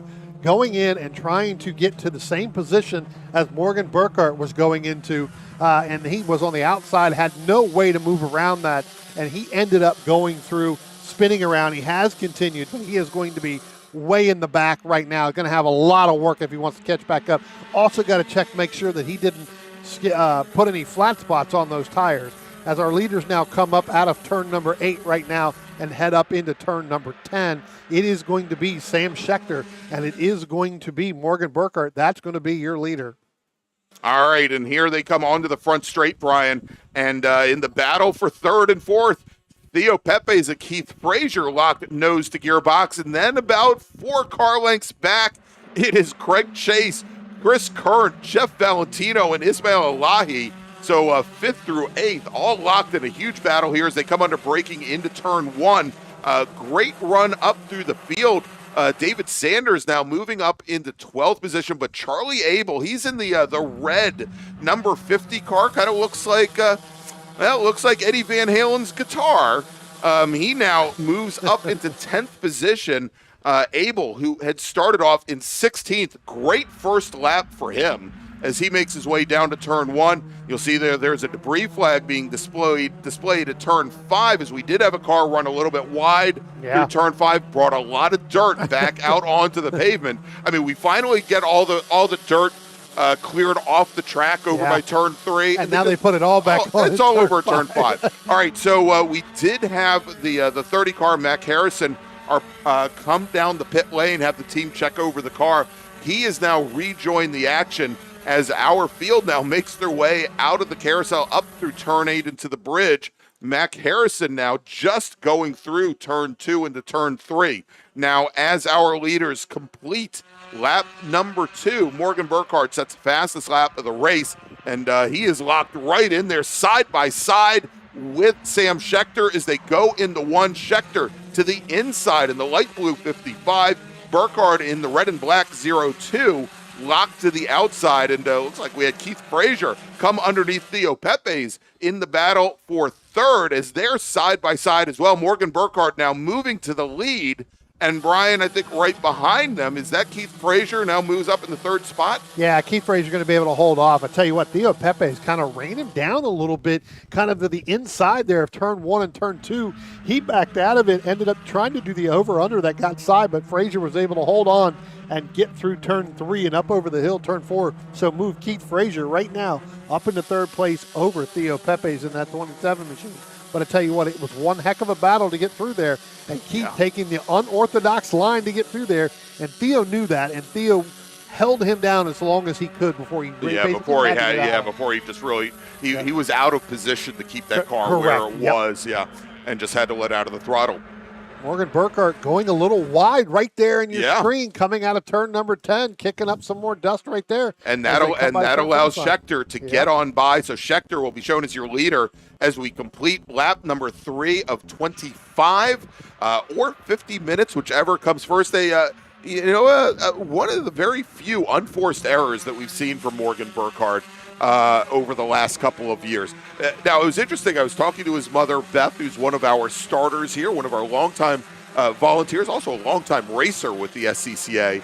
And she said that Sam Schechter and Mac Harrison were talking to her last night, and they were real happy after yesterday's race. They said something along the lines, and I don't remember if it was Mac or Sam, that said that they had learned all of Morgan's secrets yesterday. Well, I don't know if they learned all. Exactly, and that's what she told them. I don't think he showed you all of them. Yeah, so we'll see how this plays out. But it was a very tight, very close race between the 3 of them yesterday. It was great to watch, and we'll see here. Schechter, of course, taking advantage of a small miscue by Burkhart. But we'll see how things play out. Now, Burkhart also doing quite a bit of coaching here this weekend, Brian. Ismail Elahi is currently sitting in 9th, one of his students, and I think Elahi has picked up somewhere around the lines of 5 seconds over the course of the weekend so far. In addition to that, I believe it might be Richard Herman, who's another one of his students here this weekend. But Morgan's spending a lot of time working with other drivers outside the car besides inside the car. Maybe he's teaching Ismail Richard a little bit more than he's teaching Sam Schechter. We'll have to see. I'll tell you what, the driver on the move right now, Greg, and started a little bit further back, and Charlie that is Abel. Charlie Abel. Yeah. He just went by Jeffrey Valentino. That's for 7th. So Charlie getting the most out of that car. And, yesterday during qualifying, we saw Charlie in the gravel trap at turn 10. Yes. Basically ripped the nose off that car, and, they were able to get that fixed back up, came out yesterday for the race, did actually okay, only completed 13 of the 15 laps. Again, so had some problems there with that, but that car right there on top of it in that number 50 machine. Yeah, and a new team, Willing and Able Racing, Charlie Abel, part of that Willing and Able team. And so good to see them, and I know that they typically have some cars available for rent as well, and I think all of them are being used this weekend. I know AJ Ferragonio is part of that team this weekend, as well as David Sanders. So we'll see here as Charlie making a good run up through the field after yesterday's misfortune there as we watch them come out of turn 10. And he's got Elahi, Wendling, and Sanders right back behind him in that whole group there as they now complete lap number 5, working lap number 6 here at Summit Point as we take jump back and this battle for the lead coming into turn 3 now between Schechter and Burkhardt. Schechter just reset fast lap, turned in a 120.729. Brian, not that that's much of a marker here because Morgan Burkhardt was only 5 milliseconds off of that lap time. But we'll continue to watch them. But a lot of great fights going on here in the race. I think there was one that we were watching yesterday between Thomas Riley in the 11, Nicky Rubin Skinner. I think yesterday Richard Herman and AJ Ferragonio were all in this one group. And towards the end of the race, I know Thomas Riley in the number 11 car had issues coming out of turn 11, spun the car. Reuben Skinner had to take evasive action through the gravel trap, but they had been within millimeters. Those 4 cars have been within millimeters of each other all through the race. We'll try and check in with them as this race continues. We got a long time to pick up all these great battles. Yep. 3 drivers not taking the green. Jeffrey Lehner in that 117 machine. John Ryan in the 87. Who was also part of that group you were just talking about yesterday, and then Donald Privet in the 57, not able to make the call here for the afternoon race.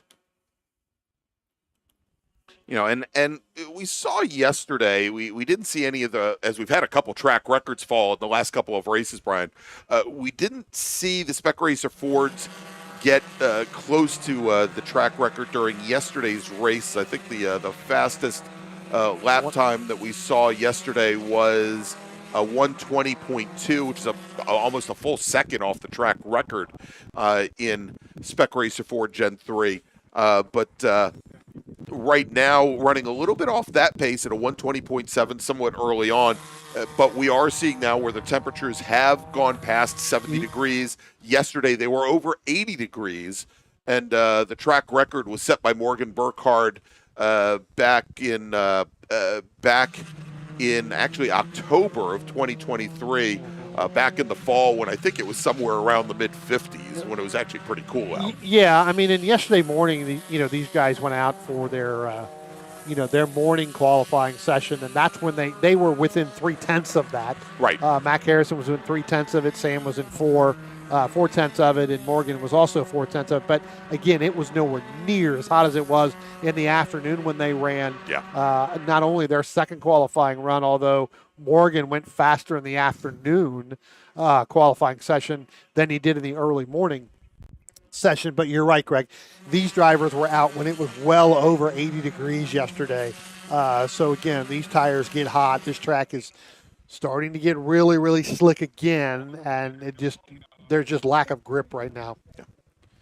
All right, as we watch a couple of these battles filter through, and I think we had J. Mark Wendling and David Sanders running 10th and 11th, and then Tom Riley and Nicky Rubin Skinner right back behind them. So nice little fights here ongoing, and I think that's the 3. Yeah, that's the 3 of with the light blue car, Mark Wendling in the light blue number 3. Then with David Sanders in the 51 machine right behind. And then Riley's in the black, number 11. Ruben Skinner, I think, is in the red. White 23. That's right. Yep. I tell you what, looking back here, at Mac Harrison. So looking at the time frames after his spin through the gravel early on, he's running just as fast as the leaders. Yeah. With no draft, mind you. With no draft, doing it by himself. So, again, unfortunate that Mac had to go through that. That was just a product of just getting in there hot and not giving a whole lot of room.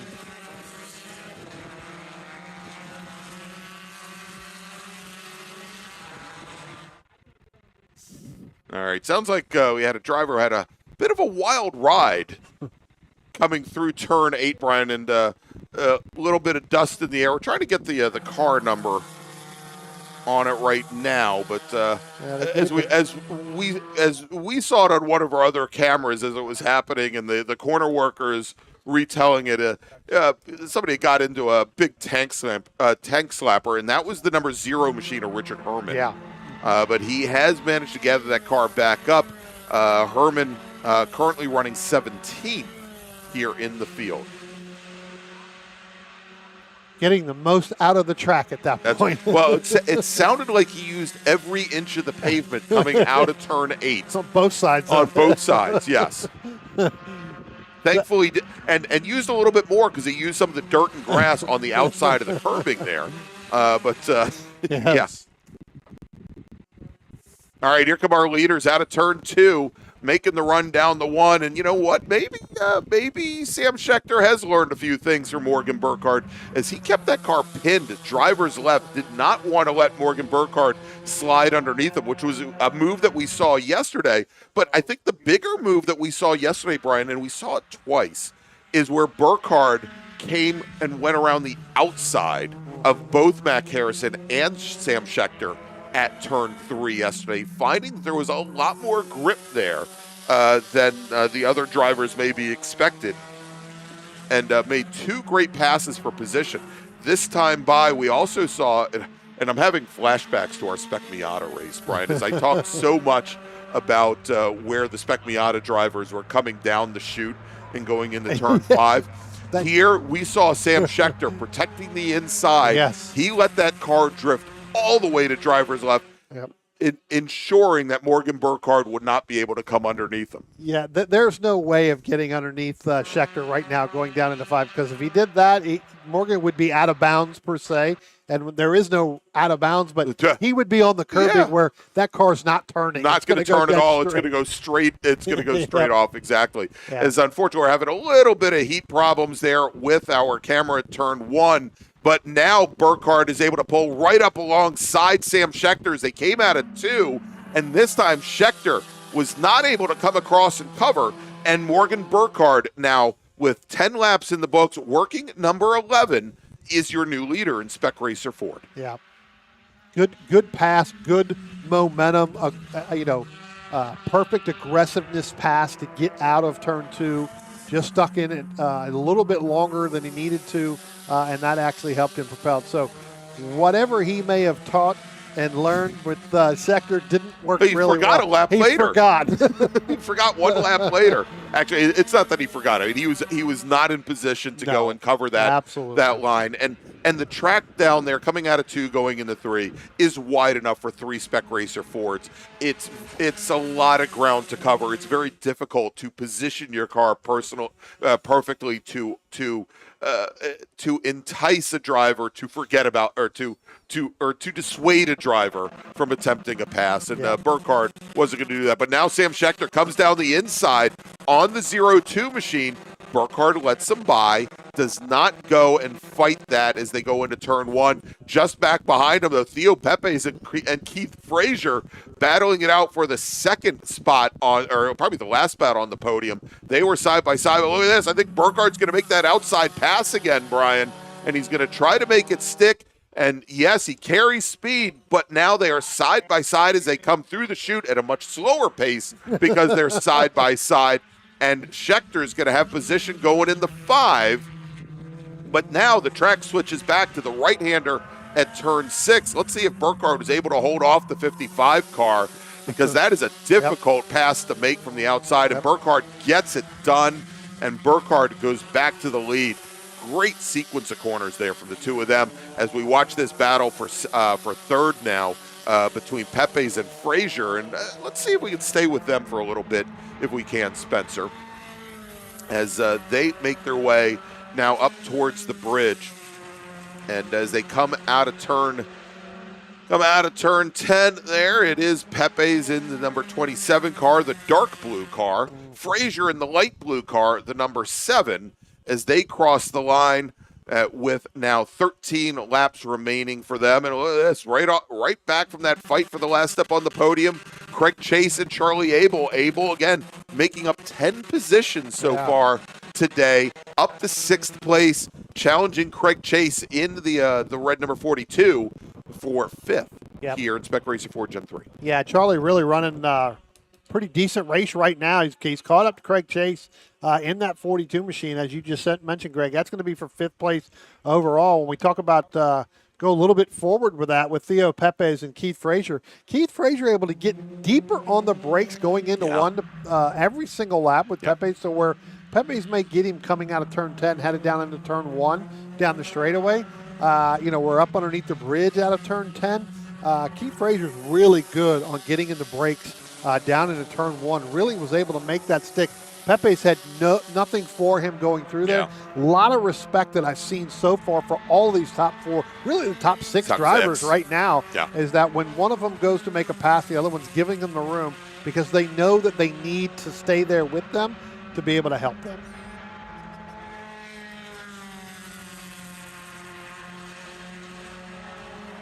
All right, and we're getting word now that David Sanders, again, maybe having a bit of a challenge. And looking at some social media last night, he admitted that he had some issues literally getting right out of the Corvette. By the way, he missed the award ceremonies for his race yesterday in the Big Bore race to get into the Spec Racer Ford. And he's having some trouble. We talk about how well the Corvette turns in. Well, he went for a ride four wheels through the gravel at turn 3. A Spec Racer Ford could turn in incredibly well, too, especially with that engine back behind him.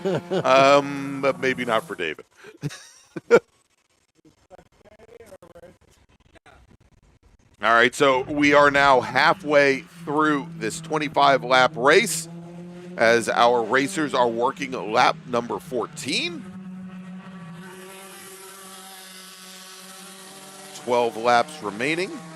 Yeah, the hard part for, as you were talking about with David Sanders, is to go from that Corvette where you can use the power to get out of the corner.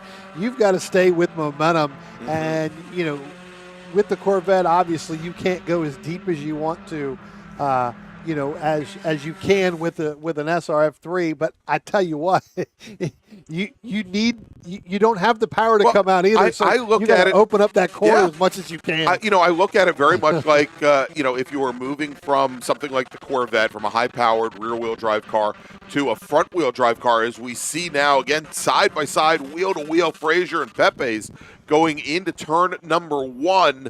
As Pepe's challenging Keith Frazier as they come down into turn 3, and I don't want to say it too soon, but I think Frazier takes over the position to move Keith Frazier up into 3rd with Pepe sitting back and forth. But I look at it as, the difference between a high horsepower car and a front wheel drive car, where the throttle is doing exactly the opposite for you. And both the Spec Racer Ford, the Spec Racer Ford and his Corvette, they're both rear wheel drive, but with that engine and that moment of inertia sitting back behind your head, you let out of the throttle in a Spec Racer Ford, that rear end is really going to step around on you. Whereas in the Corvette with a high torque car, you get down, you push down on the throttle, the rear end, could break loose just because of the amount of torque. And, again, very different way of thinking and of racing. Yep. As we watch this battle now for 3rd position coming across the line, and it is Keith Frazier. Pepe's right behind him, 0.13 of a second back. Craig Chase continues to lead Charlie Abel in the battle for 5th. And now there you go. Theo Pepe's gets around Keith Frazier going into 1. And making a challenge for 5th. Charlie Abel comes down the inside on Craig Chase. We'll take a look here as they come out of turn 2. If we can stay with this shot. And yeah, move Charlie Abel now up in the 5th position. Brian started 16th, up to 5th. Tell you what, with that Pepe's and that Frazier, are we sure we're not watching Parker Gill and Michael Dowden really. get back in those cars? If they were only orange and black. I was like, there must be 75, 80 passes just in this race alone between them. But, yeah, there you go, right there on screen. Charlie Abel, move him up now to 5th place. So great run by Charlie with all of the challenges that he's had all weekend long with that car, especially all day yesterday. Now right back up in here and moving up into 5th place. You talked about Thomas Riley having that spin. Charlie was actually right in the middle of that as well. Again, it was a group of 4 cars with J. Mark Wendling, Charlie Abel, Thomas Riley, and then you had Nicky Ruben-Skinner that was behind him, all kind of battling for that same spot on the racetrack going through 3, and that was just a product of all 4 of them wanted that same spot at that point in time in the race. Hey, want to welcome Lisa Hunsacker to the chat. Lisa's checking in from Colorado. Big Porsche fan, an HPDE driver out there. And got to meet Lisa at the 2023 National Championship Runoffs when Morgan put his Spec Racer Ford on the pole. And not a big surprise, but Lisa is very happy to see that Morgan, as he's moved into the pro ranks, gotten away from the Korean touring cars and moved into a true race car. A Porsche Cayman GT4 RS Club Sport racing for Sabok Simpson Racing in the Michelin Pilot Challenge this year. And Lisa corrected me. Not a DE driver, a racer. I'm sorry, Lisa. Yeah. And Brian and I, who like to say that we're racers, just sit up here at a booth behind a microphone. Sorry about that. I apologize. But Lisa, very happy to see Morgan driving a Porsche in the pro ranks. Our leaders now headed down in through turn 1, and within the next 2 laps, they're going to come up on some lap traffic here. And that's actually going to be Richard Herman and Thomas Kirchman in the 62 and the 0 as they were side by side when they came out. Now here comes our leaders out of turn 2, and there you go. They're side by side again. Morgan Burkhart dropped to the inside, driver's left there. Mac trying to go the outside. And that is one of the things, Greg, and we'll get back to the Herman and the Kirchman because they've been side by side as well. That's a battle for 17th and 18th. As Mac Harrison has now passed them, moved him up to 16th. But we have seen over the last year and a half that outside line coming into turn 3 is that the driver can hold it. We've seen it from Deacon Greenfield constantly. Uses that momentum to stay in the throttle and ride the rim right there where you have to get to the exit out, and that will shoot you in front because the driver on the left side of the inside doesn't feel they don't have room to let the car go out. Exactly. They have to jerk the car back to they the have left. To keep it right. They have to stay tight. And the interesting thing there, Brian, is it's been for years, not only after the repave here in 2017, but even before that. That was the commonly known wet line through turn 3, right? Which tells you, that the pavement was not polished down there a lot. It didn't have a lot of rubber on the pavement, and it would essentially soak up the water as it came down. And I'm starting to wonder now, as we're starting to see more drivers used in the dry, if one of these days one of these racers is going to come out and start experimenting and use what he or she normally considers to be the wet line through there and find there's no grip and ends up in the trees. All right, as we've got a driver who doesn't end up in the trees but goes through the gravel trap, that is the number 3 machine, Brian, and he is going off onto the front straight right by the start-finish line. The number 3 machine, he got together with another car coming out of turn 10 as he was trying to recover, and only the 3, and I think in that group, Brian, I'm trying to see who that was. I was just getting ready to talk about that. That was actually Mac with Harrison? Nicky Ruben-Skinner. No, that was actually with Nicky Ruben-Skinner, AJ Ferragonio, and Thomas Riley. Yeah. They were coming up out of there, and J. Mark Wendling went wide out of turn 10.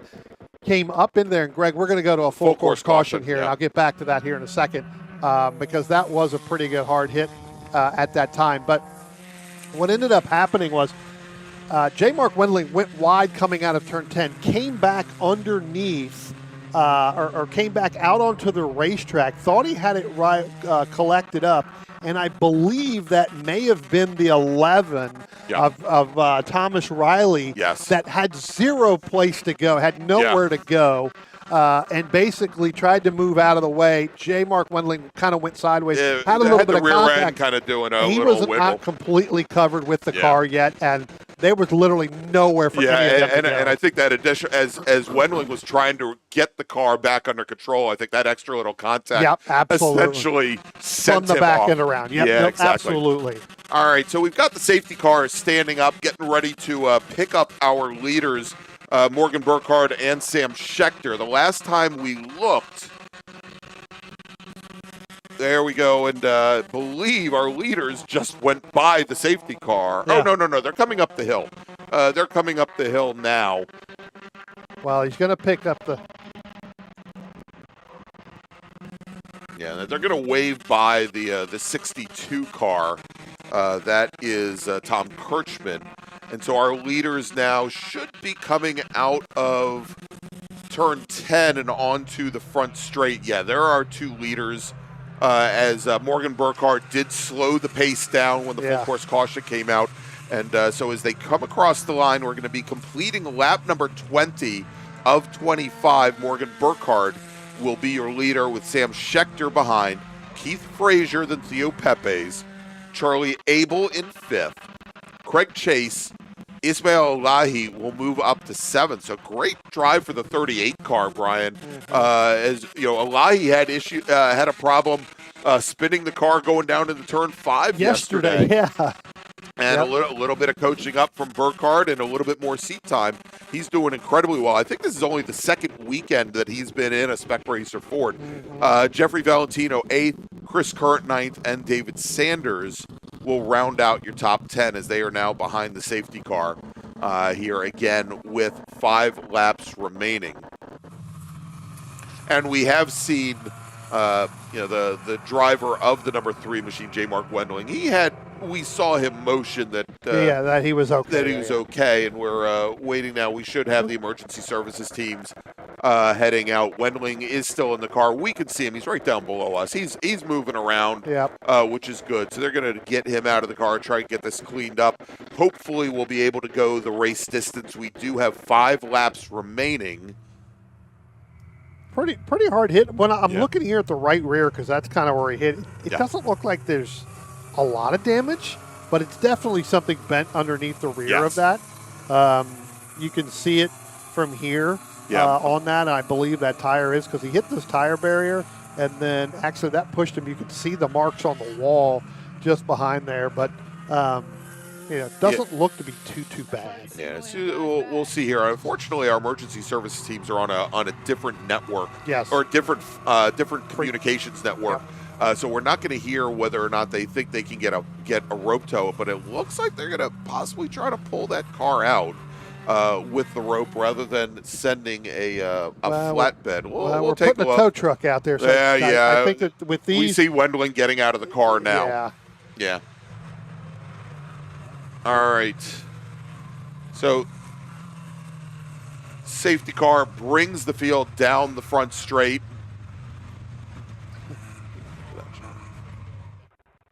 And there you go. You can see the driver is out of the car there. Mark Wendling, along with the emergency services team, as the safety car brings the field down and across. And with the driver out of the car now, and he got out obviously under his own power. We see him walking around. That leads us to believe that they're probably going to put that car on a rollback. Well, they'll probably lift it up by the tow truck. I don't think they're going to put it on a rollback. They'll lift it up by the tow truck. They've got a wrecker coming out to get it. They have those hooks there, as Thomas Kirchman's not going to come through the incident, but they'll hook that up. They'll put it on one on the top of the roll bar and one down in the front, and they'll just lift it up and put the strap on the back of it, and then carry it back in there. But all right, so as they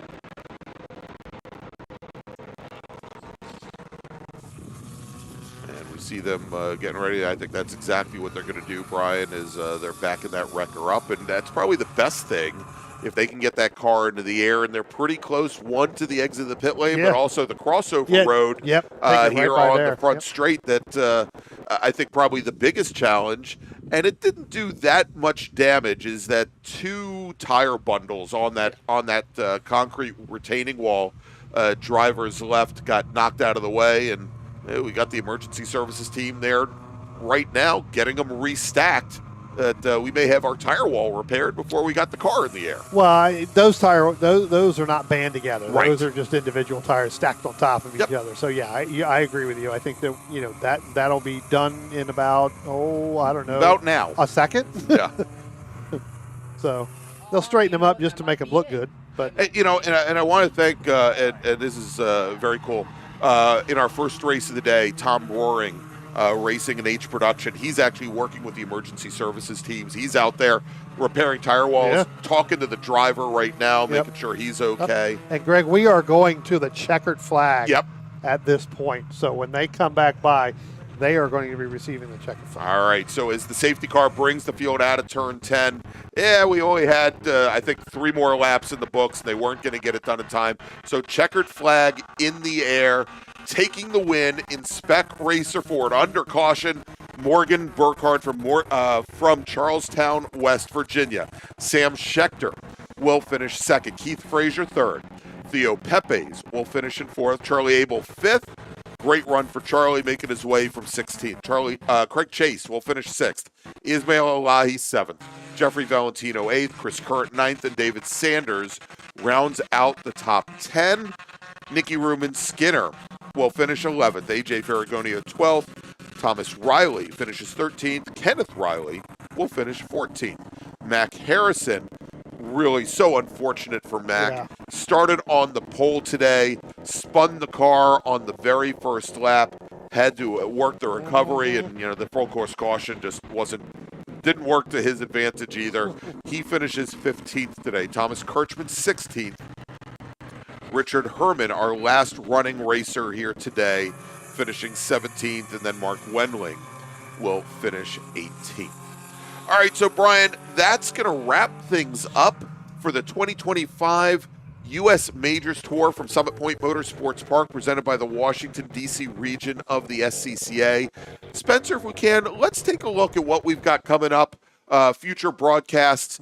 Next up in, just 3 weeks from now, 2 weeks from now, Brian and I, as well as Spencer, are going to be at Virginia International Raceway for the SARC Mars Challenge when the South Atlantic Road Racing Championship hosts the Mid-Atlantic Road Racing Series at Heaven on Earth. Definitely don't want to miss that. And then we're going to be heading to the Lightning Circuit Memorial Day weekend for the Lightning Challenge. That is part of the Mid-Atlantic Road Racing Series. As a matter of fact, every race here except for that July 12th and 13th event, which is the next round here in the Northeast Division on the U.S. Majors Tour at Thunderbolt Raceway. All these races listed, with that exception, are going to be part of the Mid-Atlantic Road Racing Series. That August date at Mid-Ohio, we're hoping to broadcast. That tentative. It's tentative. Yep. Exactly. I probably should have put a little asterisk there. There you go. But I couldn't find it. Anyway, Brian, any final thoughts here as we wrap things up from Summit Point? Nah, I tell you what, great Majors event here. Glad to have everybody come out here. I know it's Easter weekend, but fantastic weather it's been.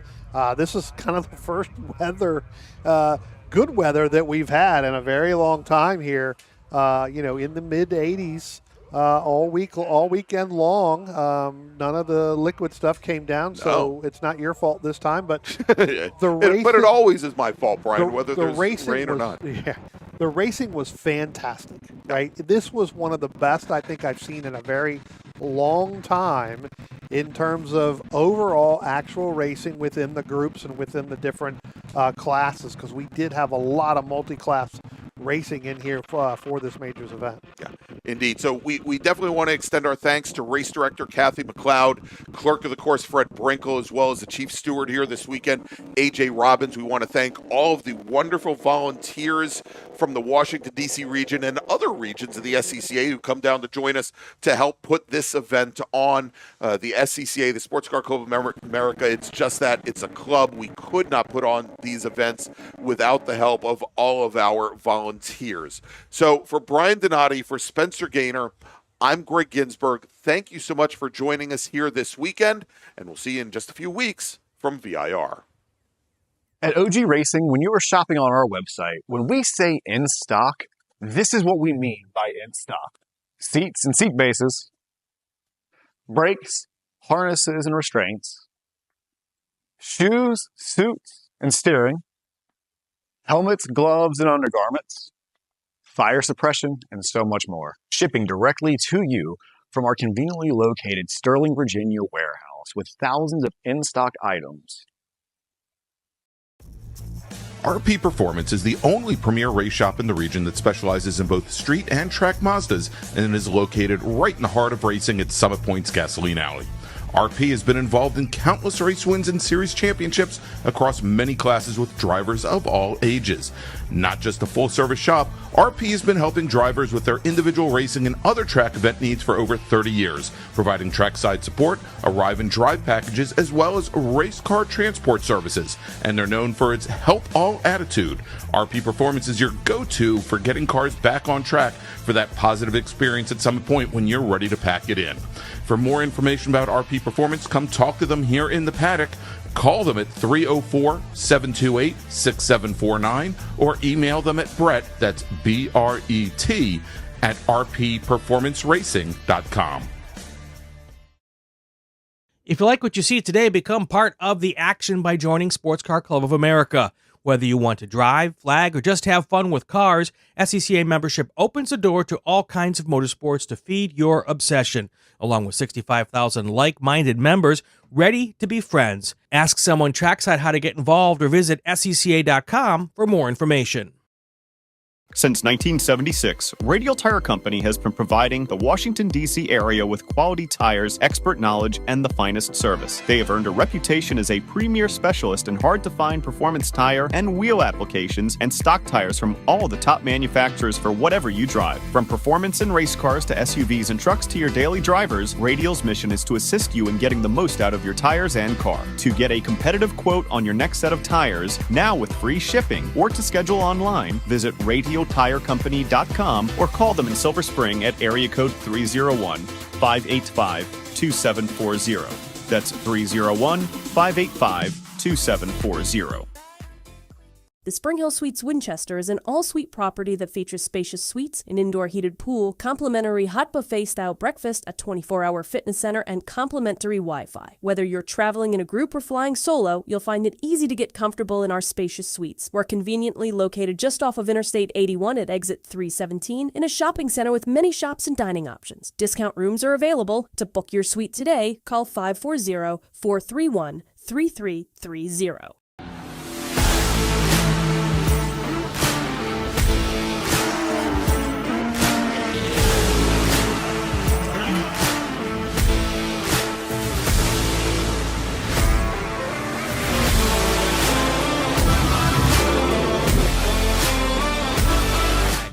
Flaggers are the key to the success of every SCCA event at the racetrack, and it's something you can do. Being an SCCA flagger puts you in the action, feet from the race cars, keeping everyone at the track safe and having fun. And did you know that with SCCA... At OG Racing, when you are shopping on our website, when we say in stock, this is what we mean by in stock.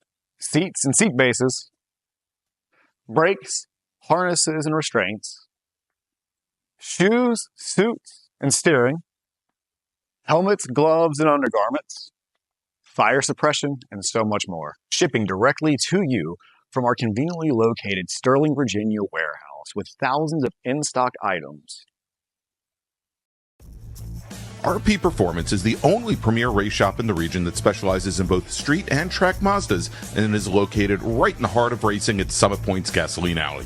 RP has been involved in countless race wins and series championships across many classes with drivers of all ages. Not just a full-service shop, RP has been helping drivers with their individual racing and other track event needs for over 30 years, providing trackside support, arrive and drive packages, as well as race car transport services. And they're known for its help all attitude. RP Performance is your go-to for getting cars back on track for that positive experience at Summit Point when you're ready to pack it in. For more information about RP Performance, come talk to them here in the paddock. Call them at 304-728-6749 or email them at Brett, that's B-R-E-T, at rpperformanceracing.com. If you like what you see today, become part of the action by joining Sports Car Club of America. Whether you want to drive, flag, or just have fun with cars, SCCA membership opens the door to all kinds of motorsports to feed your obsession, along with 65,000 like-minded members ready to be friends. Ask someone trackside how to get involved or visit SCCA.com for more information. Since 1976, Radial Tire Company has been providing the Washington, D.C. area with quality tires, expert knowledge, and the finest service. They have earned a reputation as a premier specialist in hard-to-find performance tire and wheel applications and stock tires from all the top manufacturers for whatever you drive. From performance and race cars to SUVs and trucks to your daily drivers, Radial's mission is to assist you in getting the most out of your tires and car. To get a competitive quote on your next set of tires, now with free shipping, or to schedule online, visit RadialTireCompany.com or call them in Silver Spring at area code 301-585-2740. That's 301-585-2740. The Spring Hill Suites Winchester is an all-suite property that features spacious suites, an indoor heated pool, complimentary hot buffet-style breakfast, a 24-hour fitness center, and complimentary Wi-Fi. Whether you're traveling in a group or flying solo, you'll find it easy to get comfortable in our spacious suites. We're conveniently located just off of Interstate 81 at exit 317 in a shopping center with many shops and dining options. Discount rooms are available. To book your suite today, call 540-431-3330.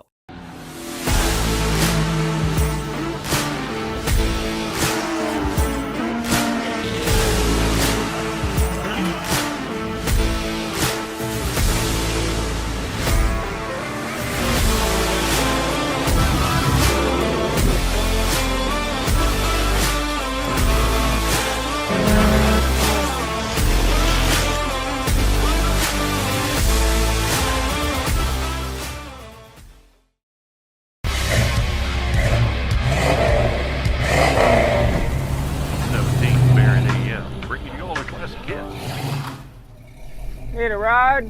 No. Okay.